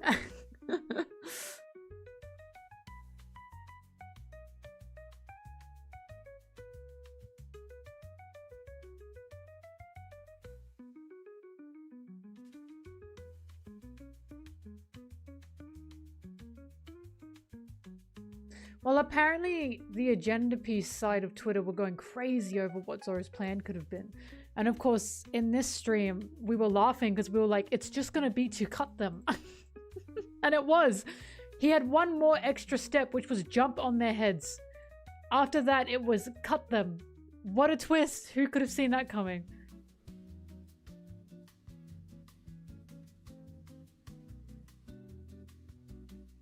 Such a good plan, and it's jumping on their heads. I don't want to have to remind people of this again. Sanji can fly. How is jumping on heads a good plan? And it didn't work. It didn't work anyways. Oh, whatever.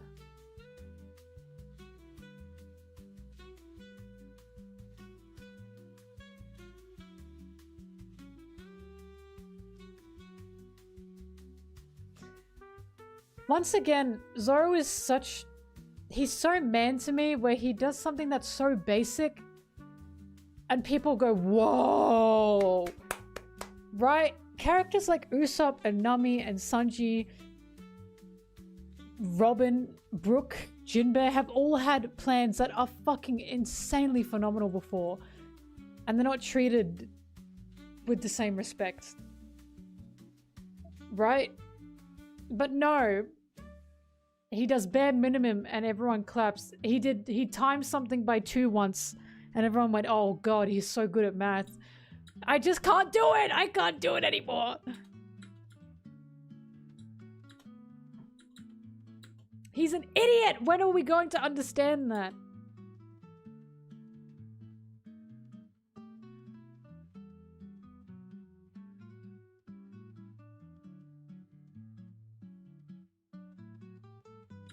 Well, I'm telling you now, for what's going to happen with Dorian Broggy, Zoro's going to fail upwards.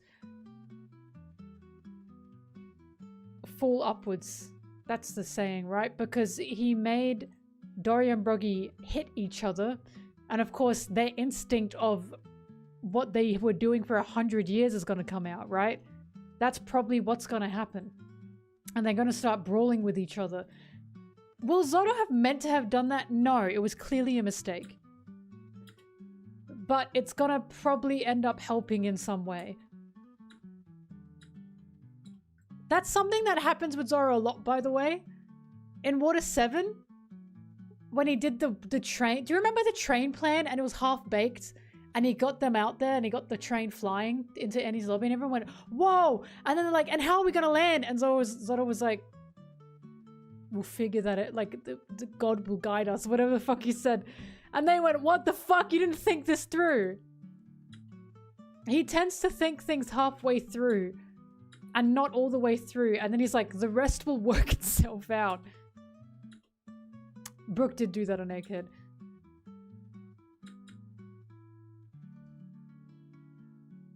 Fate, that's what he said. And then they said, fuck you.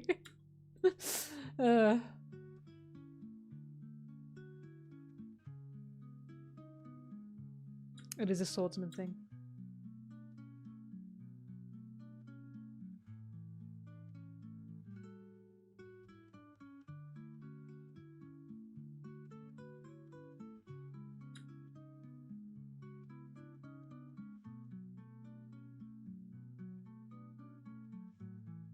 Leave it to luck.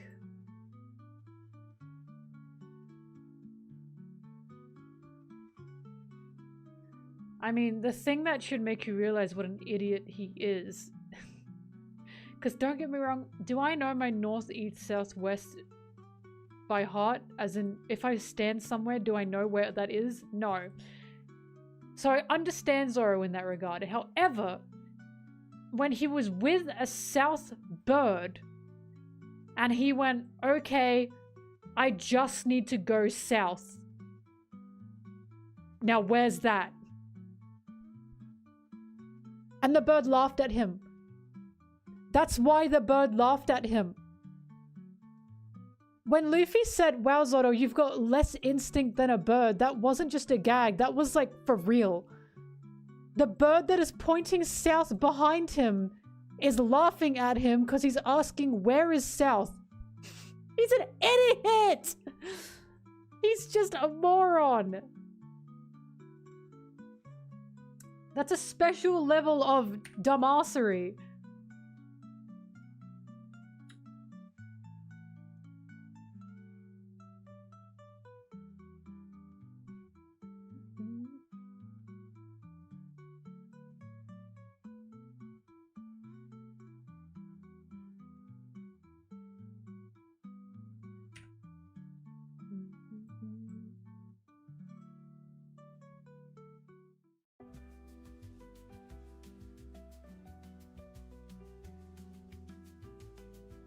Dragon is Eastbird.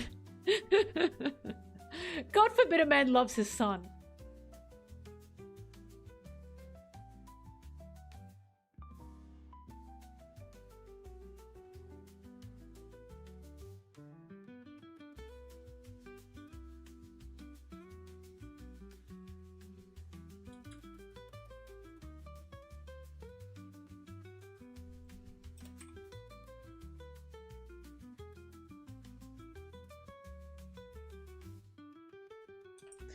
Look, as you guys know, the reason I'm so adamant on Zoro's a dum-dum is because the amount of people that will try to convince you he's not is crazy.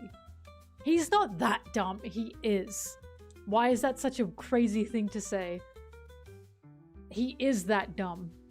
He's just also stern, and that makes him seem intelligent. He's not a smart guy. At most, he's street smart, and even that's questionable because he fucking walked across a celestial dragon and was like, whoa, you want directions? When there was clearly a situation at hand?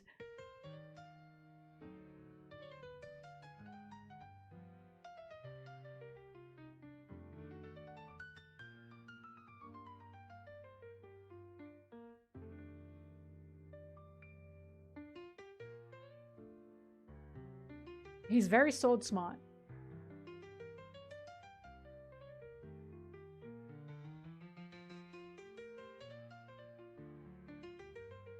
He nearly fucked up the plan on Wano. He immediately fucked up the plan on Onigashima with Luffy because they were supposed to infiltrate and they failed at doing that together. He's just an idiot.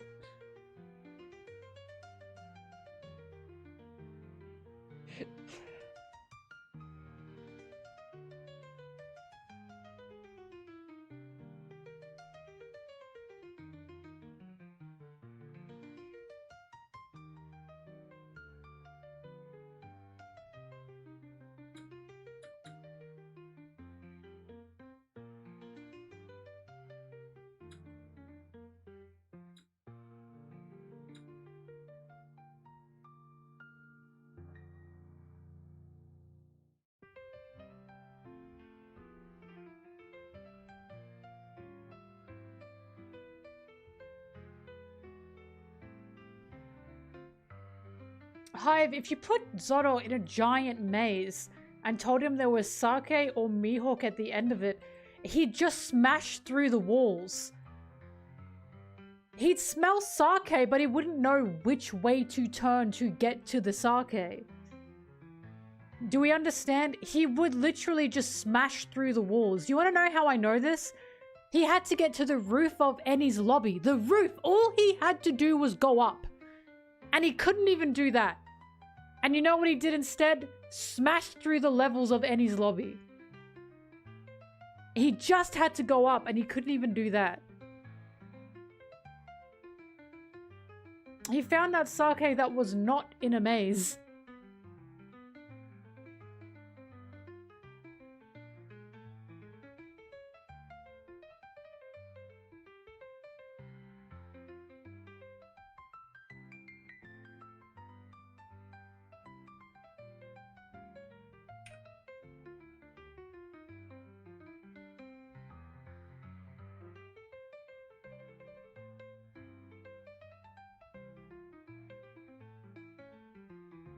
Remember, a lot of Zoro's like ideas on things is just brute strength. That's always what he's been.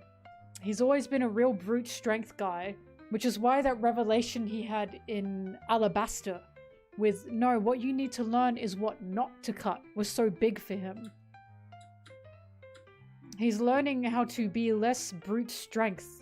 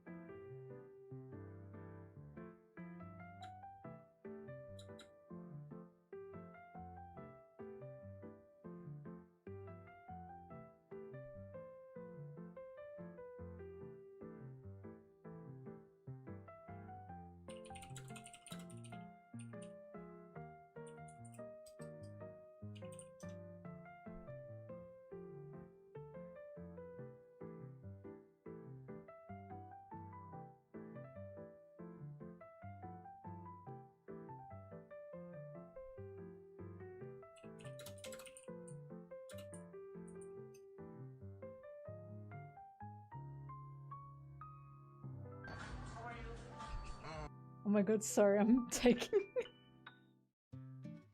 I'm downloading something. This is one of my favorite videos and I cannot believe I've never used it until now.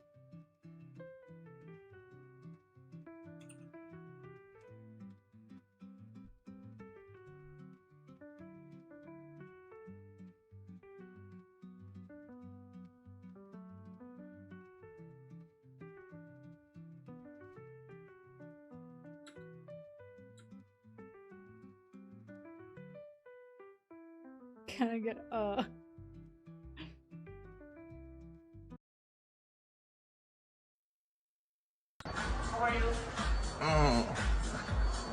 looking for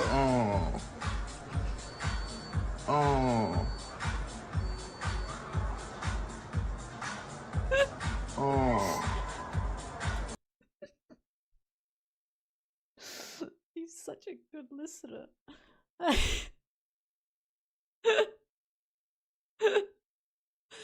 He's so patient. I'm looking for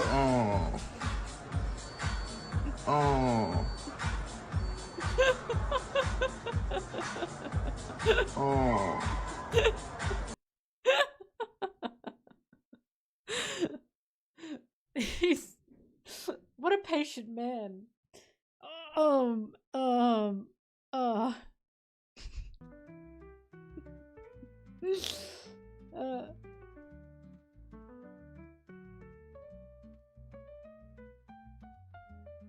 I didn't know there was another one. I knew one of him.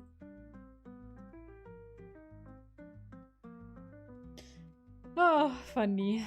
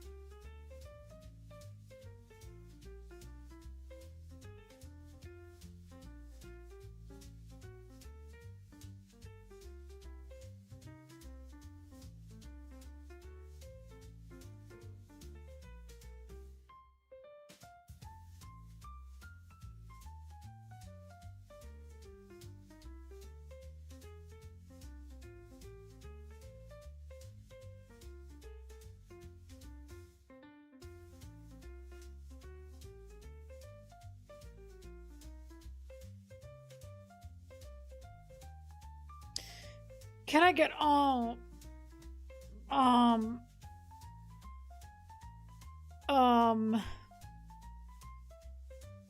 uh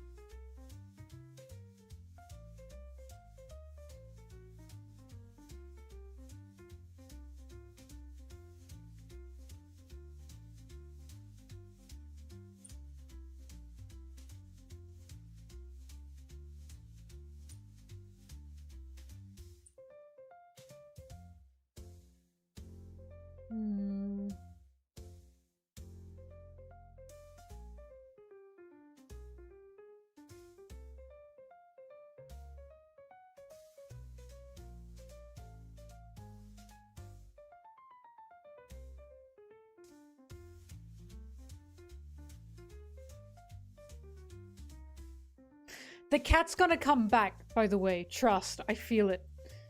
The cat shall return.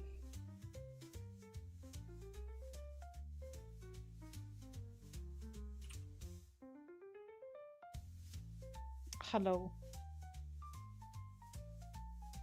Hello, Crocker.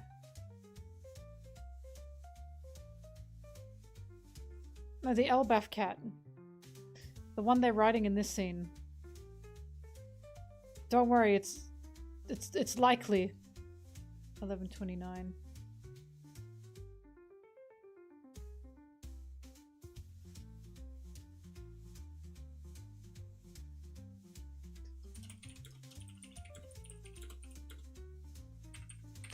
Now, there is something, now that I'm looking at this page.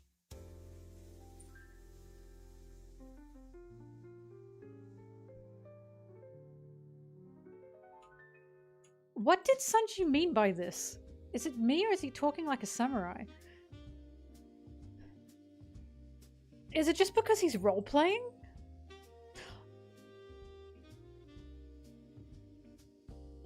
Wait, Gaban also has a connection. Elbaf has a connection with Wano. Talks like a weeb? Is that it? Like a samurai? He talks like a weeb?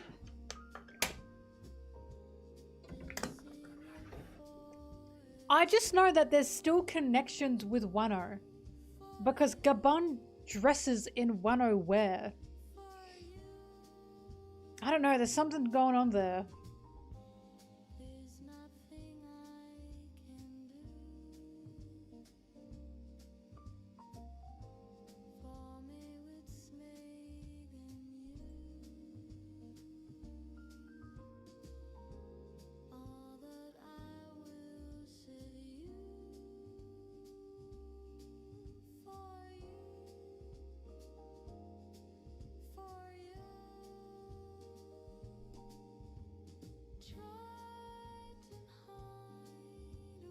It's 11:29, right? Yeah, it is.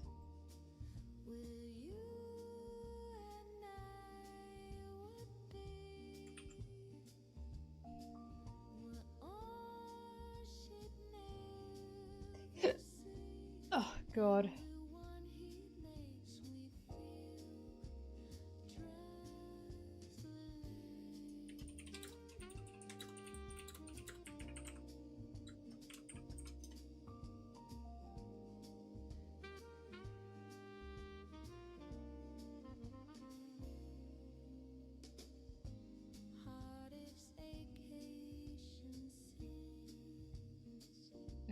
let it make its census.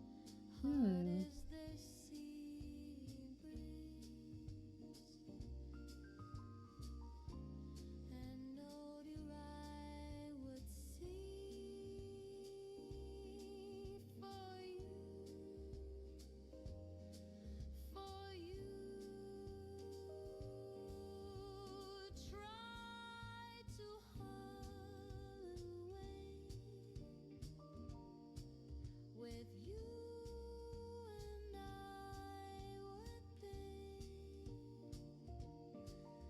Eh.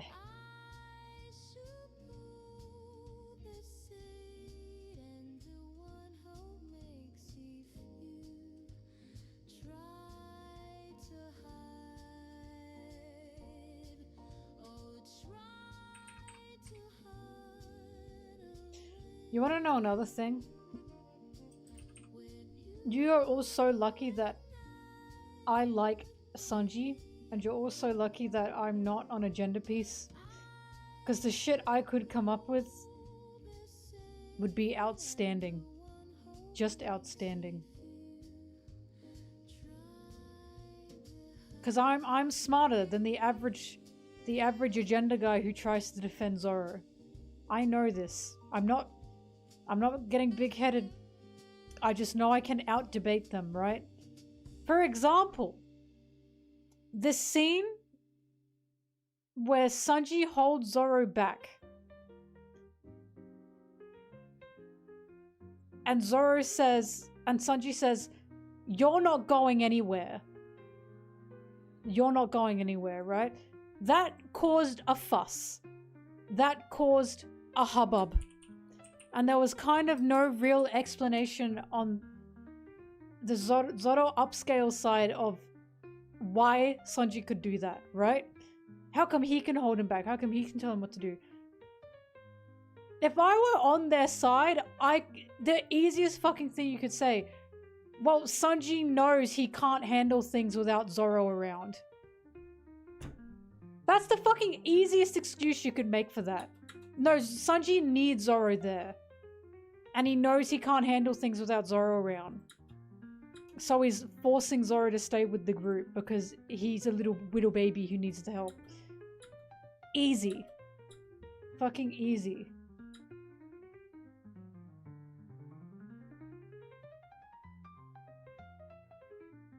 I use my powers for good.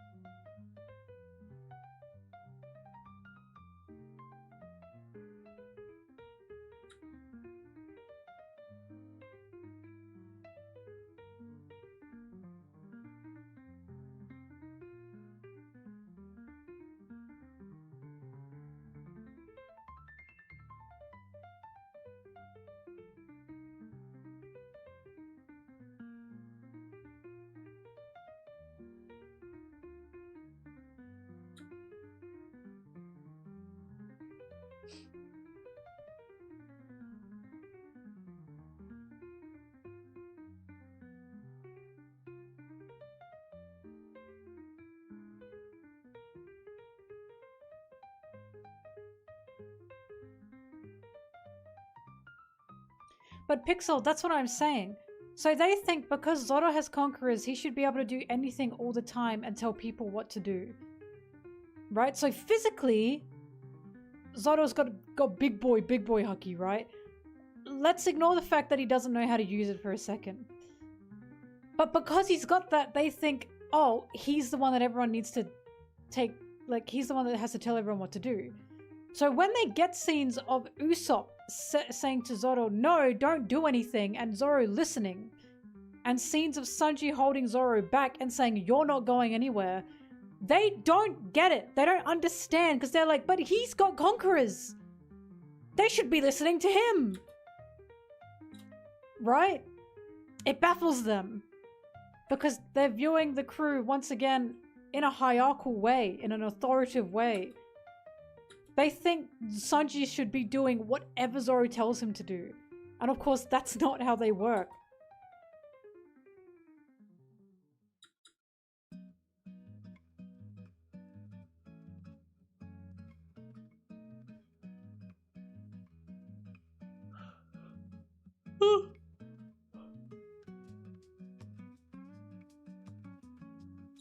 That's why in the leaked scans, they have Zoro say, "Shut up, Usopp," when he never says that. It's like they're trying to make up for the fact that he's listening to Usopp.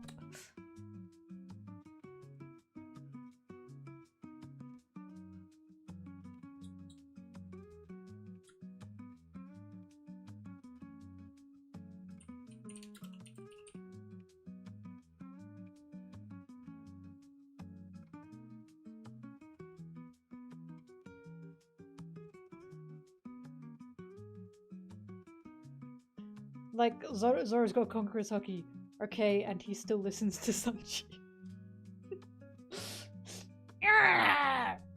No, he doesn't! No, he doesn't!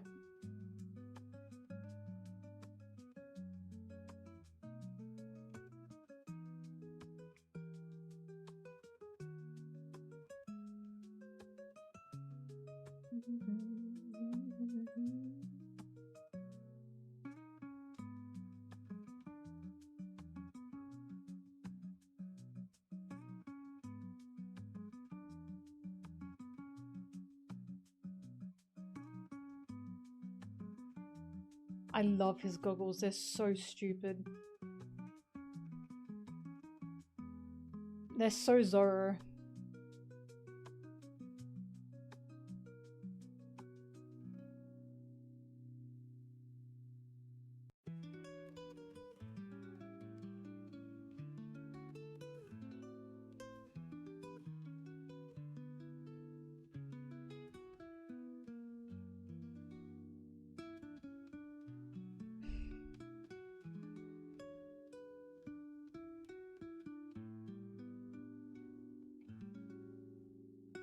I'm thinking.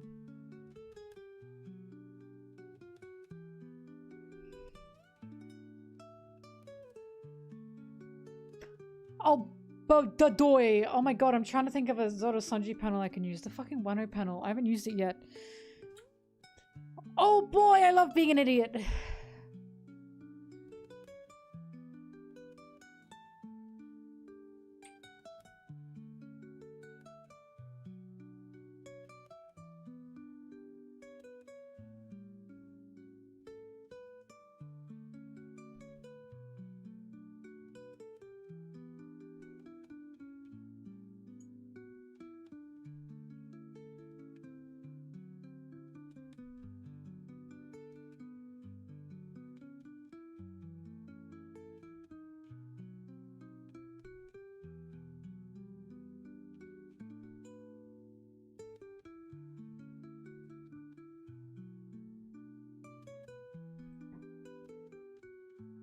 Nine, 4, 3.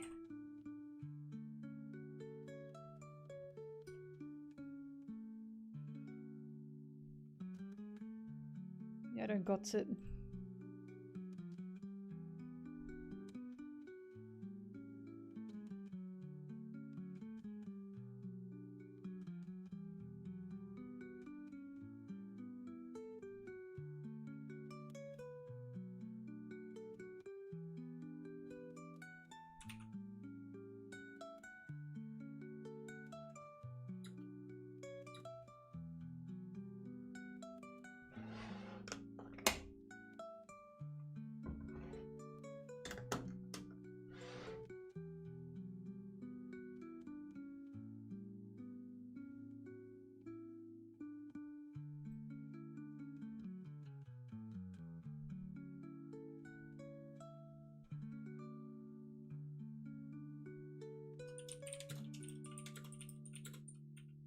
How many people do you think are gonna say, Zoro's actually not a wing?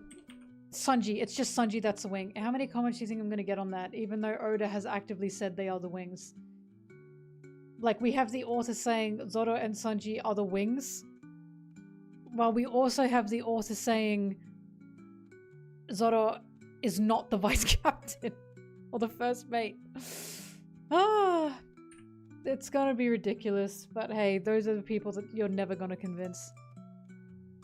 It's gonna be like 9/11 for them. When in the manga, they finally call Zoro a wing, it's going to be fucking catastrophic for them. It was already catastrophic when we found out that Roger had a left and right hand man. that was like actual D-Day. And the amount of arguments that came out about that. No! No! One hand bigger. Okay, alright.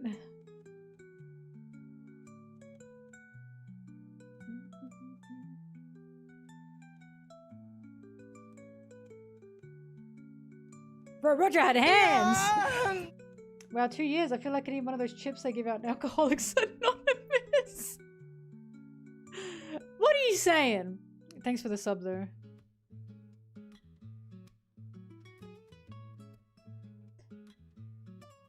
Ay-ya-ya-ya-ya-ya.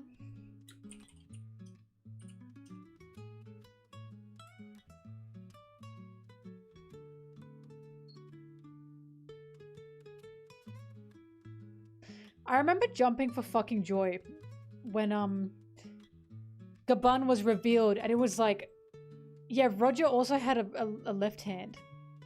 Because I remember how I was telling people, like, the wings dynamic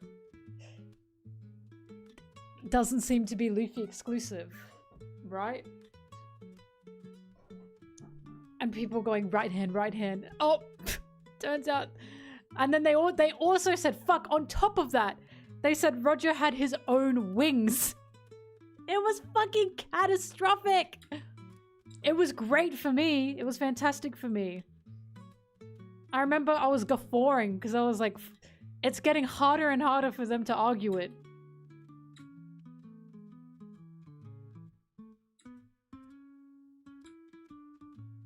Shanks has one. Luffy took the other one. Bobbing dead behind me. Hey, dead. Oh fuck, my frog eggs. Shit.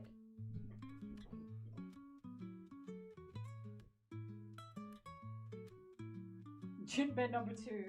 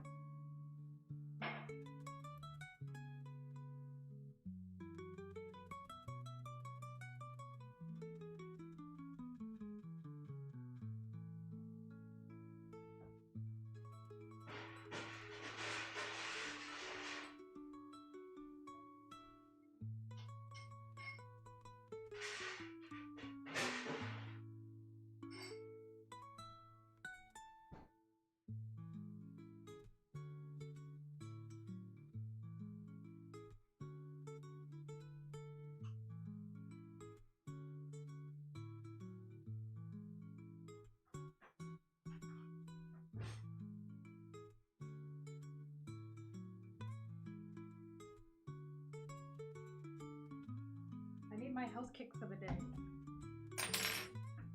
All right. Oh.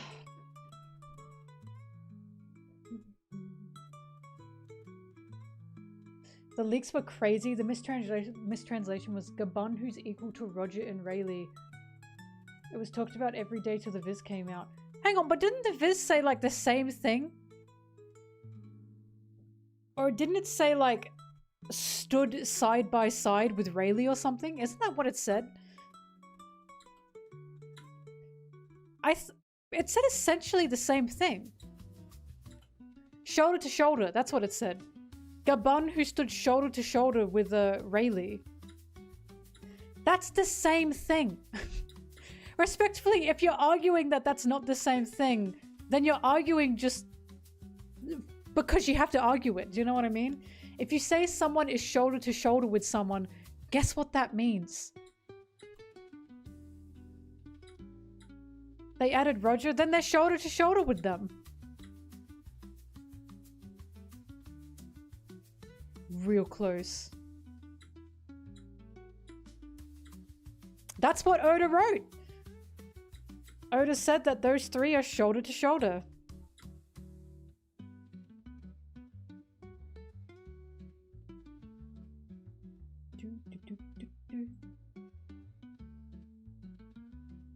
It'd be no biggie if he said only Roger and Rayleigh were shoulder to shoulder, would it? They're gay.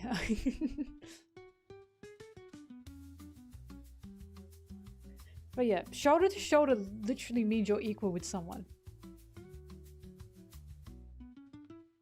Oh, the Viz didn't mention Roger. That makes sense.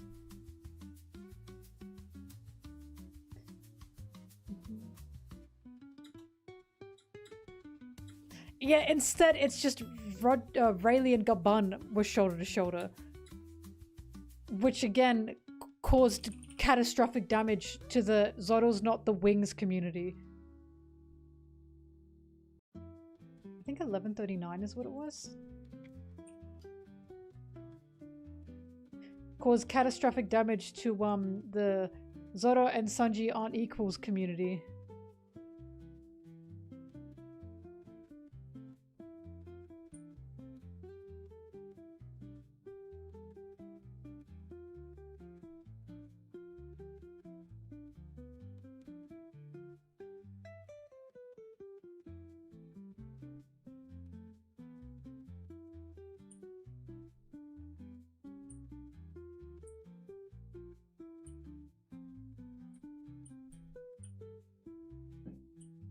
Where they talk about him.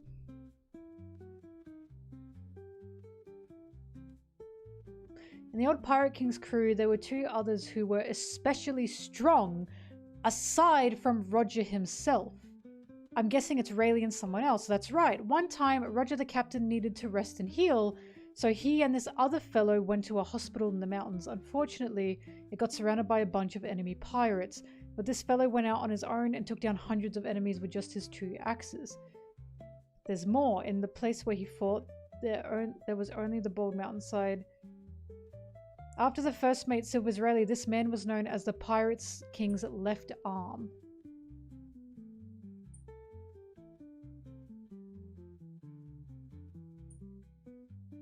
Where do they say the shoulder thing? I know they say it. Oh, they must say it when he's fighting them.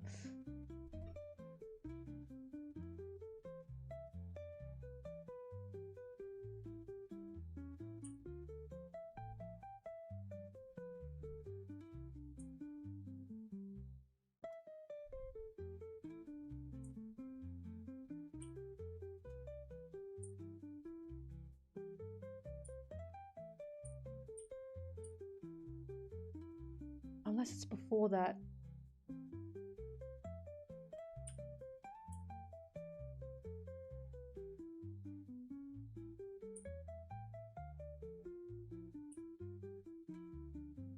I will say I take sick pleasure and sick joy in, we're just fighting this little old man.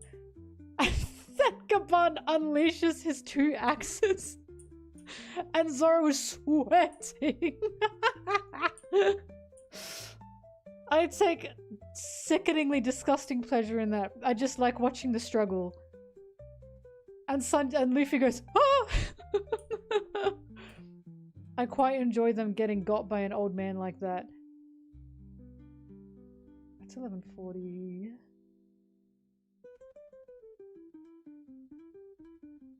Oh, he says it to Nami.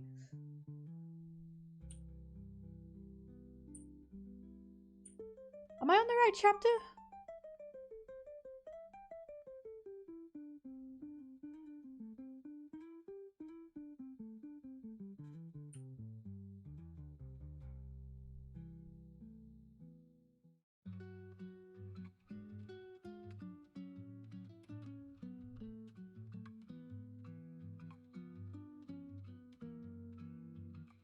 There it is. No, it wasn't Roto. A legendary figure who stood shoulder to shoulder with Roger and Rayleigh. No, the Viz says it as well. It's with Roger and Rayleigh.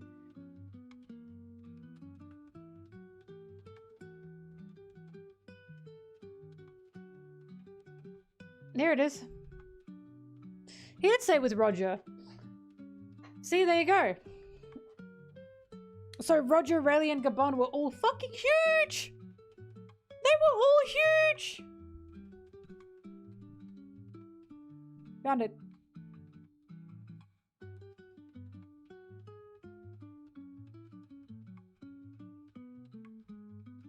I do remember they mistranslated something though. Not in the official, but in the leaks.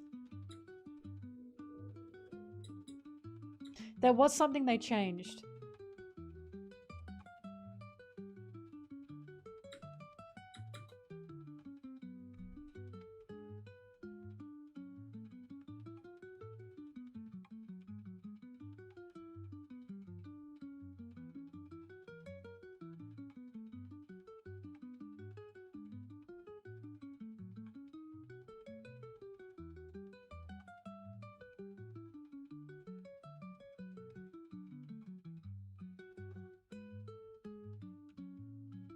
Wait, now I gotta know. Because I have the league translations.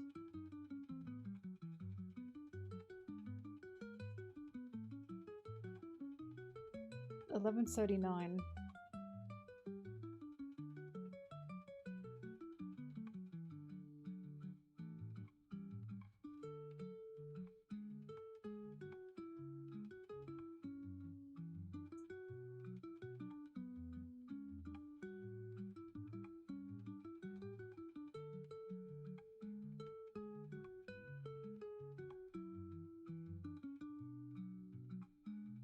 And leaks also say shoulder to shoulder.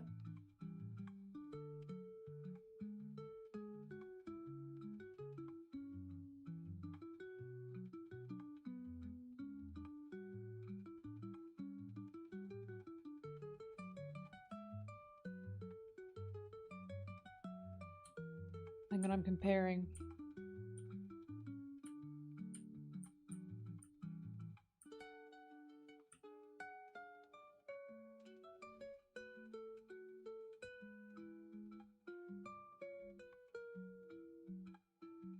Others who are especially strong.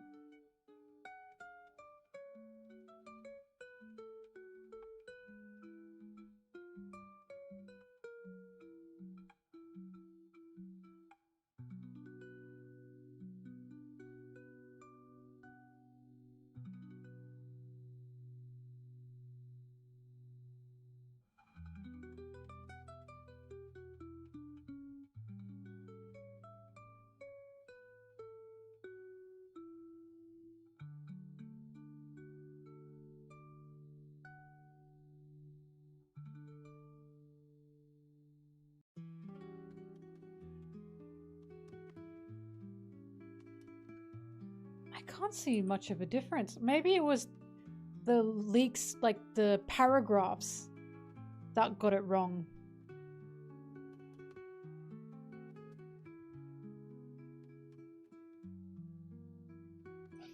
I'm guessing that's what it was. Because I can't see much of a difference when I look at when I'm looking at the pages here.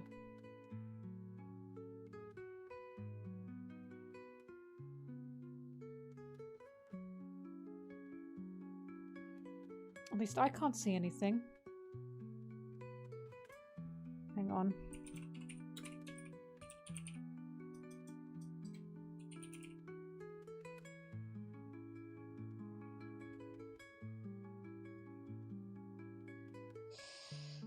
No, I'm guessing what happened was before the chapters actually came out, the dot point thing that they do probably got it wrong. I think that might have been what happened.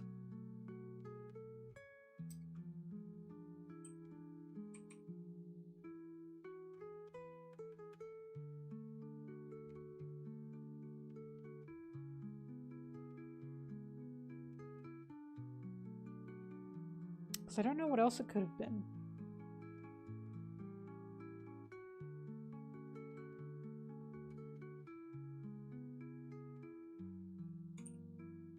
Sorry, I'm reading through the whole thing now.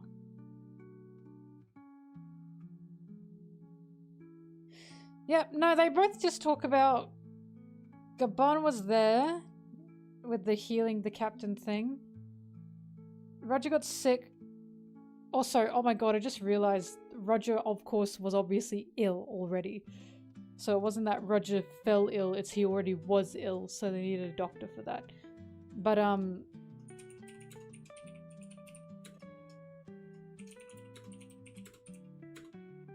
no. Yeah, it seems all the same. They even say the shoulder-to-shoulder thing. Yeah, I'm just gonna say that was probably the dot points. Because the dot point is always so... The dot point thing is always so full of, real weird misinformations. At least from what I noticed anyways.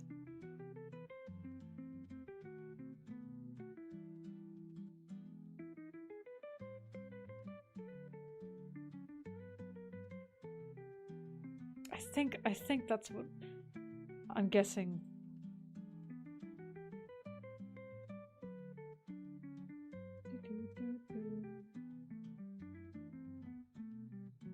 The Roger 6 thing.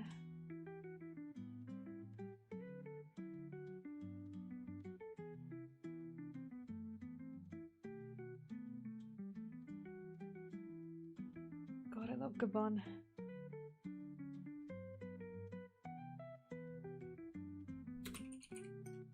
Anyway, TLDR, it was catastrophic for the Zoro and Sanji aren't equals community. That was a beautiful day for me.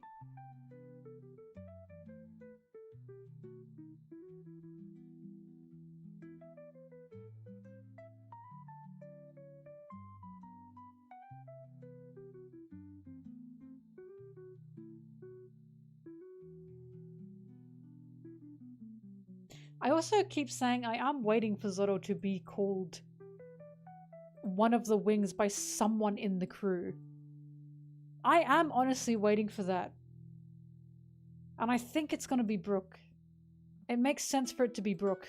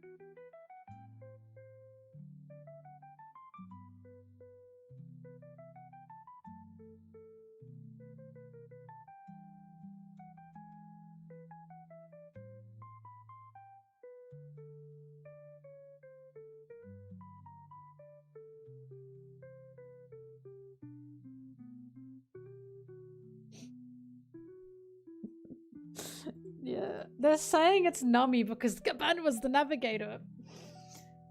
Again, it's just cope. They're just coping.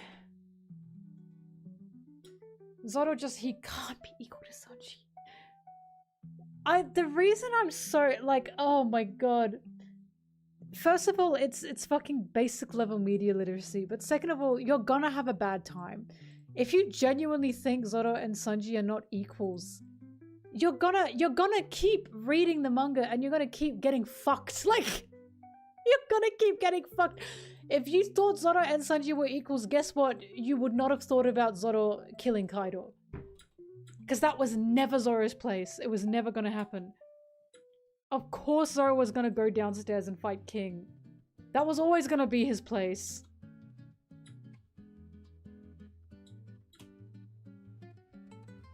If you think Zoro and Sanji aren't equals, you fucked yourself. You're gonna keep being wrong about what happens. Because you are avoiding the most basic thing in this series and the most basic crew dynamic. You're not just avoiding it, you're outright denying it. Okay. Then have fun getting angrier and angrier as the series goes on, I guess.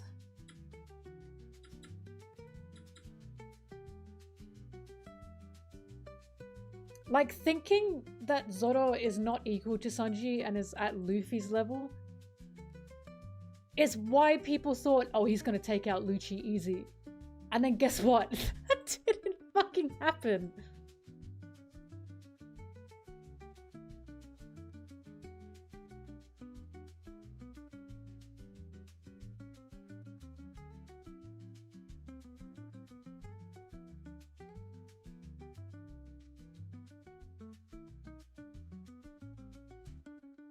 Yeah, the data book that Oda didn't write. I have to go outside the manga to prove my point, guys. I have to go outside the author's direct word of mouth to prove my point. So that's how strong my point is. It's just so ridiculous.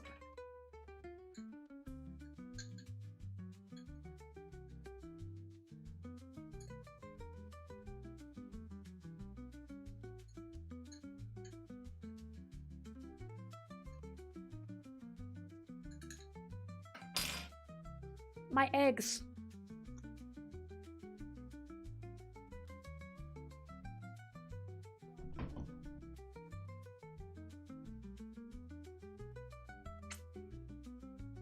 Blah.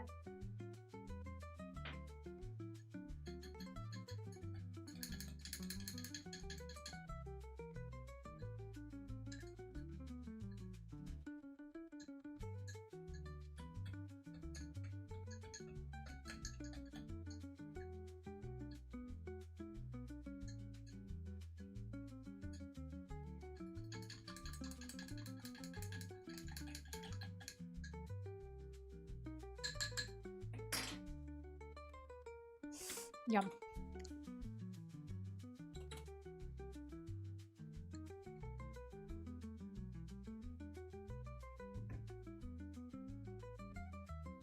It's bad writing. I love when they say it's bad writing. And I love when you point out this is something he set up since Little Garden. Even before that, mind you. But this is something he set up in Little Garden. And when you tell them that, they're like, well, that happened like 20 years ago. Alright. So it's bad writing to continue following through on something that you wrote 20 years ago in a continuous story, in a linear narrative. These are the people that don't even know what a narrative equal is, by the way. I still cannot believe I was asked by a full-grown adult, what's a narrative equal?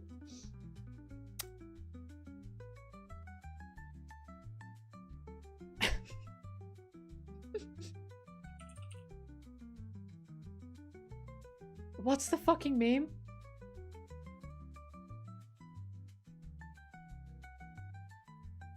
Stop making things up!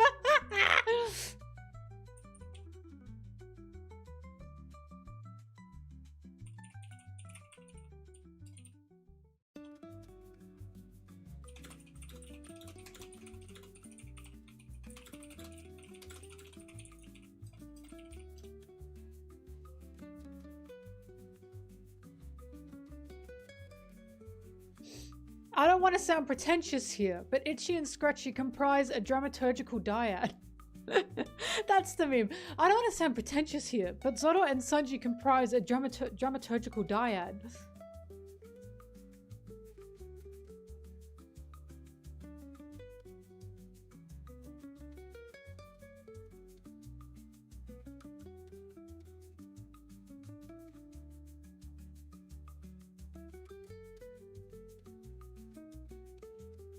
Layman's terms, literally just a theatrical duo, just a narrative duo. That's it. Sorry, I've explained this. It's a Simpsons joke. And the joke, of course, is this guy is saying, I don't want to sound pretentious here. And then he says the most pretentious fucking thing ever. I don't want to sound pretentious here, but Zoro and Sanji make up comprise a dramaturgical dyad. Dramaturgical is just like theater, and dyad is just two. So literally a theatrical duo.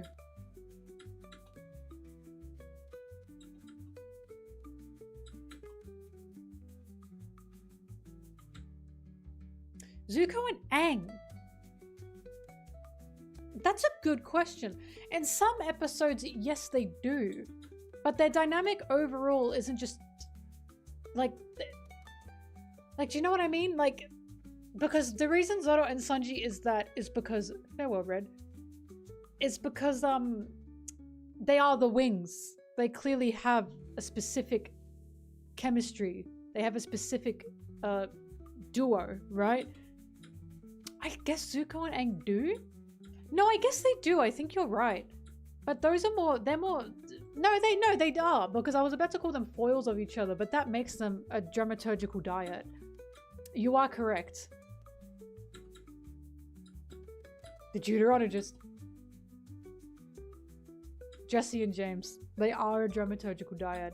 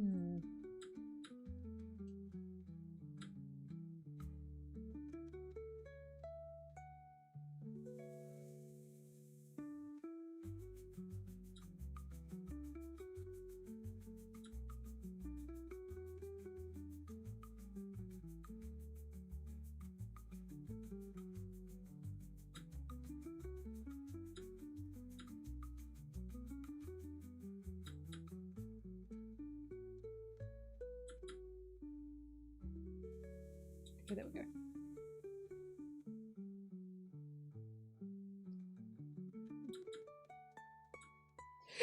Oh, God.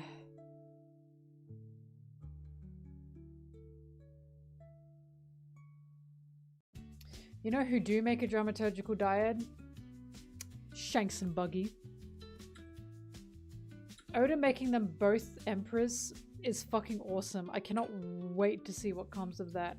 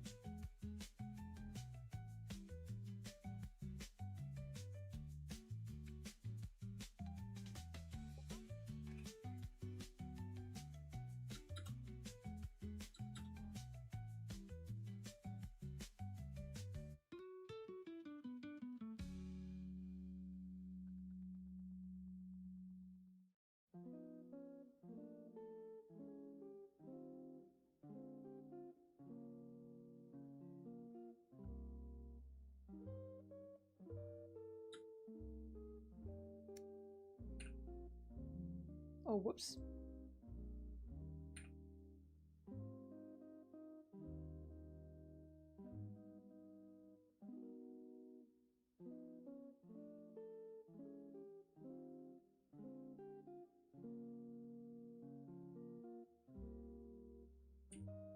Apparently Gaban's name is Gaban.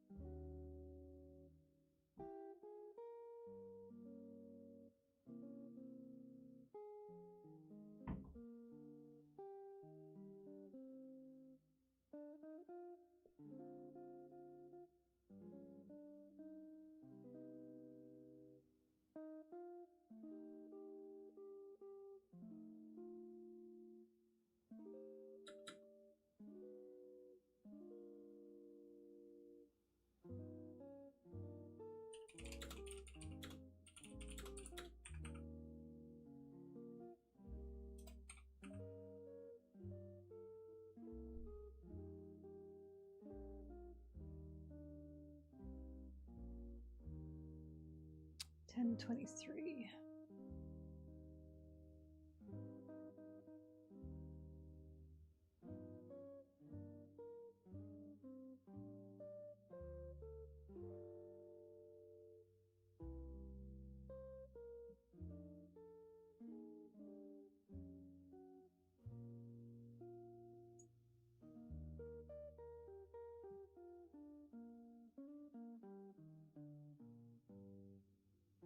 Oh, I should use the one where Otoko looks like she's calling Zoro her dad.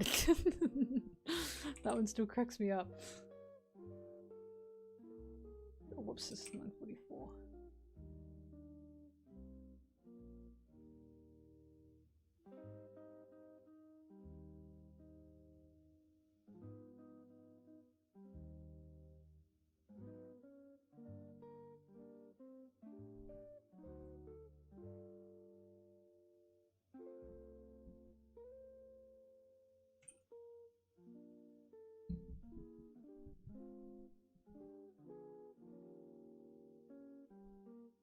Okay, 9:44, 9:44.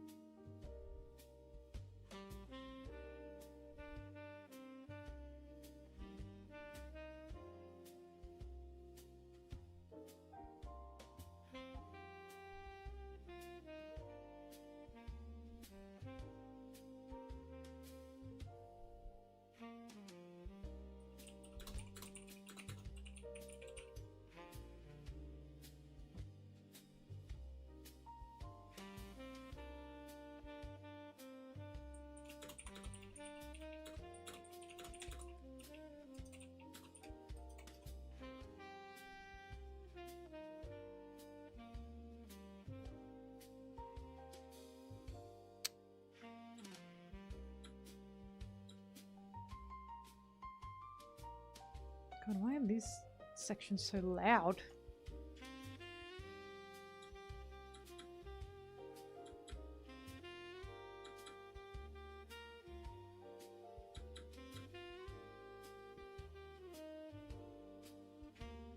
Okay, I'm just gonna do this.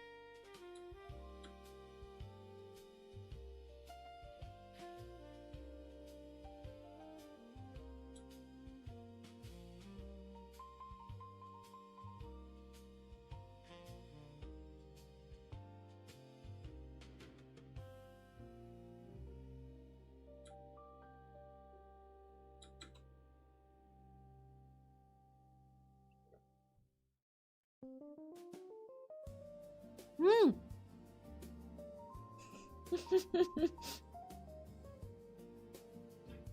How long was I at full screen for? You just saw me slurp up my frog eggs. I got a huge clump.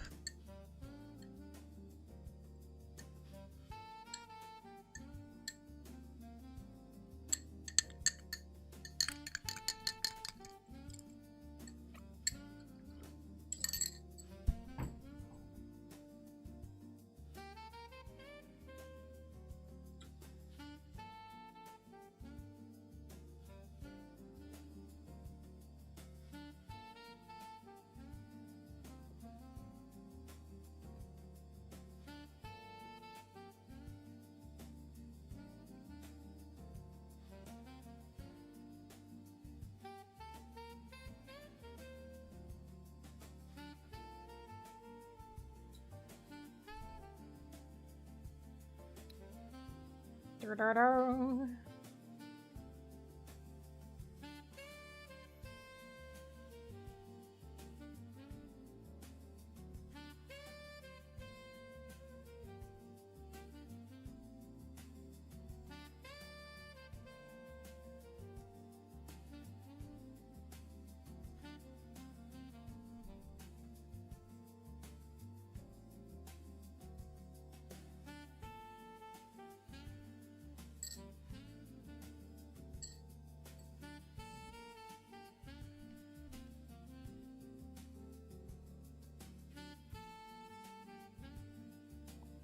Can you sleepy time is when I get to, you see that number? Sorry, banana.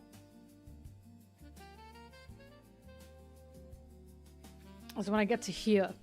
So I've still got all this to do.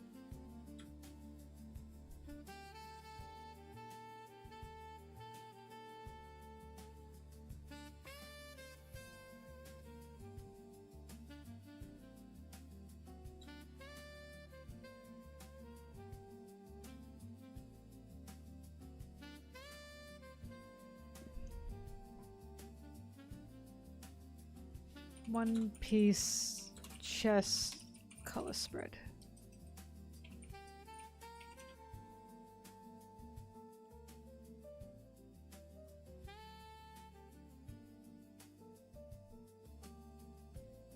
$11.13.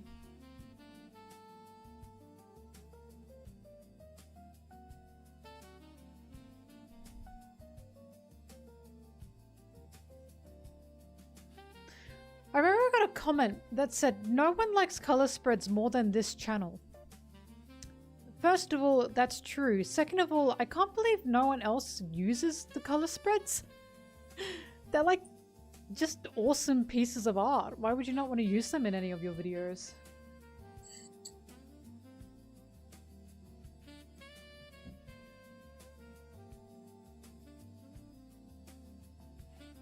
Anything that could make me drop One Piece. If the writing just really went to shit.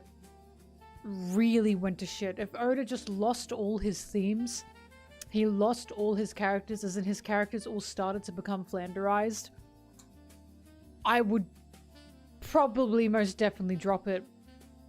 But he hasn't lost the plot in over like 25 years. So I highly doubt that that is going to happen.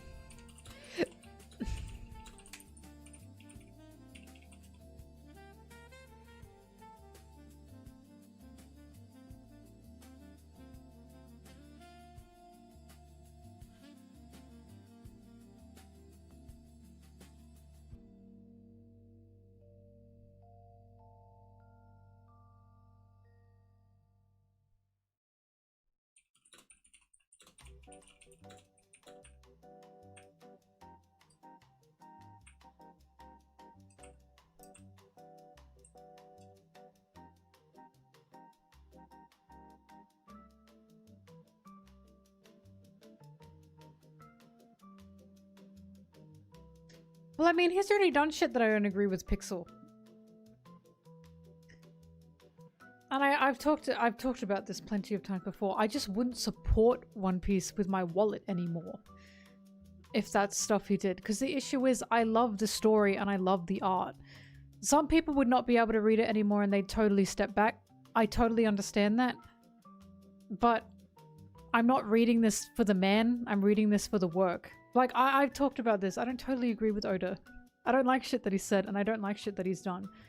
But I love this story. And this story is bigger than him. And we know that because of what we've seen globally these days with what One Piece is doing.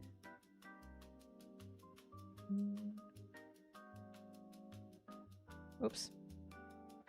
At the same time, I sure would feel icky, right? I already still feel icky sometimes with the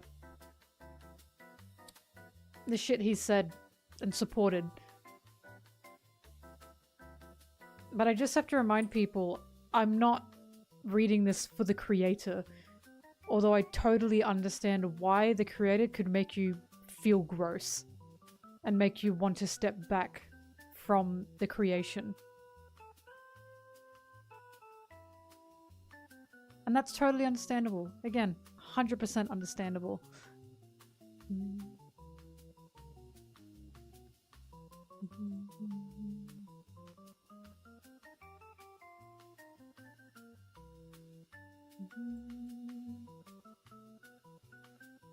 But it's why I feel bad for people who like, what is it? Rurouni Kenshin? Is that how you say it? I feel bad for people that like it, because so many people are like, how can you still like it? How can you still want to read it? And it's like, because they like the work. They don't like the fucking creator of the work. Unfortunately, stories hit deeper. Do you think Loki will join? No, Loki's not joining. Thank you for the monies. Loki's not joining. It's not happening. I've played these games before.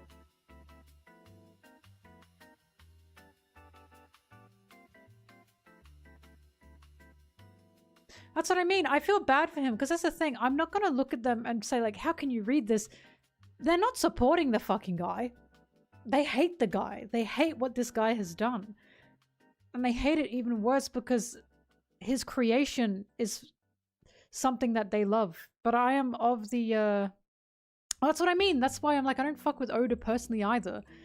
I think it's pretty bad that he supports him still, that a ton of shonen authors support him still, by the way. I still think that's pretty fucking bad. But I just love this story. And an artist's work is bigger than them. Just don't fund it with your fucking wallet. It's that simple.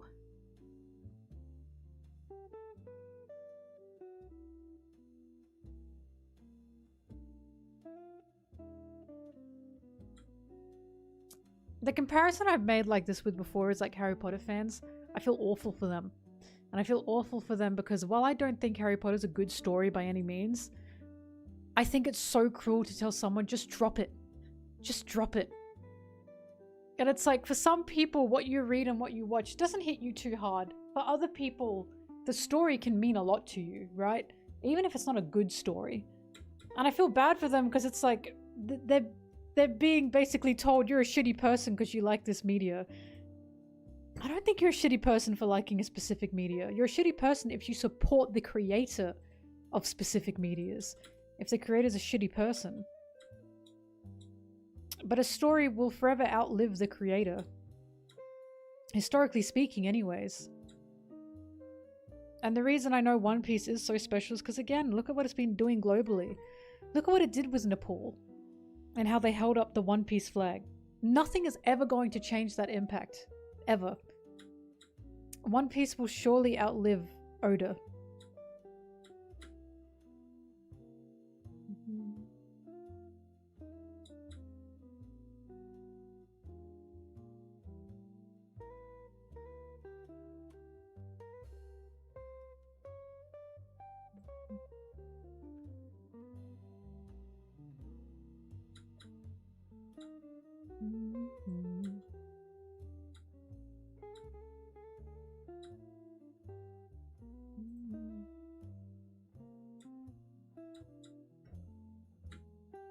Loki will join in spirit. He's gonna become part of the fleet. Nepal. I'm sorry, I keep saying it wrong, don't I? It's Nepal. I apologize.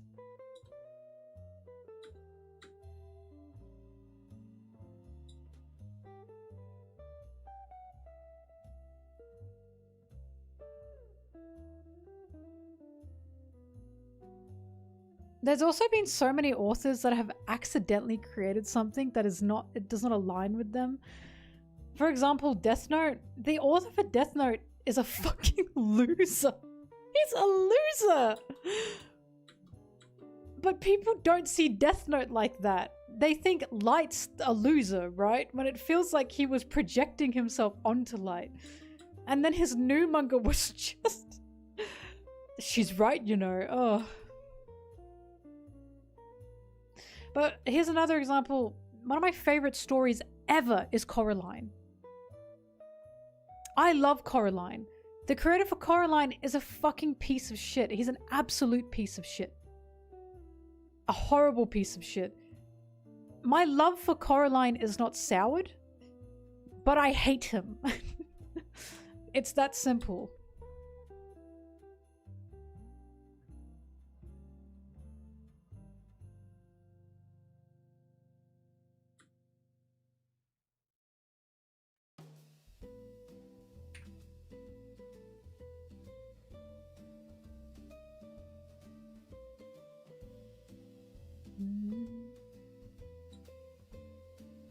The Death Note writer 100% accidentally stumbled into a good story. I truly believe majority of that was an accident, and it was an accident because of his audience perceiving it as smarter than it was.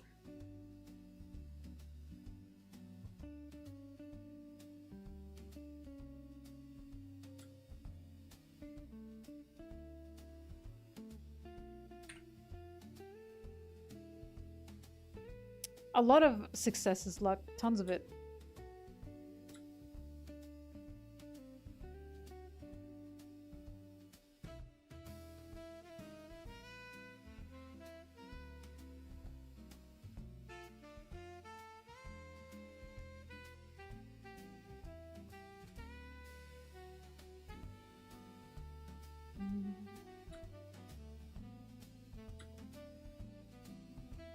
I disagree, Gargoyle. I think there's some luck behind it. How the algorithms work, people finding you, there's definitely luck behind it.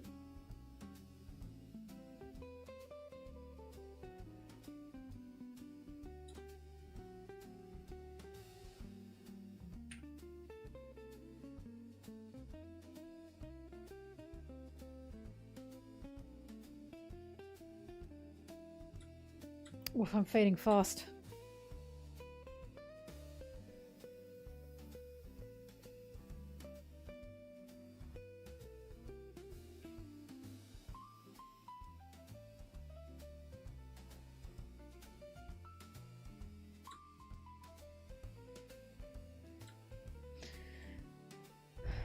Nami manga page. I think in the 80s.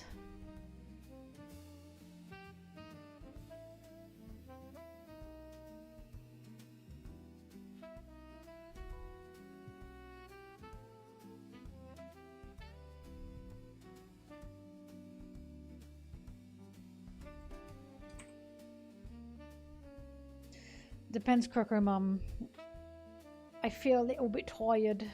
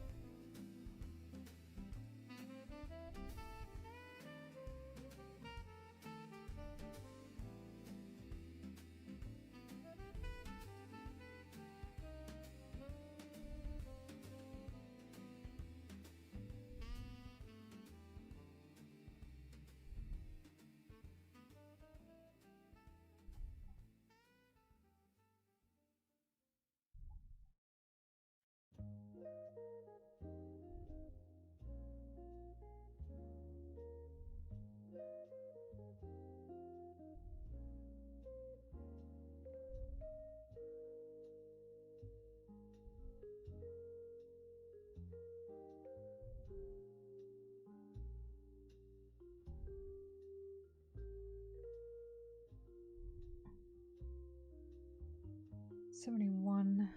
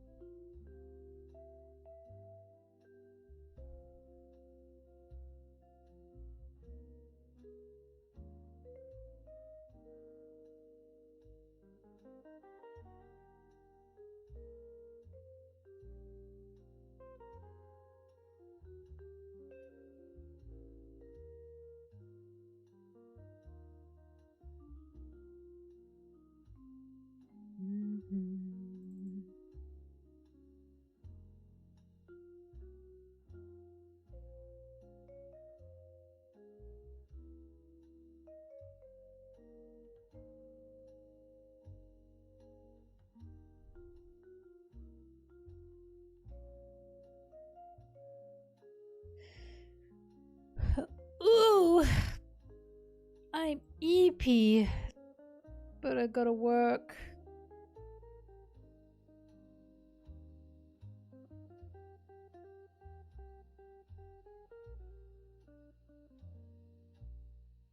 Wait, this looks satisfying. Oops, sorry.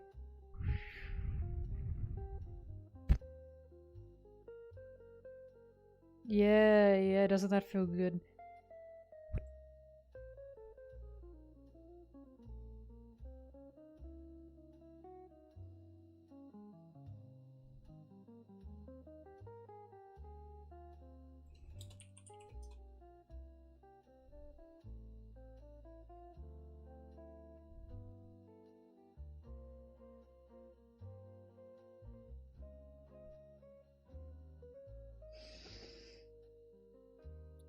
Top 3 favorite color spreads. My number 1 favorite color spread is my desktop wallpaper, which is this. Just adore it. I still have Streamlabs on this desktop. I have no idea why. I don't use it anymore. Second favorite one, probably the giant nummy. And then my third favorite one, there's so many good ones. I guess the rainbow one with the puddle, that's a nice one, but there are so many good ones, it's hard to choose. Oh fuck, the one where they're all getting ready in front of the mirror. I really like that one.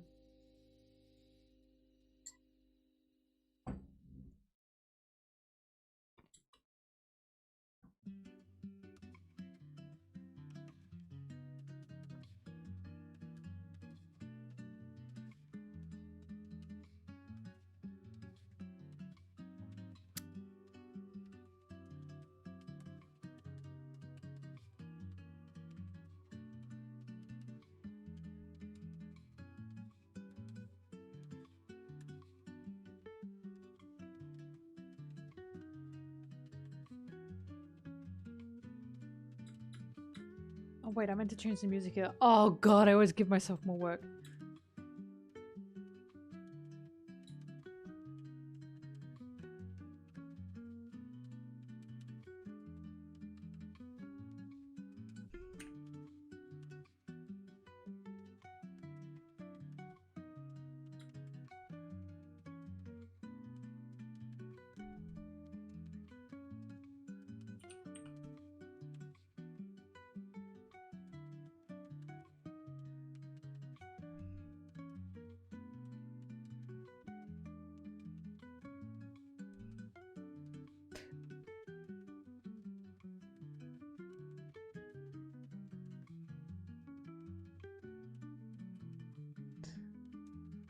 Okay.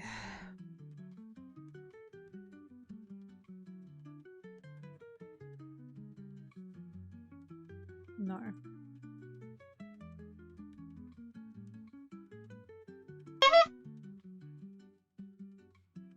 Thanks for that. No. No.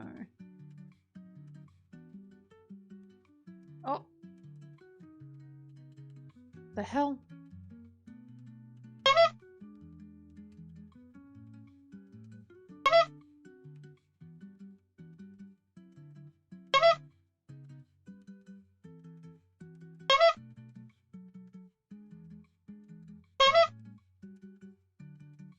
Thanks for the honks.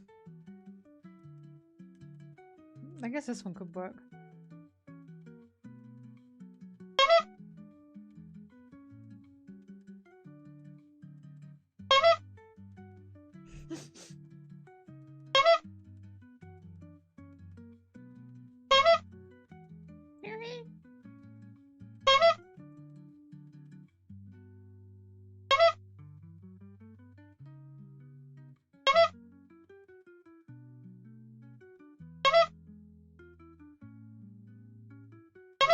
Maybe that one?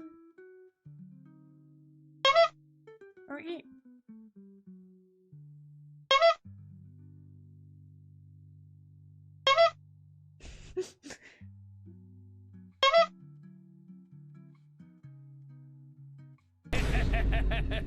Oh, the Doffy didn't work. Who did the Doffy?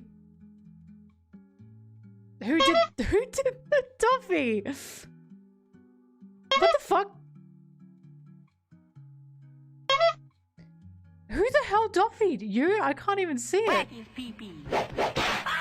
Oh my god, none of them are working. Okay, hang on. I'll give your points back. Why the fuck is only Zoro working?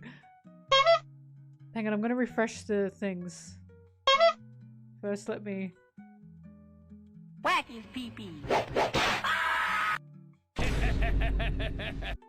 And also this. Okay, let me give your points back.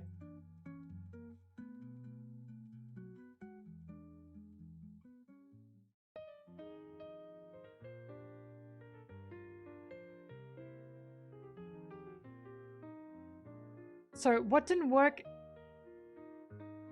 Whack his pee-pee and Doffy point scare didn't work.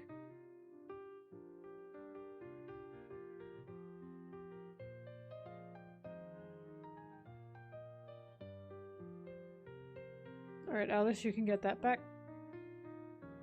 And Apple, you can get that back. Alright, done and done. Your points have been returned to you. Thanks.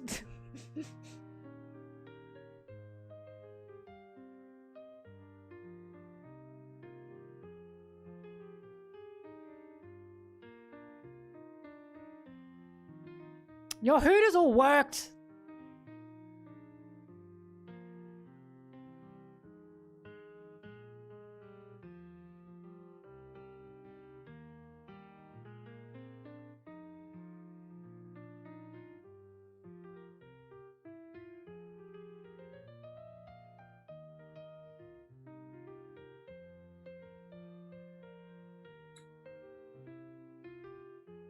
Gotta pause for a sec.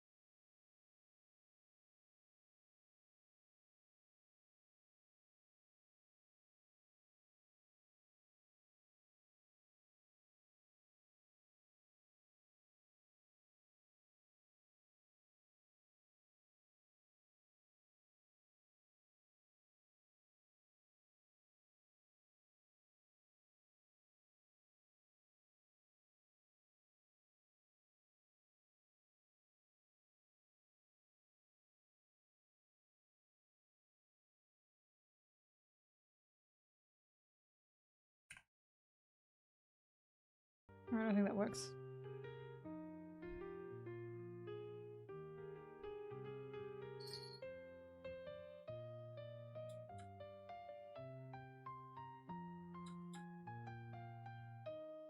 Mods ban Brigley.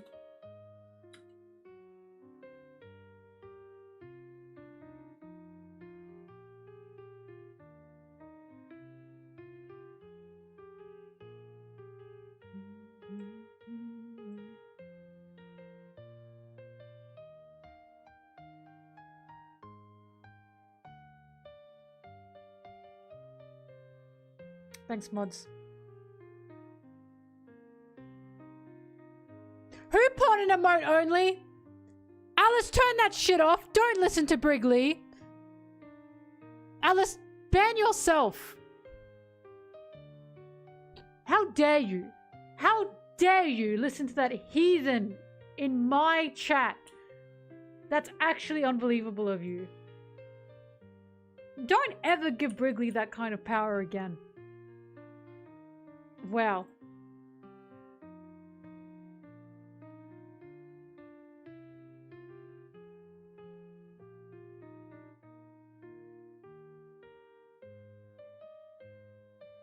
Mods, ban Brigley again.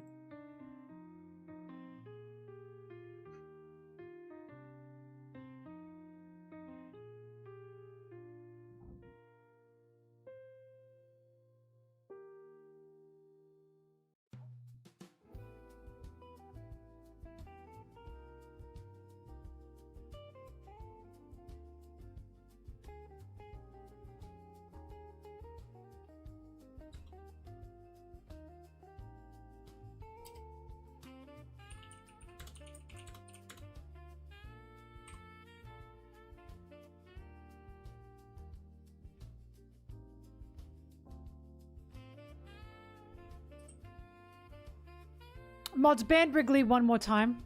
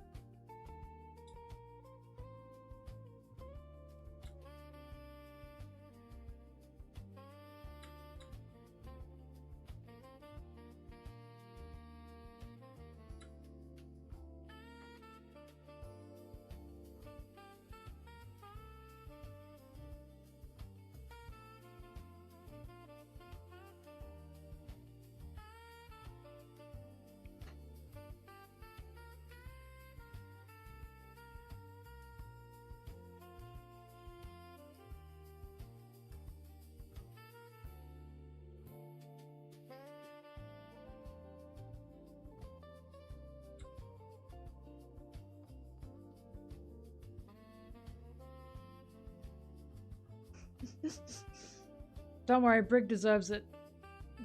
They deserves it for poking the bear. I actually do really want to watch the bear. It has interested me.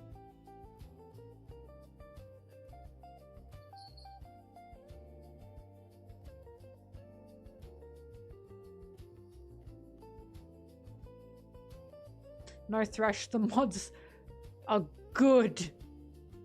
The mods are good.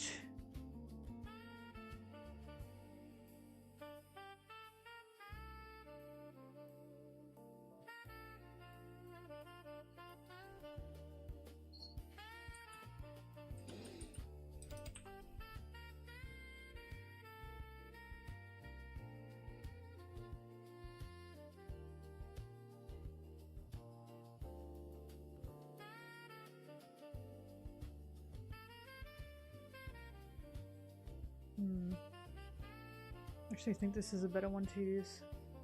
I can't really see Usopp here.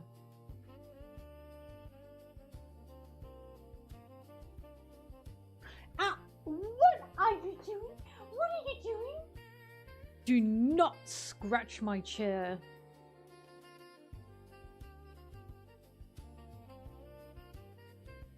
I have not seen Heated Rivalry, no. Mods ban Kaysen.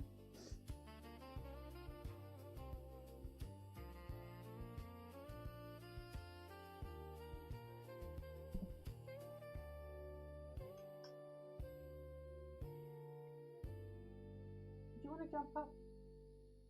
I can move that for you. There you go. You can jump up. There's some wet spots though.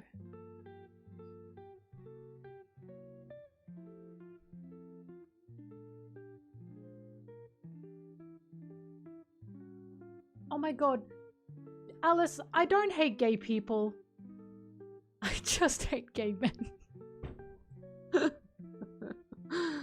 That's a joke! That's a joke. I'm pretty okay with gay men. But they're on thin ice. Yeah! Thanks for the sub.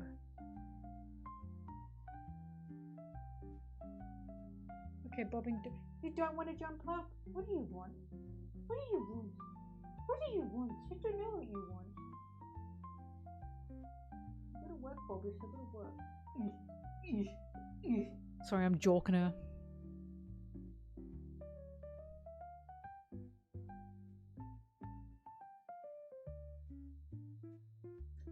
Stop doing that. Stop it. Very naughty. I guess she wants me to go to bed. On ice. Shut up.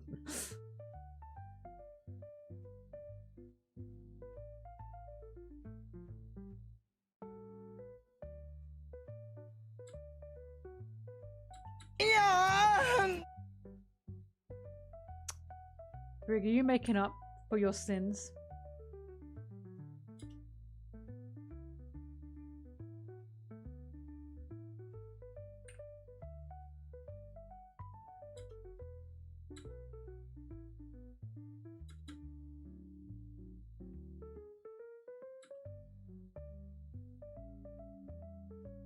I've done no wrong, they say, lying.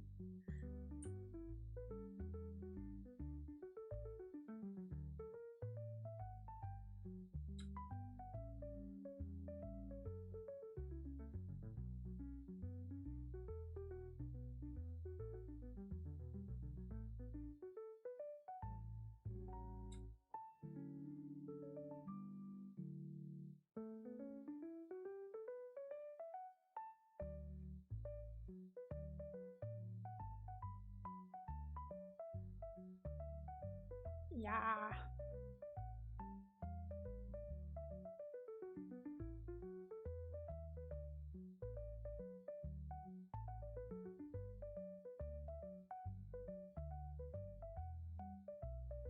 What's with the cheesy grin?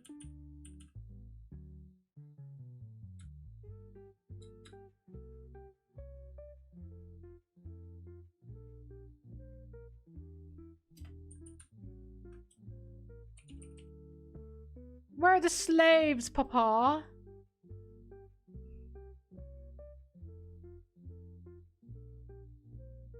Oh, fuck. It's not transparent. That's embarrassing.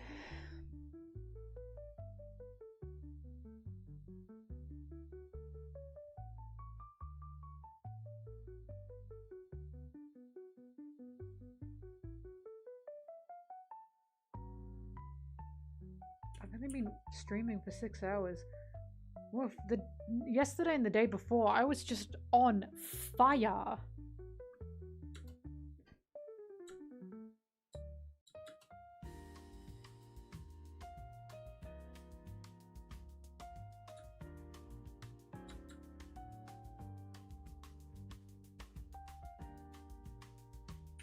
It's actually Tuesday for me.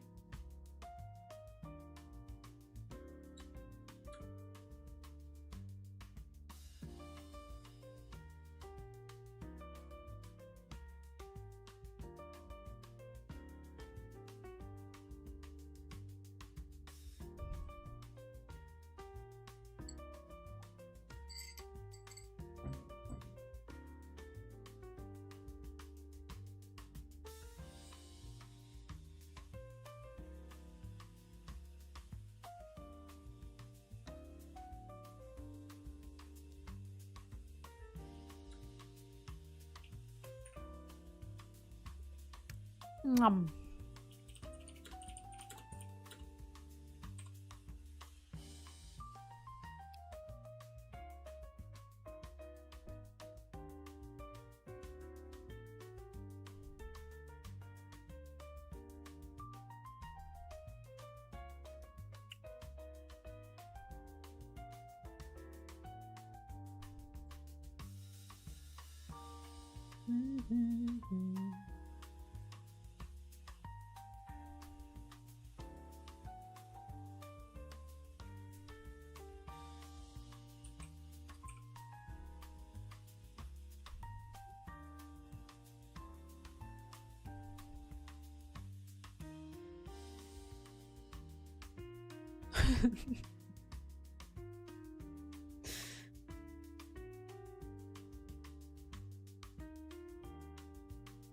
Why do I have two of these? Where's the one that I edited?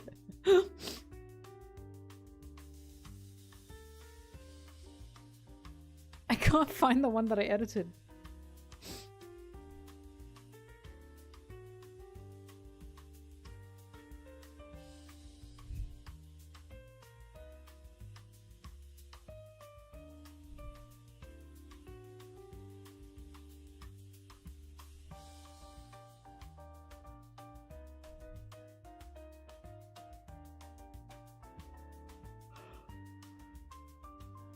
Bleh.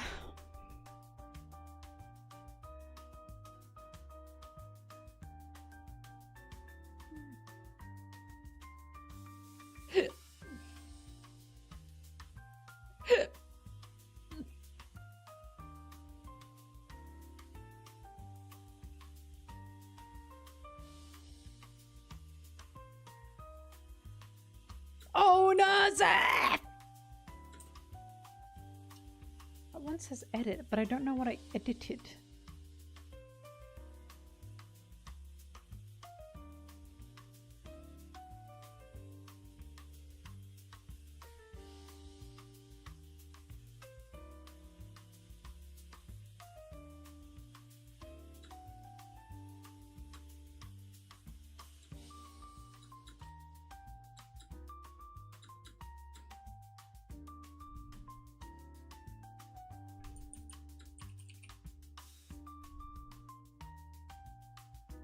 Oh, no, the edit is this. I just cut that shit out.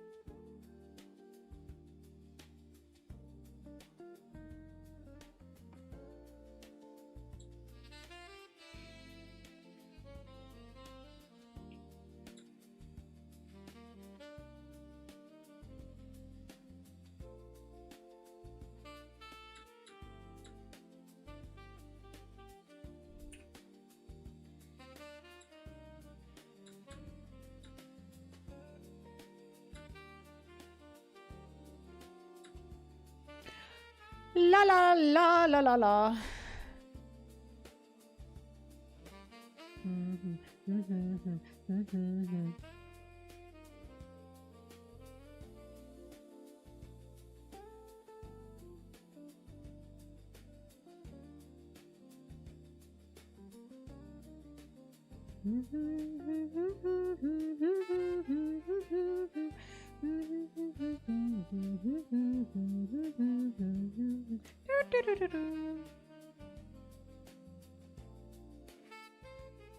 Oh, it was Bad Bunny.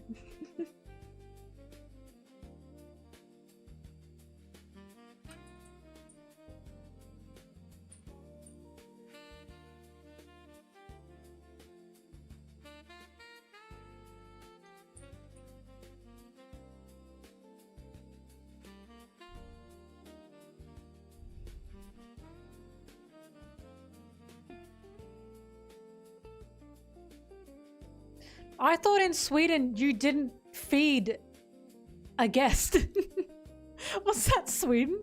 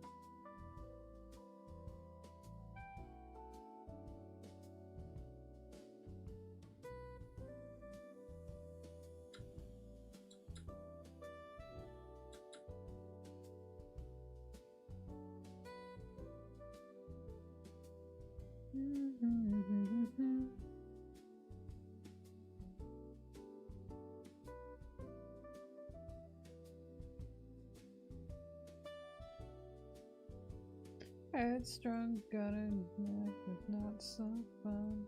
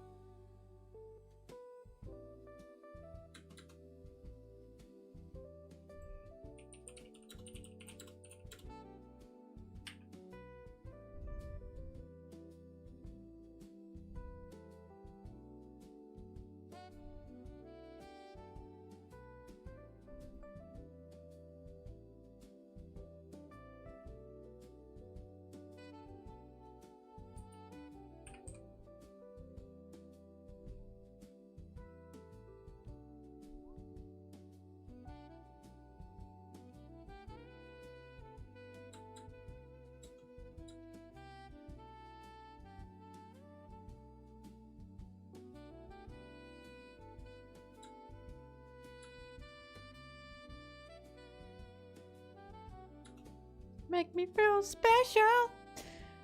Where's Photoshop? Oh, there it is.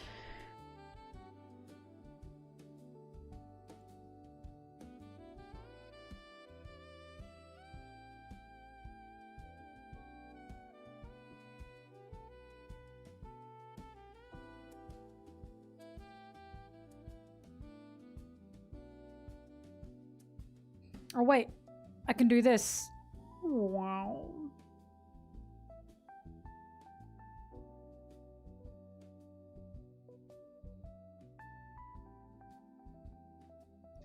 You make me feel special.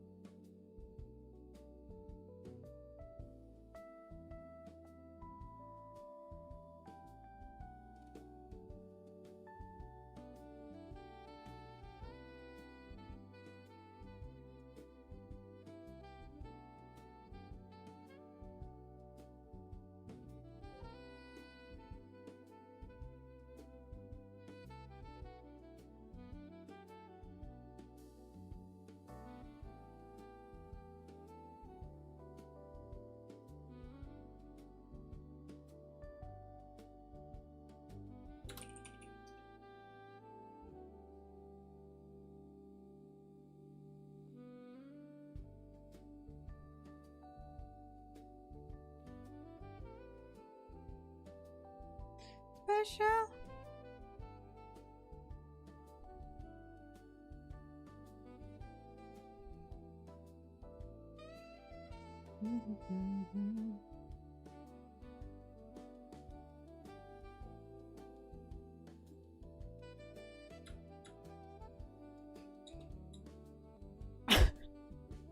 Just go to my fucking Twitch page.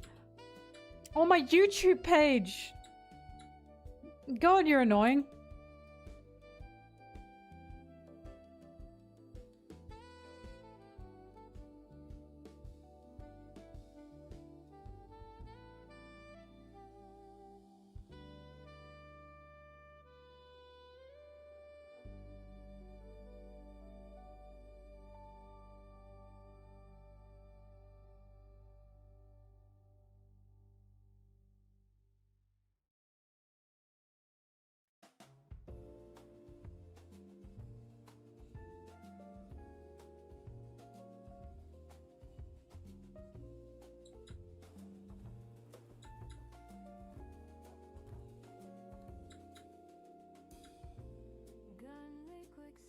Swish!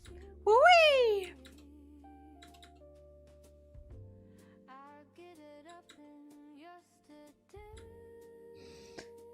Ah, fuck. I gotta redo that.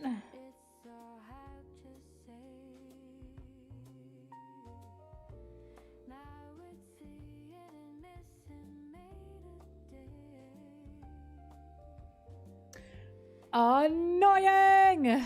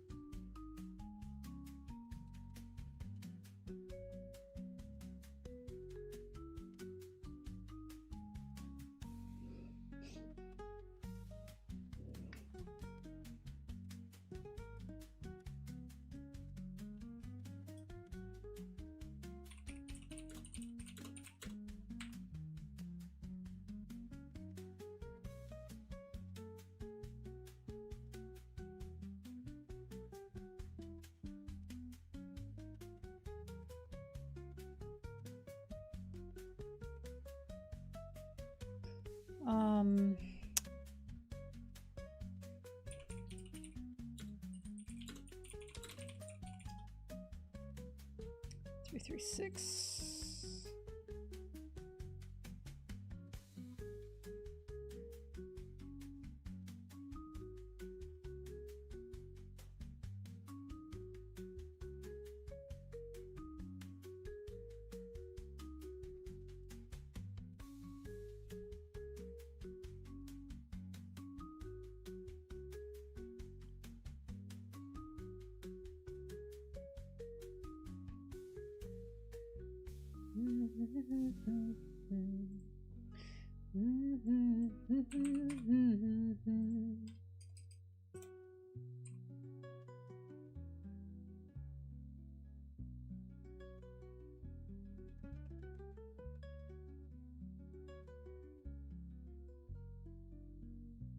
Mayhem. All we ever seem to find is mayhem. And you look like a mouse from back in 1993 when I thought my serenity was self-sustaining. And all we ever seem to find is mayhem. Frankie, manga, page 336.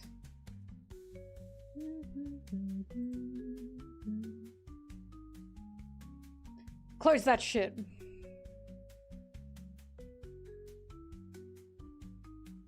Open this shit.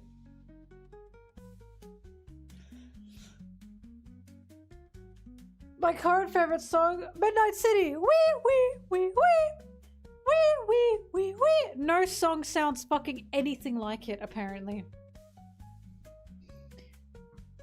All we ever seem to find is mayhem. You look like a mouse from back in 1993 when I thought my serenity was self-sustaining. All we ever seem to find is mayhem. Gnarly. Fried chicken, gnarly. Party in the Hollywood Hills. This song, gnarly. Oh my god, what is it? Oh my god, is this real? We've got sorrow behind our eyes, and we look so good.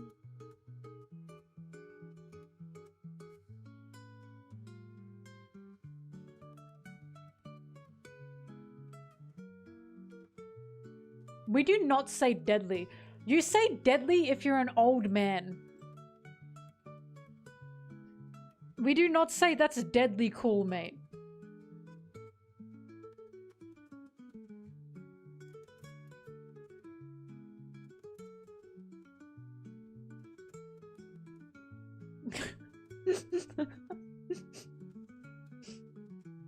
Okay.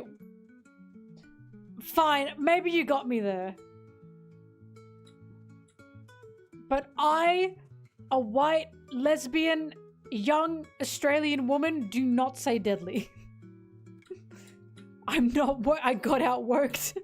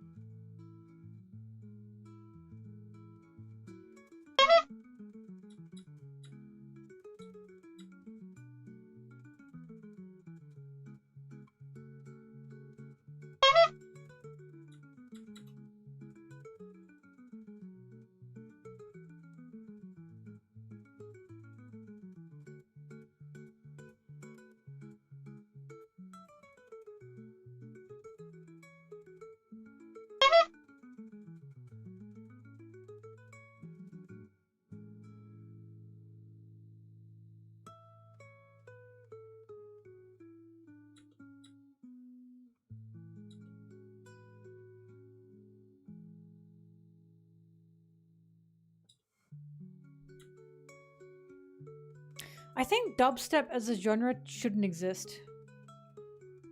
It's just too scary. It's too loud and it's too scary. I don't think we need loud, scary things, you know? I don't think we need chops on my box, boys. Chops on my boss, boys. Queen Rowdy. I just don't think we need that. It's just too scary.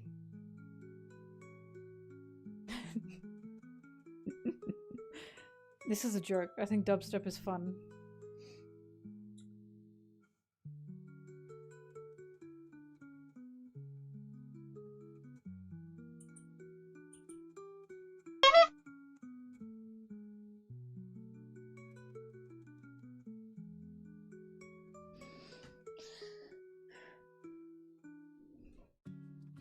You like it for running? You want to run fast? Here's what you do. Run at night. If you're a man, which I'm just presuming. Run at night, put on the Silent Hill soundtrack, and see how fast you fucking run. Sorry, the Silent Hill 2 soundtrack.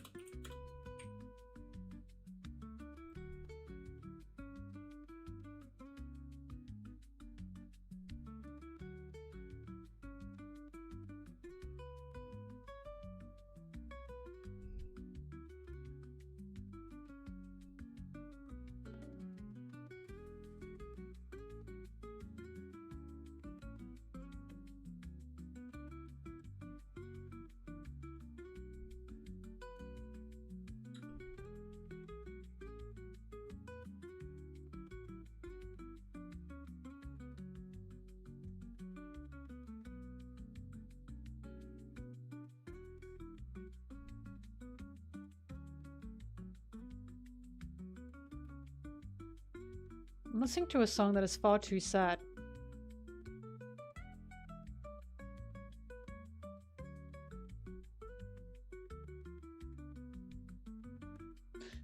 It's my favorite of my eyes.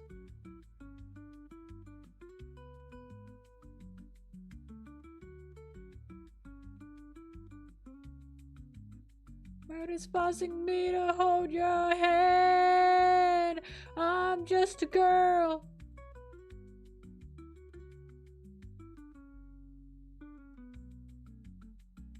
I'm just a girl.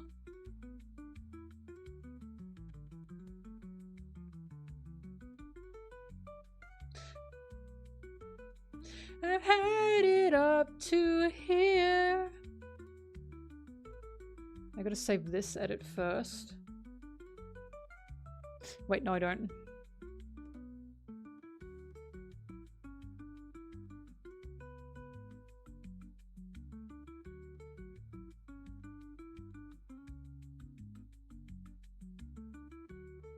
I'm just a girl.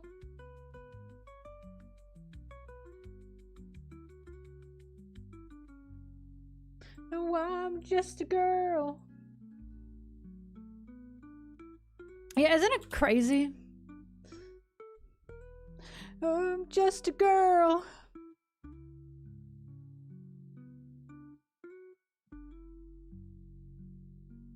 I've had it up to here.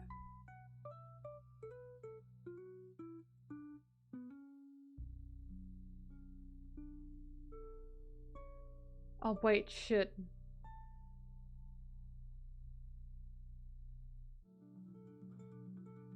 No, that'll do.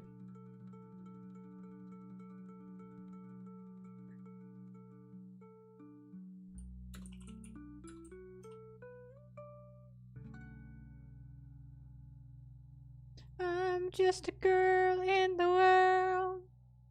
That's all that you let me be.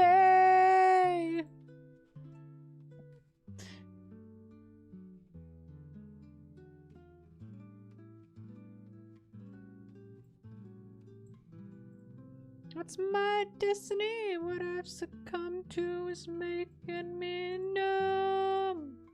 I'm just a girl. Whoops.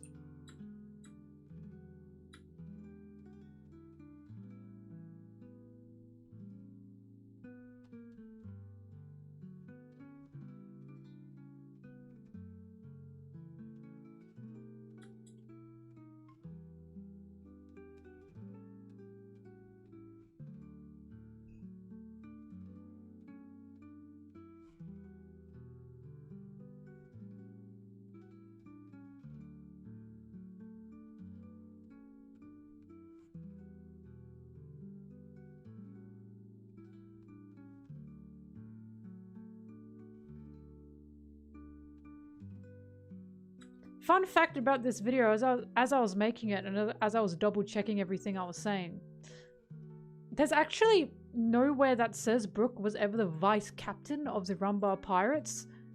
He just one day became the new captain.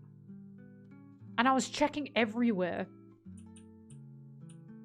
It's never said that he was the vice captain of the Rumbar Pirates. How crazy is that?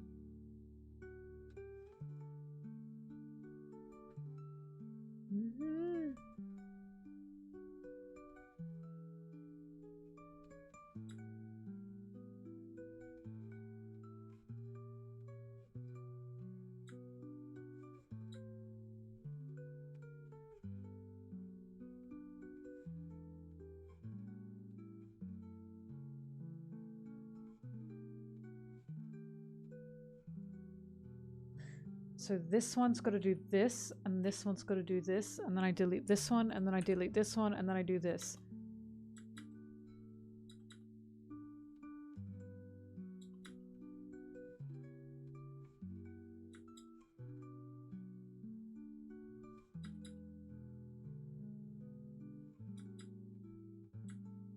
Damn it. It fades too fast.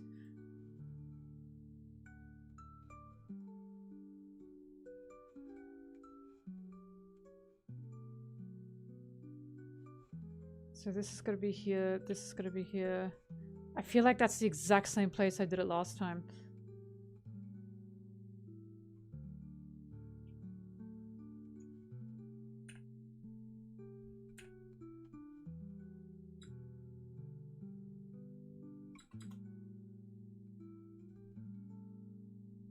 There we go.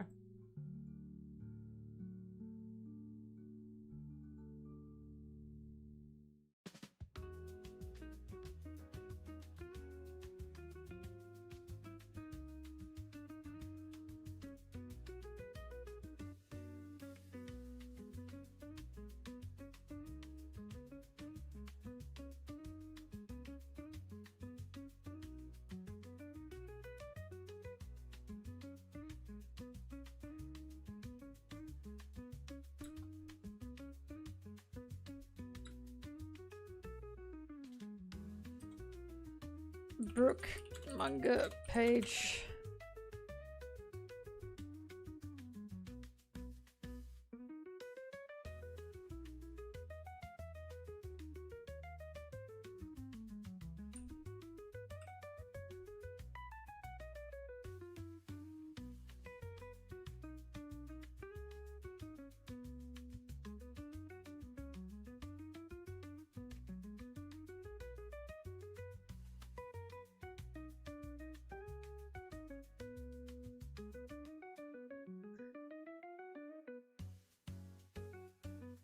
Let's go to 487.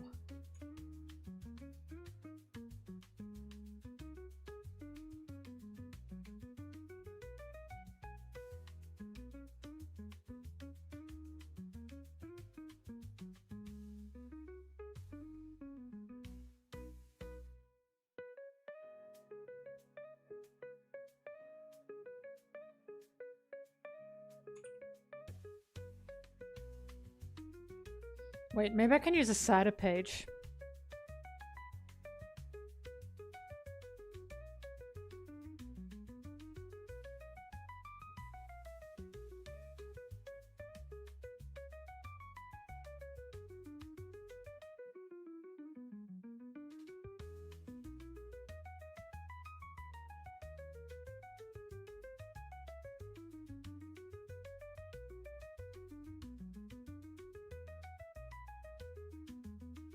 Yo, I just got chills. I'm looking through the page of Brook with his crew as everyone dies as he plays piano. And I was like, I'm gonna put in a sad page, and then I just got chills and I feel like crying. Never mind. I'm too evil, I think.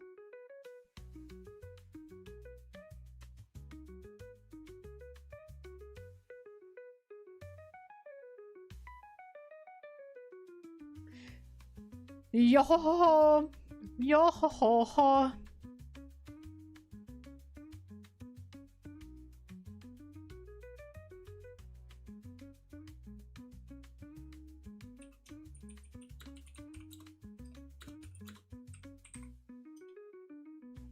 $847? Oh my god, it's 487. Holy fuck.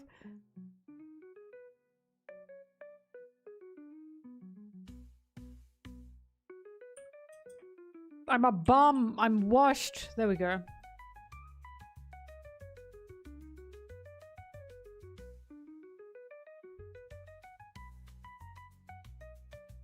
Yo, yo.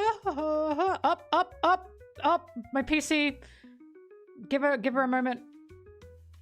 All right, there we go.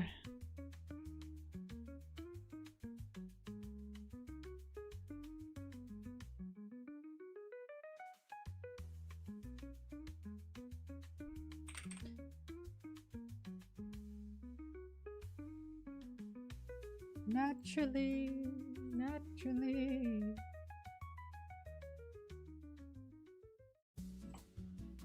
Oh, my frog eggs.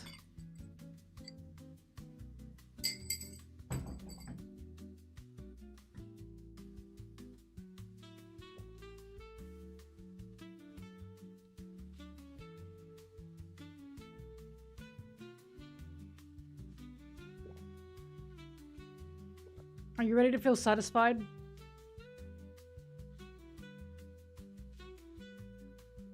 Ooh. Ooh, yeah. And you ready for this one? Ooh. Yeah.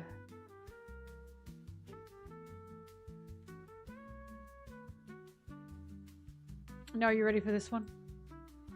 Oh wait, this one's gonna be a bit tougher. Whoa.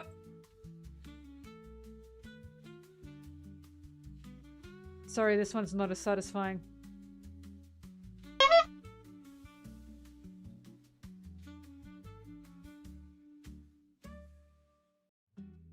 There you go.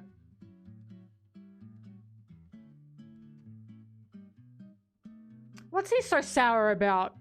Come on, man. Turn that frown upside down. Surely your life ain't that bad. Right?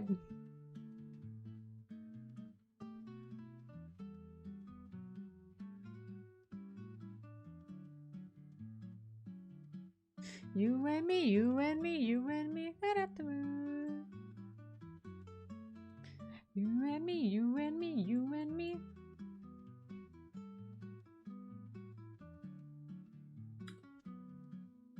I'm making sure.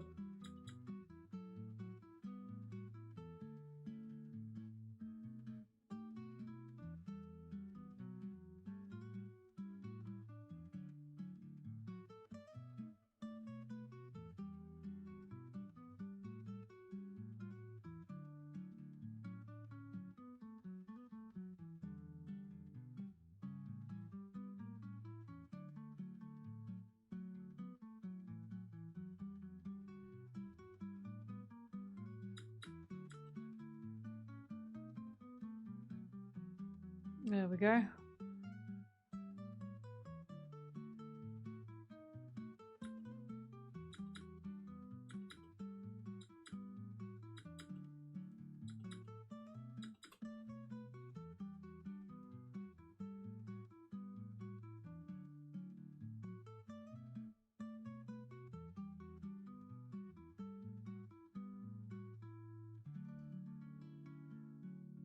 So Bucky, that's crazy you say that when we were just talking about dangerous foods that you can eat like a day ago.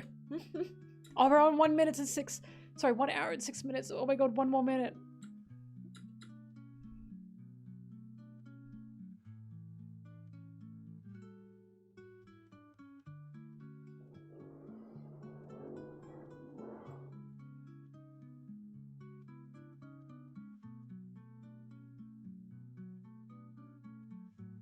So Bucky, it's incredible that it didn't dissolve in your back throat.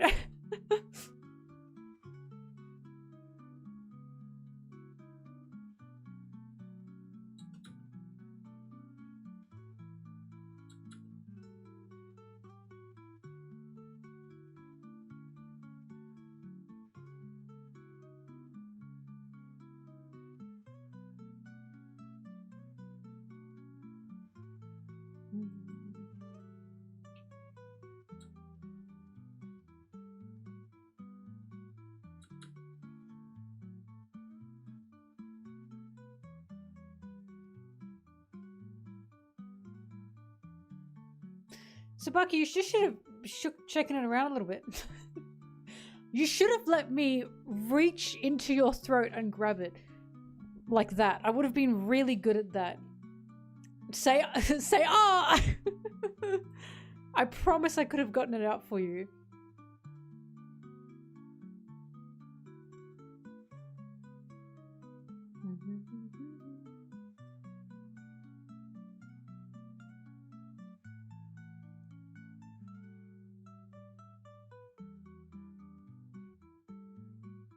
Kept moving around. That's so evil.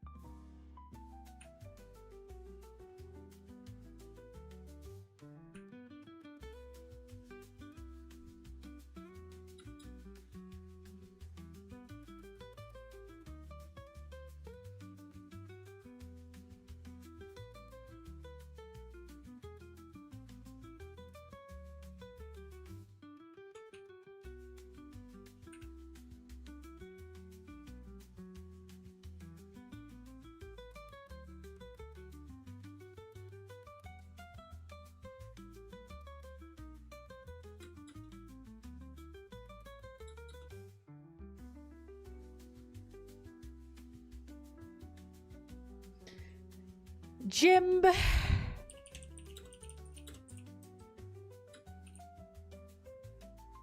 Jinbe.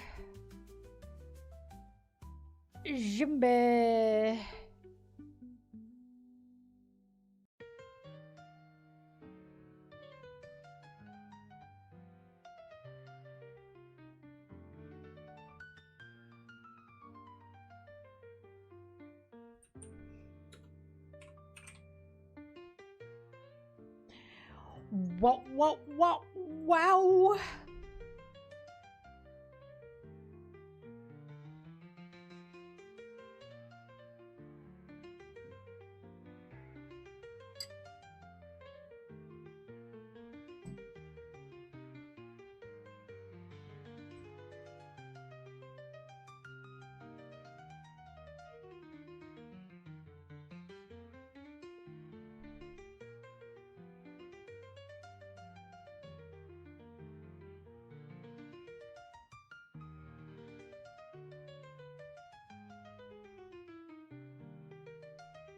Oh my god, guys, say something that would have gotten you killed if you were a 18th century Victorian child. For me, it would have been when I got glandular fever when I was 12. No, I mean medical-wise. Okay, ignore the social... ignore the social problems. Medical-wise. I got tons. No, my appendicitis. Fuck. My appendicitis when I was 6. That definitely would have killed me. If I were a poor Victorian child.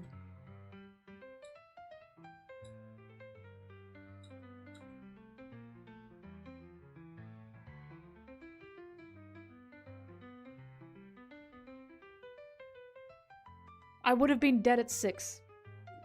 If I were not in this current century, that's for sure. Born with 1 kidney. Oh, mate, you would have been gone from the get-go. You would have been sent to the mines immediately.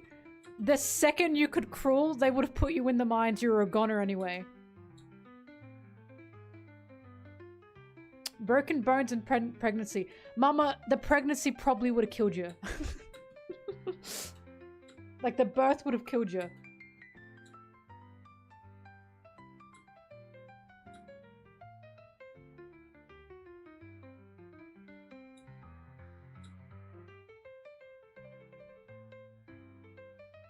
Wrath, are you American?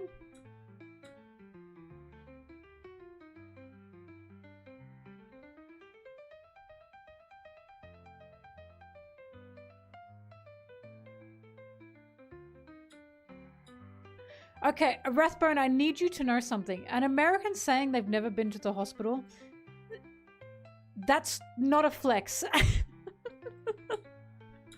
That's not something that I'll be like, oh, you're a beacon of health. Because to the rest of the world, that doesn't read as you being a beacon of health.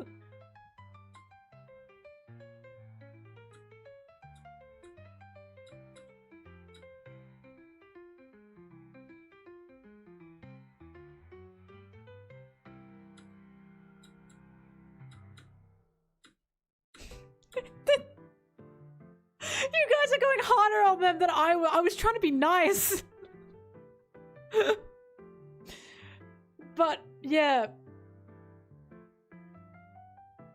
It is more of a concern to a non-American when an American says I've never been to a hospital.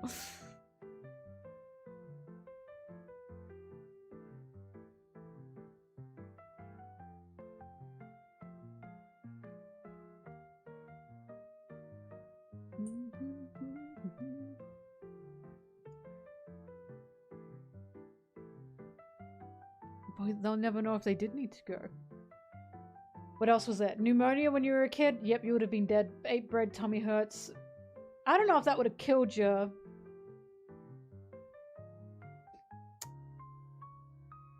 Alright, I believe you, Rathbone. But I fear. Premature baby, you would have been dead. Tsubaki, you would have been 100% dead.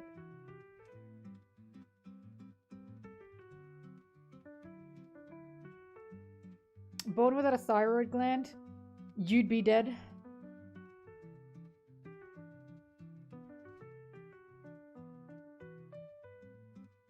Post-mature baby.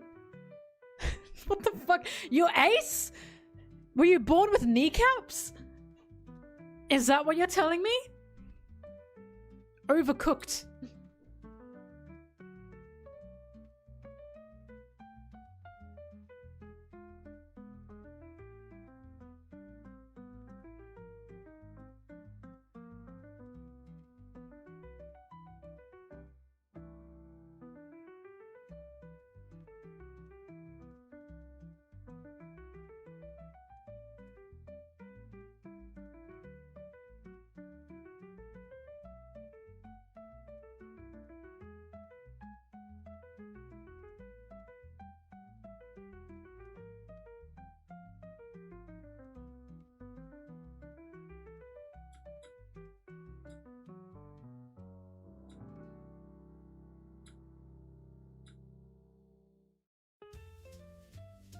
Almost took my mum with me.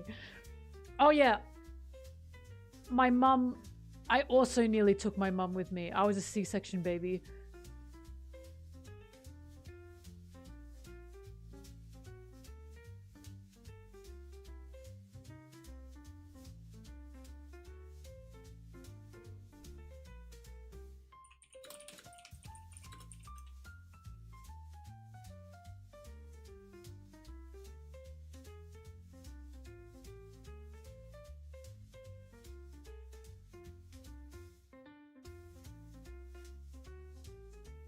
Died at birth, refused to be born. Yep. You would have been dead. Lots of us would have been sent to the mines as children.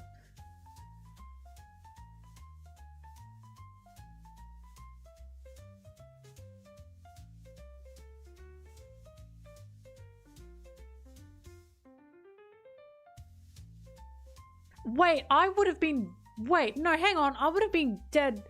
I would have been killed before I was... while being born as well, because... I had to be ripped out by C-section. Because of... I think I was sitting the wrong way or something, so that I wouldn't have been able to get out. Never mind. I would have been dead. I wouldn't have been even sent to the mines.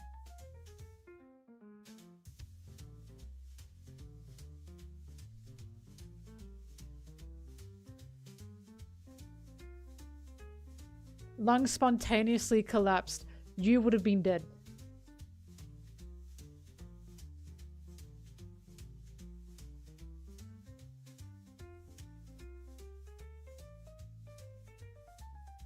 The mines are a punishment.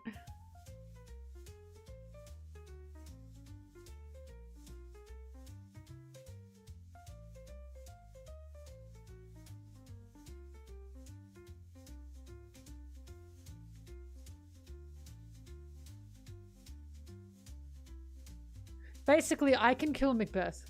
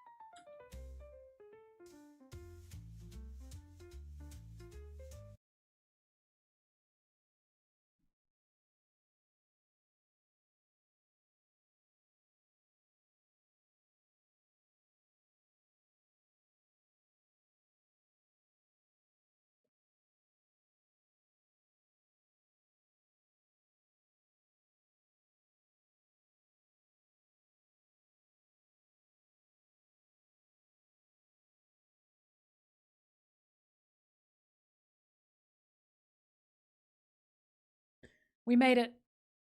I made it. I made my quota. Wow, I made it a lot earlier than last time. So it's been 7 hours. So tomorrow, this should be done. I should get it done. Oh, all right. Look at all that. Oh my god. Fuck. Okay, let's do ball game.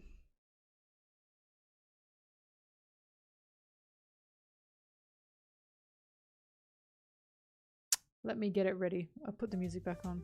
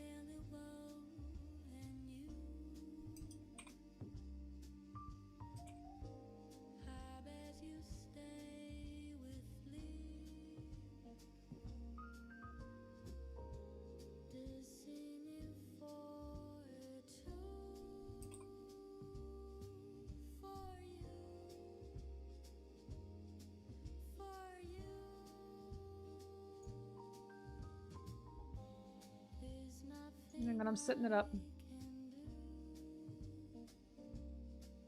Bull game is being prepared. What the hell?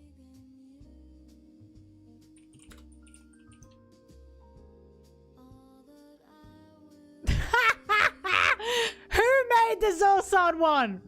Who made that one? I feel like every time I do bull game, someone's added a new one. It's between Zolsan bull game and the new Sanji bull game. Who fucking made this? Who made it? Who made it? Mary, was it you again, or are you innocent this time?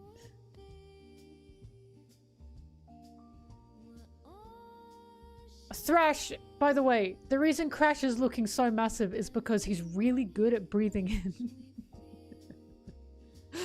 Kason, it was you. Was it really you? Sorry, Crash. I can't help it. I have to make fun of you. You look great.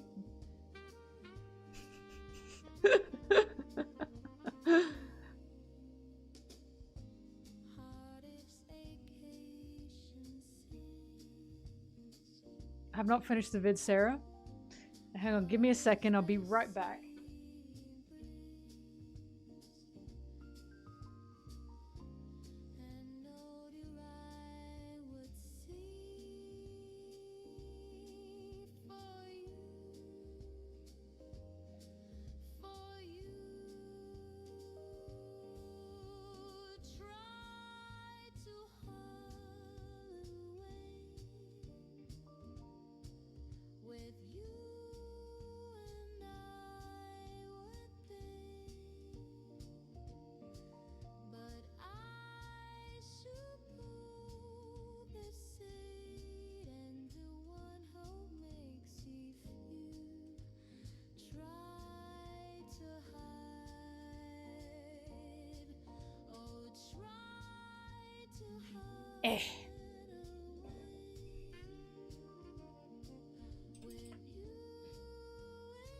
Hang on, I'm preparing Zolsan Ball.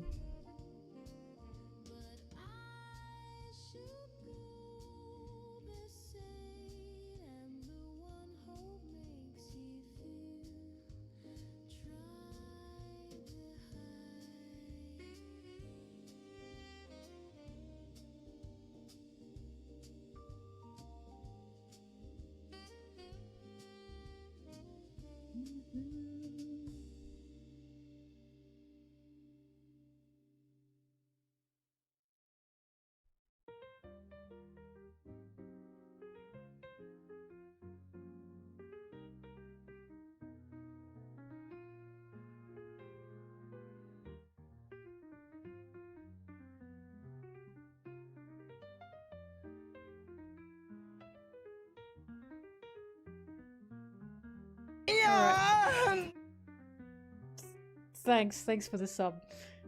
Sorry, look, I give Crash a lot of shit. Crash, it's because I value you as a friend. Alright. Let us begin. Oh fuck, you can't see him.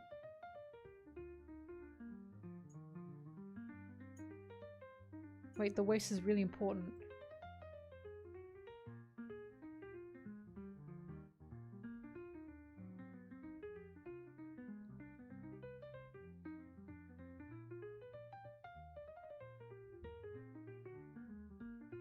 Sarah, it's ball time. There we go. Let us begin. Oh wait, hang on, I gotta move this so you guys don't get blocked. Alright, the smallest ball is Zoro cabadoning Sanji. I know that art. Kason, was it actually you?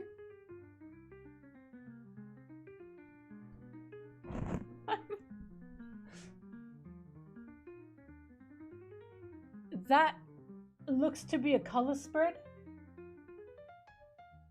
I believe that's a color spread of Sanji yelling at Zoro.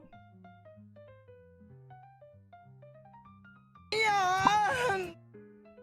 Thanks everyone, thanks. That's the sweets color spread where Sanji's grabbing one of the chocolate sticks and Zoro's grinning. Thanks for the hype train. Yeah! That's the water one where Luffy and Nami are feeding a... No! Nami is feeding Luffy a banana. Sarah, why do you hate my whimsy?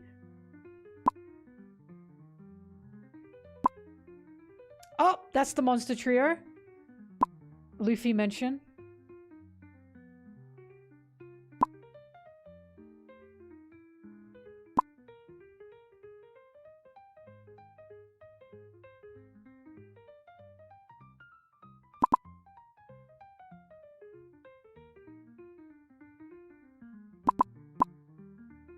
Oh, that's Sanji making fun of Zoro and the haircut color spread, and he's like, you should get that one, haha. Hang on, I gotta work on this.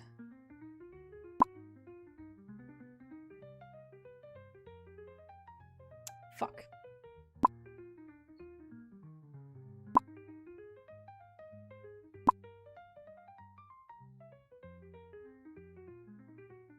Squeeze in, you bitch. There you go.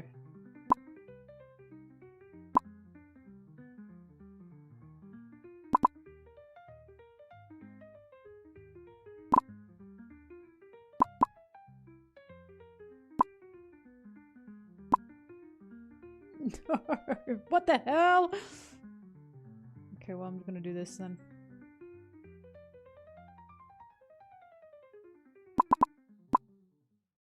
Oh, that's them riding cars.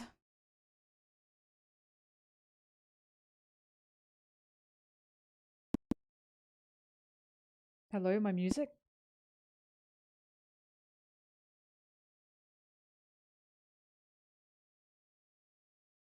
Put on a new one.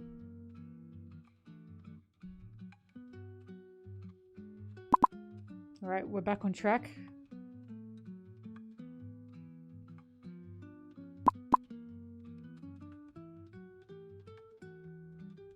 Oh! For fuck's sake. I lost him.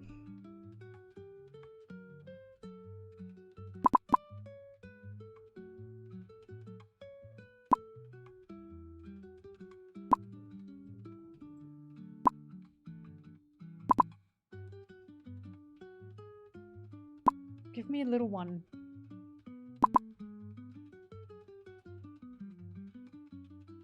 Sarah, are you still here? Oh.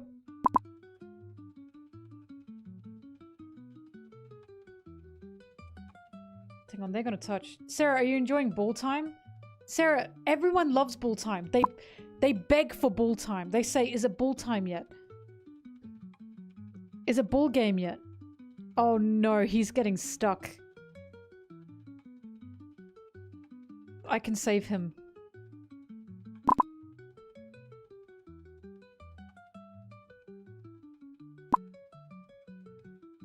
I do feel like I'm babysitting you guys when I play this game, I'll be honest. I've lost him.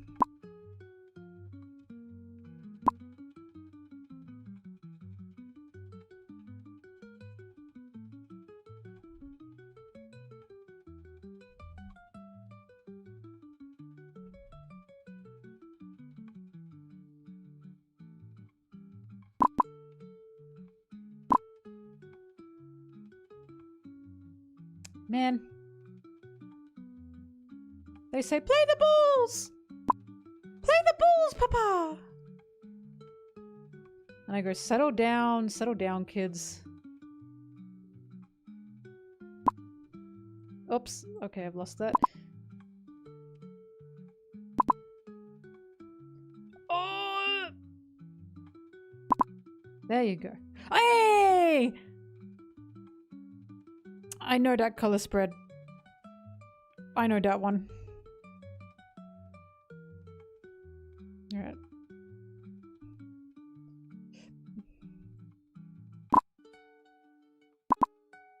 Oh. Wait. Yeah. Saved.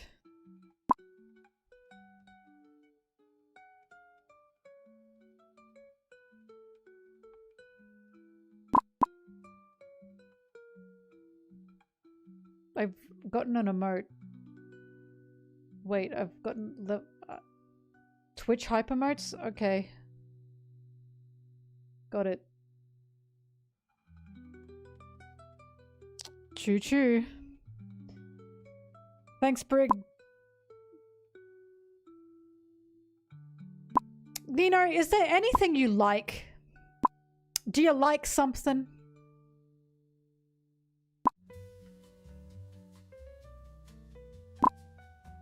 Oh, come on. They're about to touch.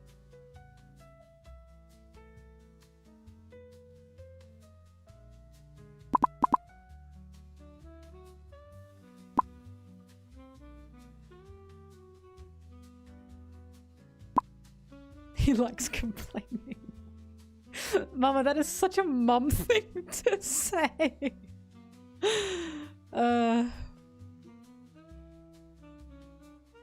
Yeah, that's Sanji's little waist.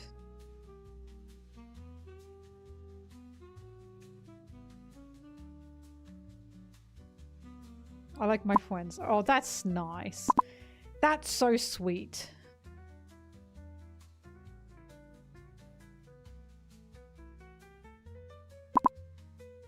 Ugh.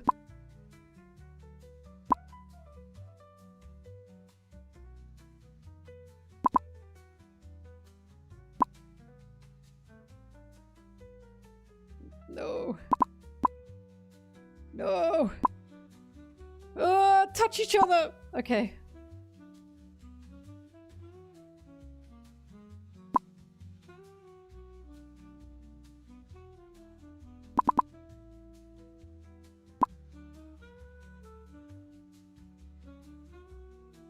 Come on, you're enjoying it, Sarah. I can feel you are.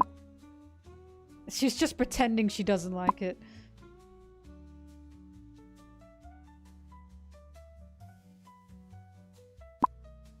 What? Wait, they're gonna touch. Hey.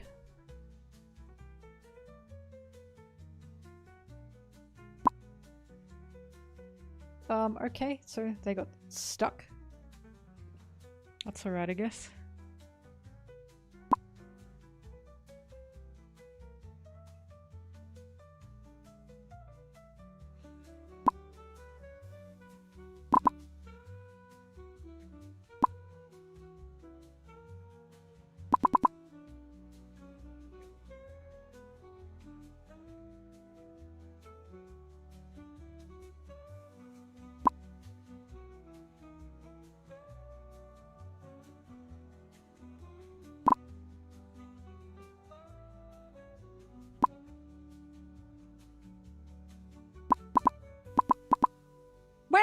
Cocking!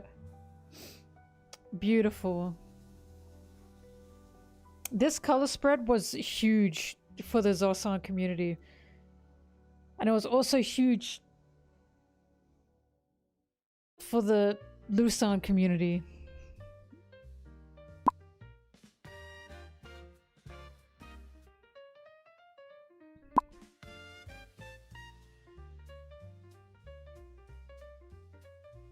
They said they changed...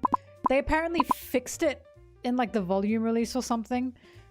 They changed it to cooking. Why would you do that? I am of the belief he did that on purpose. Keep it as cocking.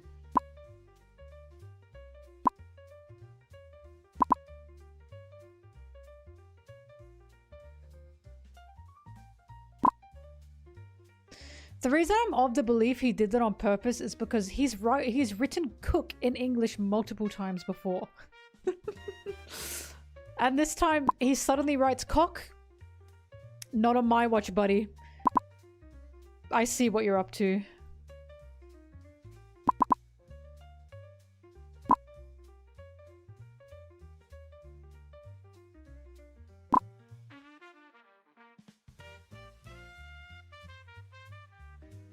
It is much funnier.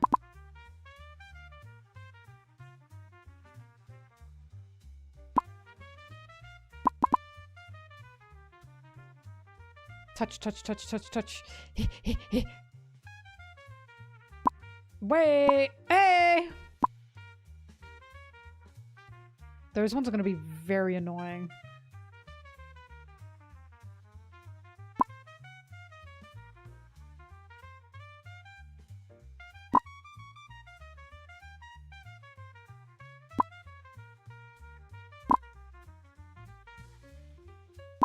Oh, thank God.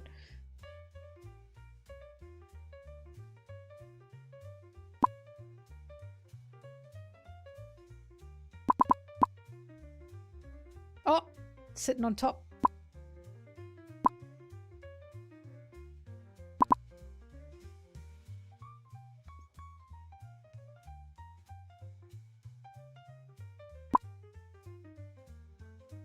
Up, up, all right.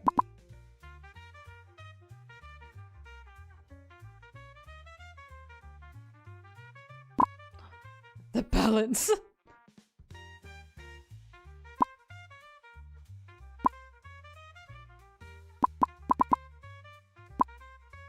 Yeah! Oh, well, that's okay.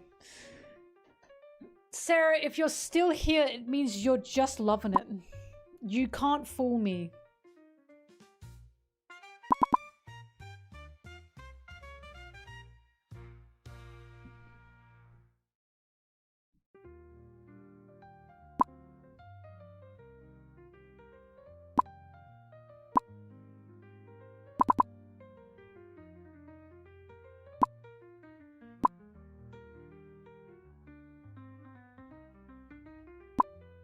No, you bitch.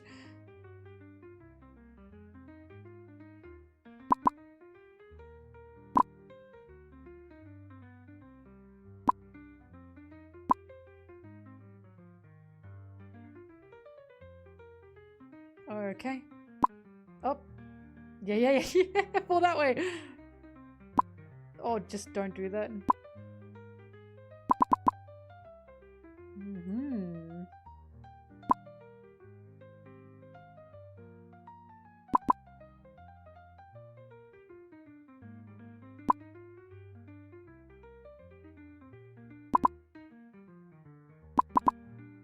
Yes. All according to Keikaku.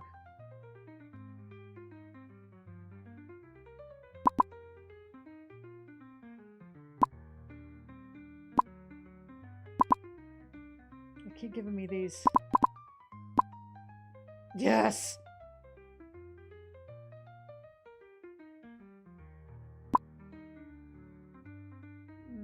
Over here.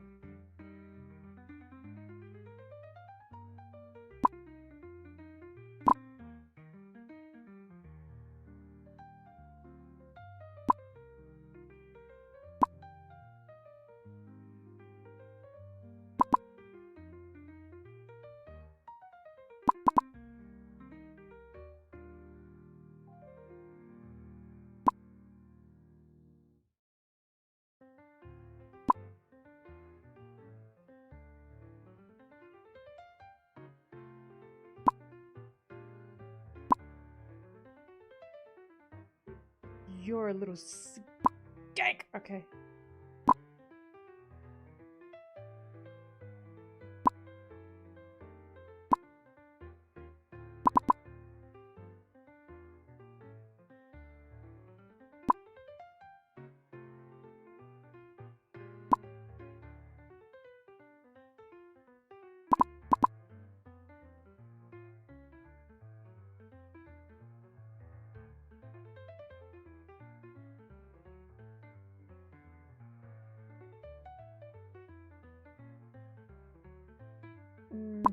Okay, yeah. Yes. Oh! Ah! Okay, safe.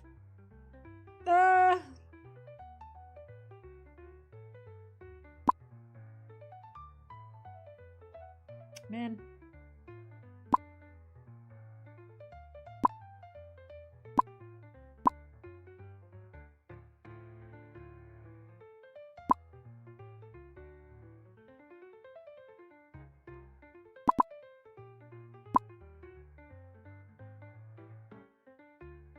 No, don't do that. Fall the other way. Yes!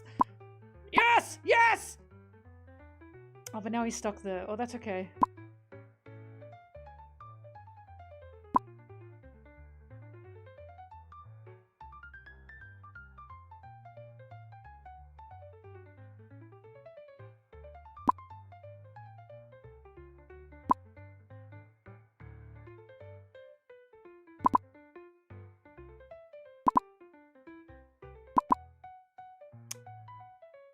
Darn.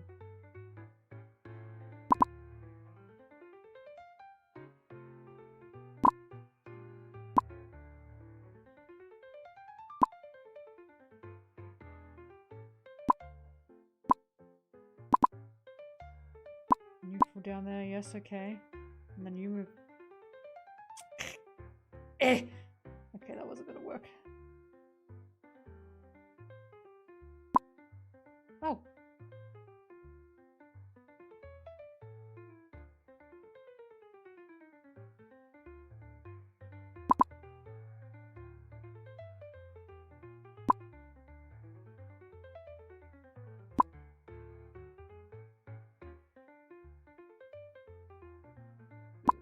Oof.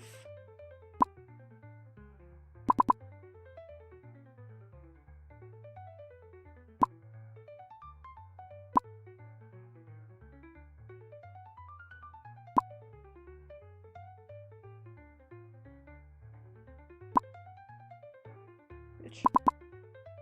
Just evil. Evil!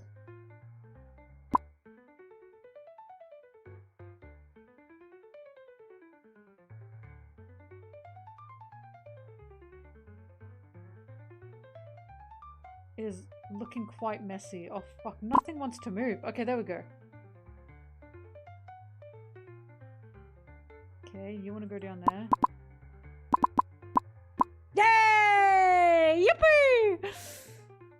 All according to plan. Those can fall in. Hang on, I'm waiting for everything to shift. Those are going to touch each other. Okay.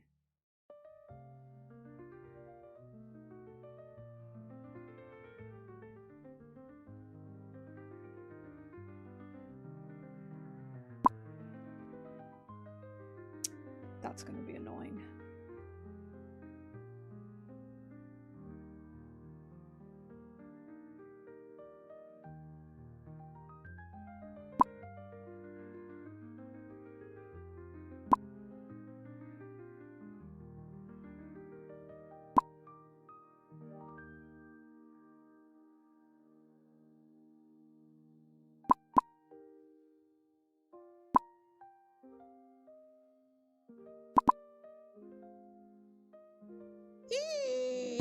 There we go.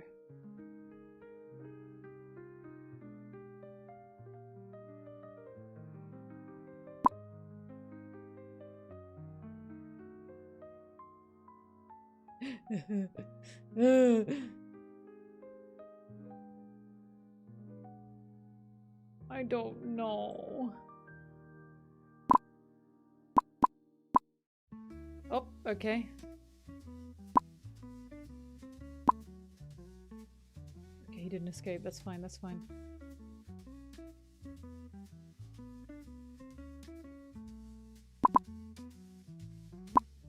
What the— ah! That was not meant to happen.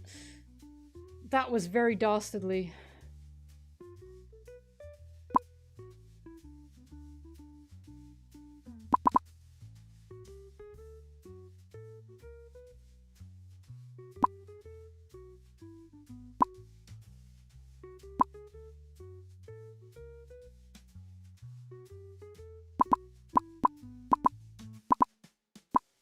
Okay. That was definitely what I wanted to happen, and I planned that.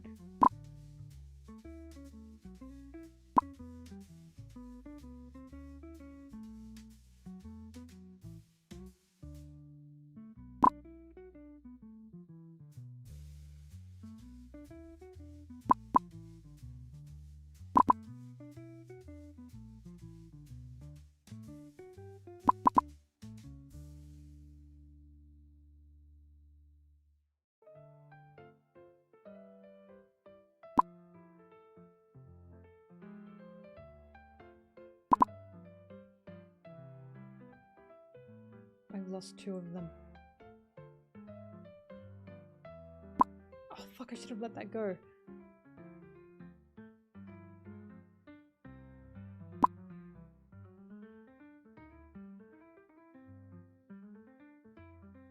How am I gonna get that down there? I'm not gonna be able to. There we go. Oh, touch. Eh.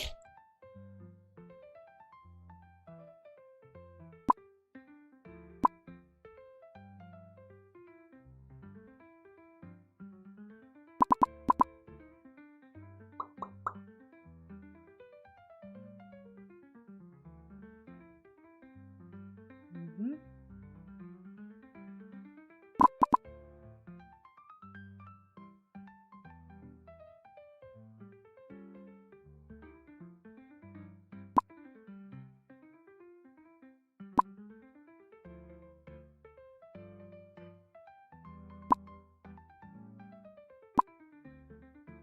Nope, that's good, that's good.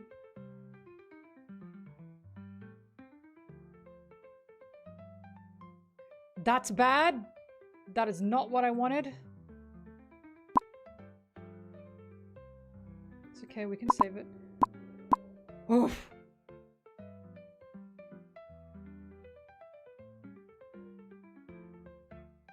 No, no, no, no, no. No! Oh no, that's fine. That's good. Yay! Alright, that's good. All according to plan, all according to plan. Trust. No, you're not meant to do that. Oh, you weren't meant to do that, you dumb bitch. Ugh.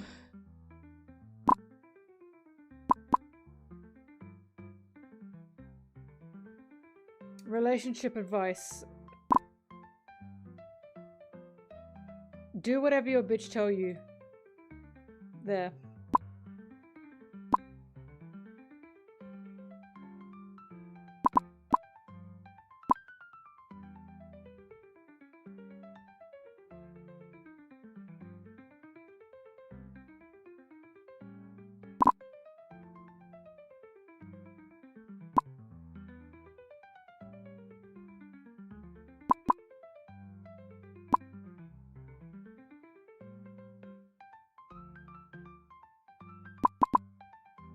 Ooh, touch. Whee! That's getting a little dicey.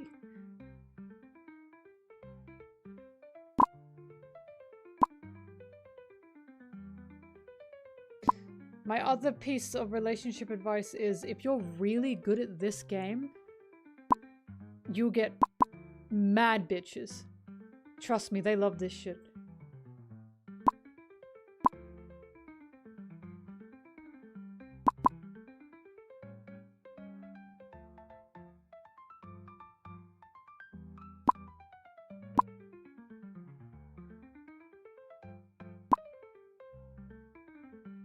Evil. Okay, there we go. I'm now stuck. Maybe I can save that. Oh, no, I can't save that. But I'll try. Push, push, push, push, push. Push, push, push, push, push. Oh, that's so annoying.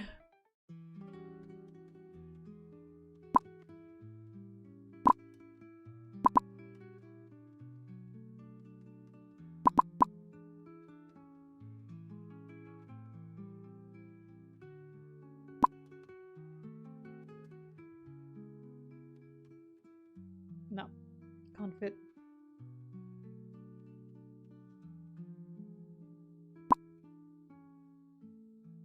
Why did I do that? I had a little perfect thing there.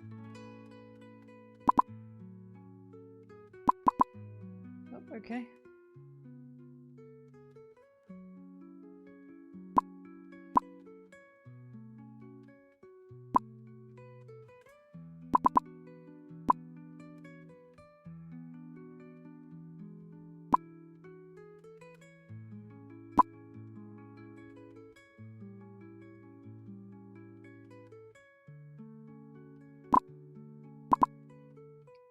Fall the other way. Good.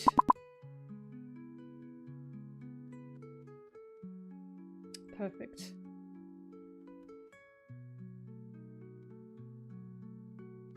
They really fuck you when they give you just tons of the big ones, don't they? Okay. Man! No, no, no, don't vanish, please. There you go.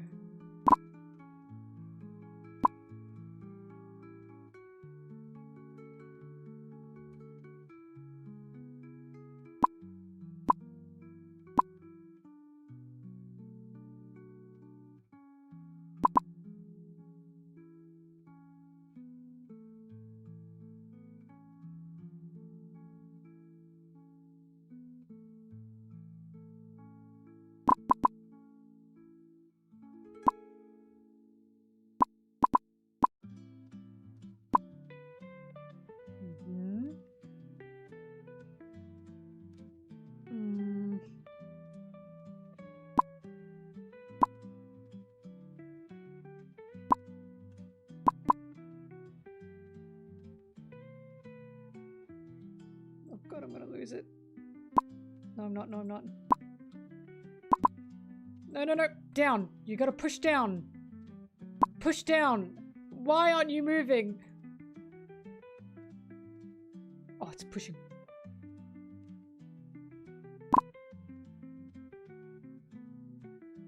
Down. Down. Down. Damn it!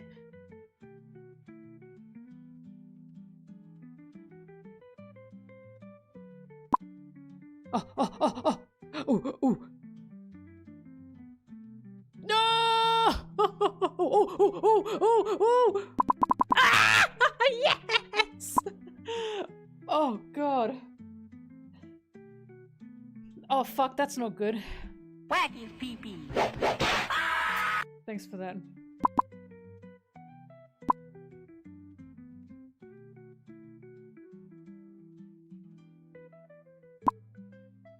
Ooh, ooh.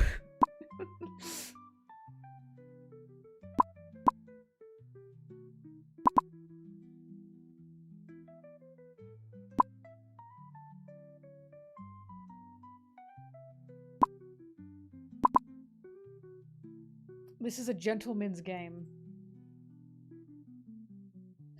A gentleman's sport.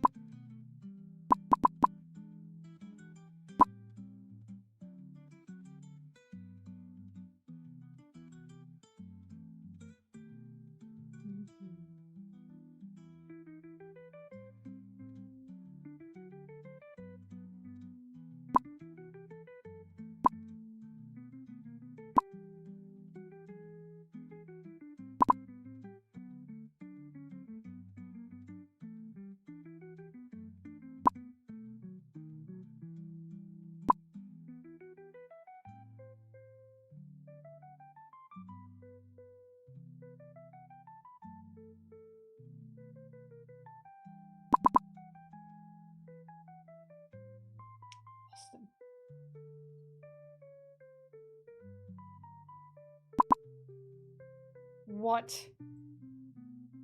That's ridiculous. That's just ridiculous. They are touching. There we go. Goodness gracious.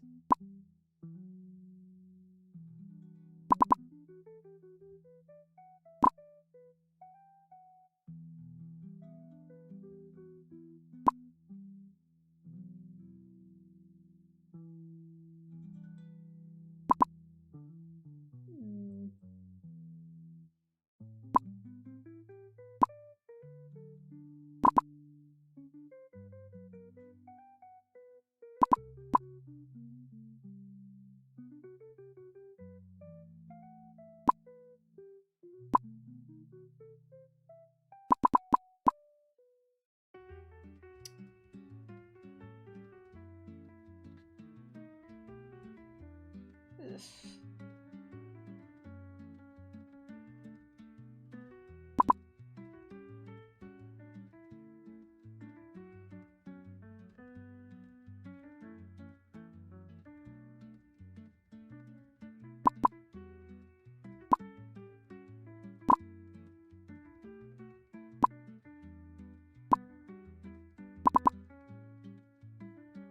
Yeah! Okay.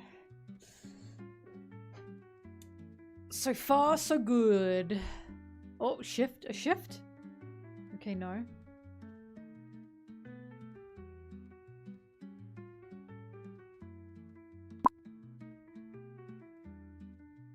Oh god, oh god.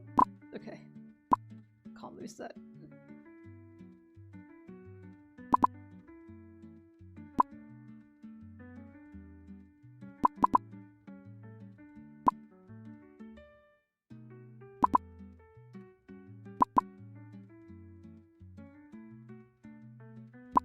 You two touch, you evil bastards. What if I do this? Oh, okay, there we go.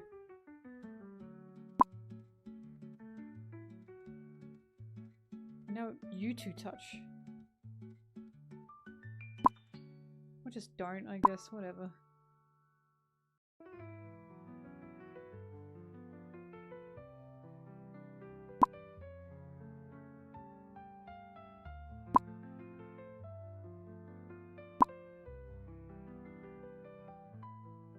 Oh, nearly.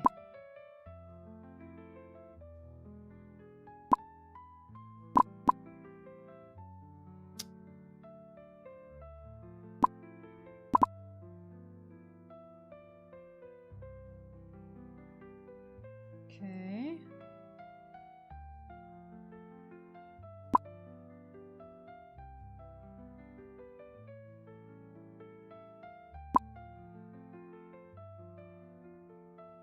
God, this is a dastardly game.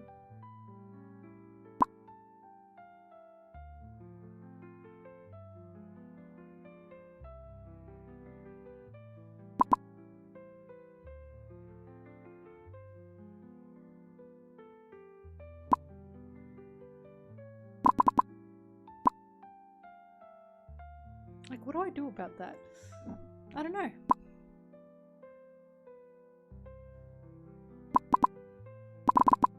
Yeah! What is that? Who edited that final image?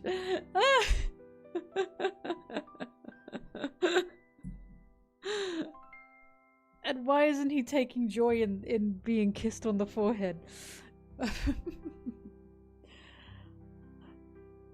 God. Beautiful.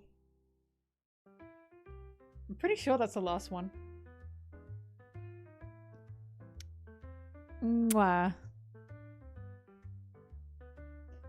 Gorgeous.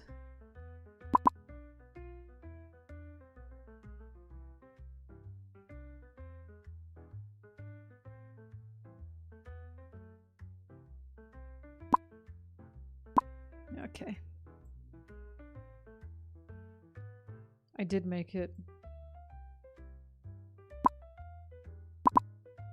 These are like saw traps to me.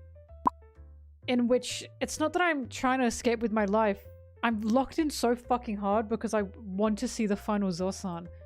And I did it. I'm pretty sure that's the last one.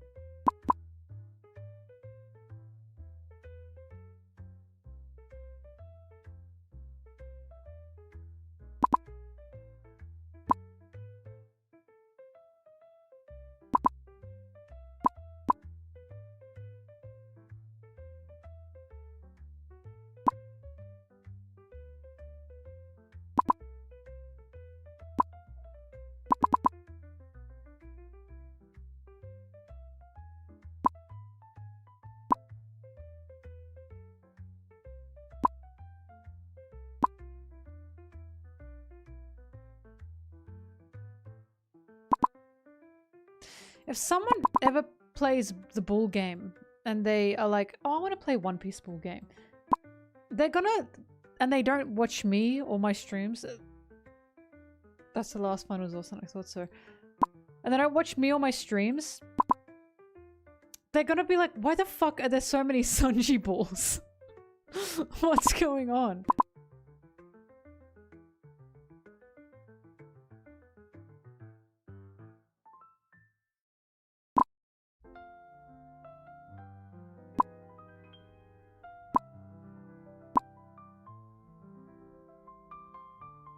Oh, what? What the hell?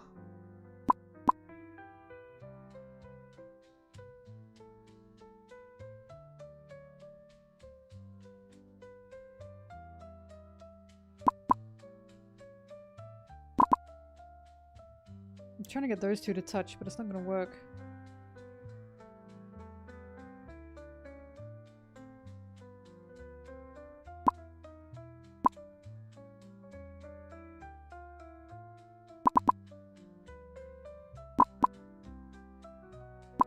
Yay!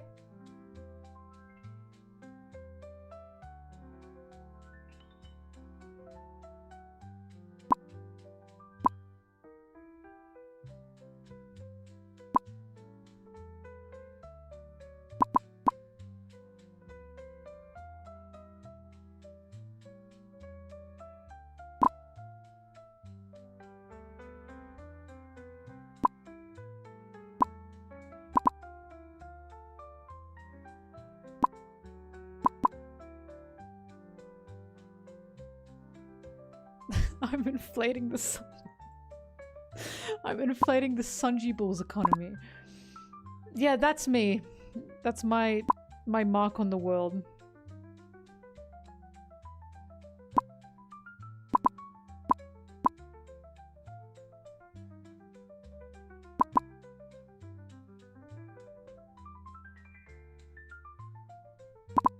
Balls are so cool.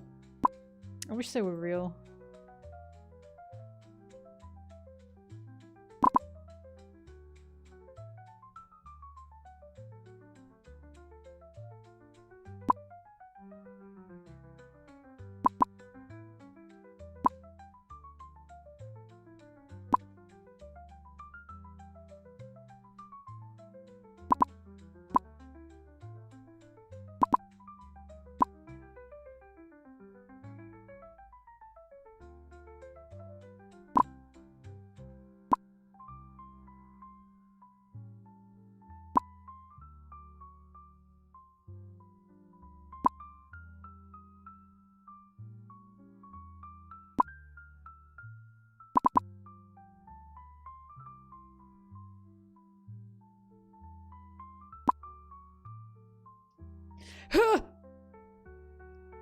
Ridiculous!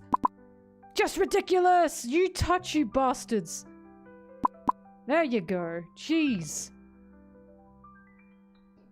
Jeezy kableezy. Oh, I lost him.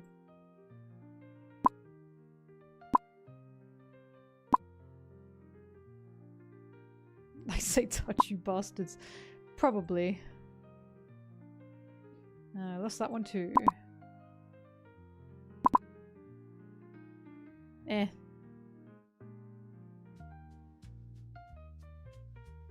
Oh, touch. Yes.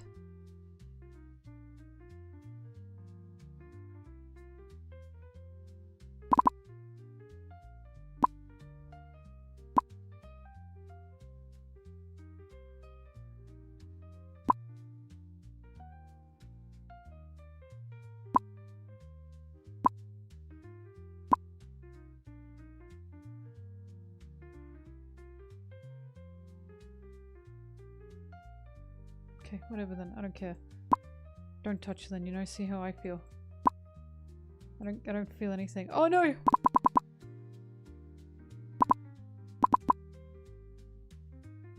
It worked out. Hup.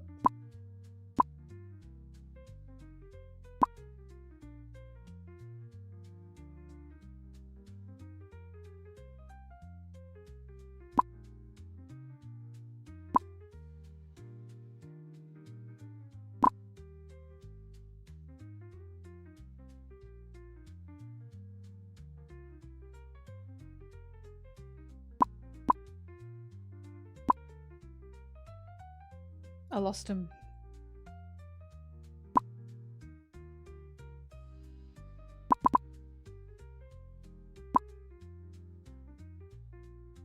Oh, I lost him too.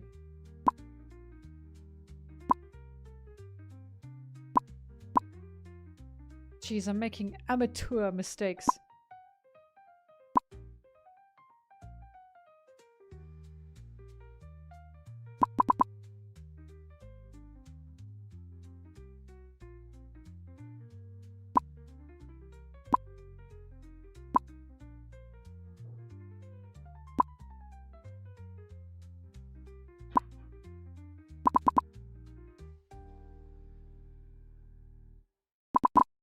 Whoa!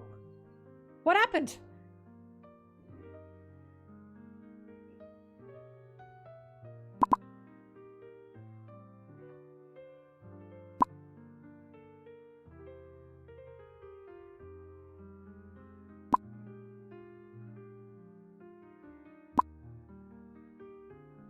Oh!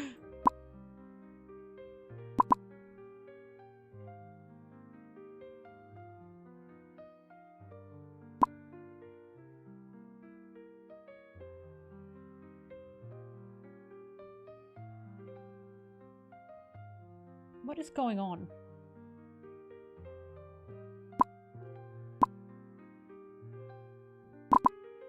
Okay, fuck, whatever. Oh no, wait, I can still save that.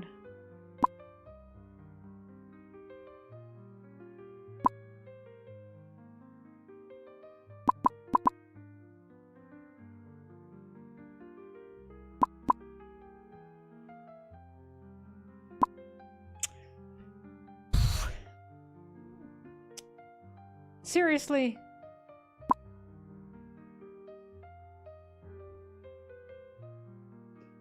Well, oh fuck, it was moving. I should have just let it move.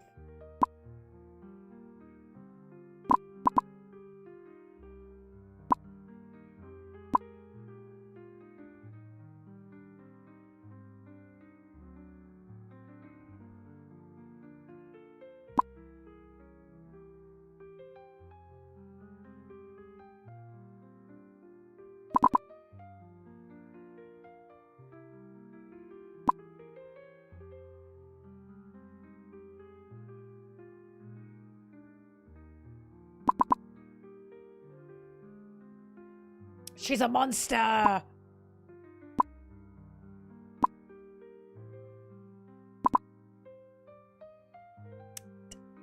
got greedy! Oh! That would have been perfect.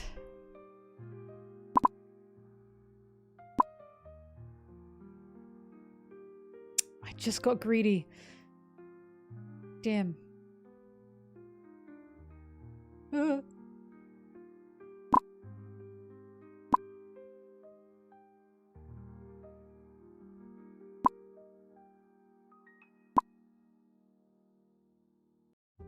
That's scary.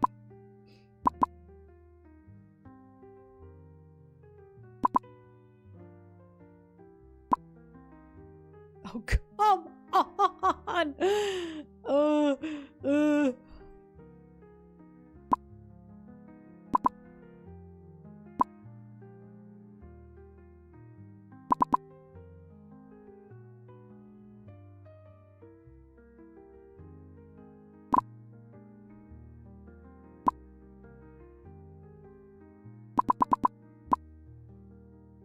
How has that not shifted at all?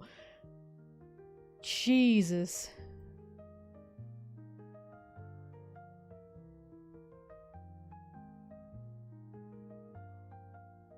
How has that not moved?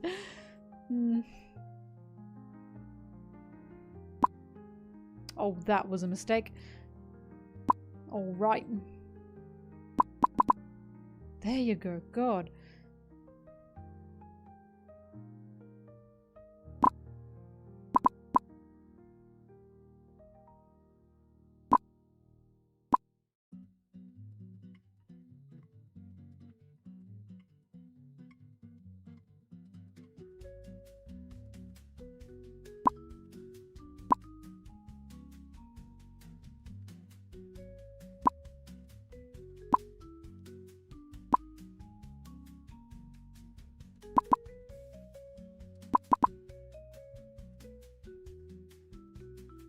The way this section here is personally out to get me is catastrophic. It's catastrophic to the melon community.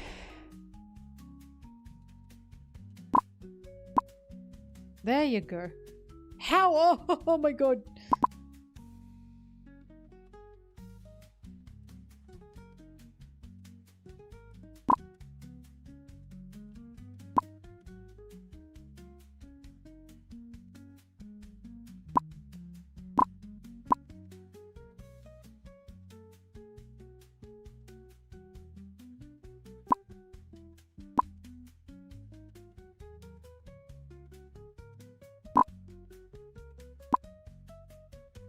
No, it's good. It's good. It's good. It's good. It's good. There you go. Oh!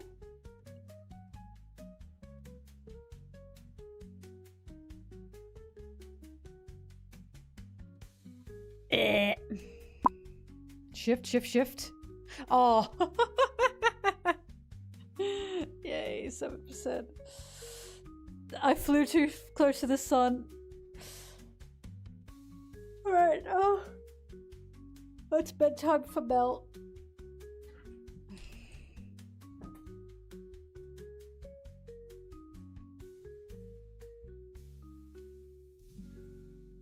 Okay. Thank you, everyone. You were lovely as always. I always appreciate it. I appreciate the time.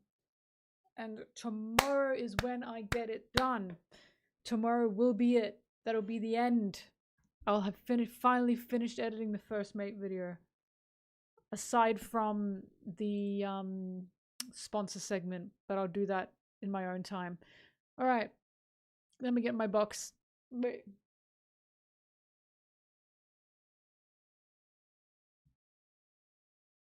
Thank you, everyone. I'll see you when I see you. See you tomorrow. Bye-bye. Bye-bye, bye-bye, bye-bye, bye-bye, bye-bye, bye-bye. Bye.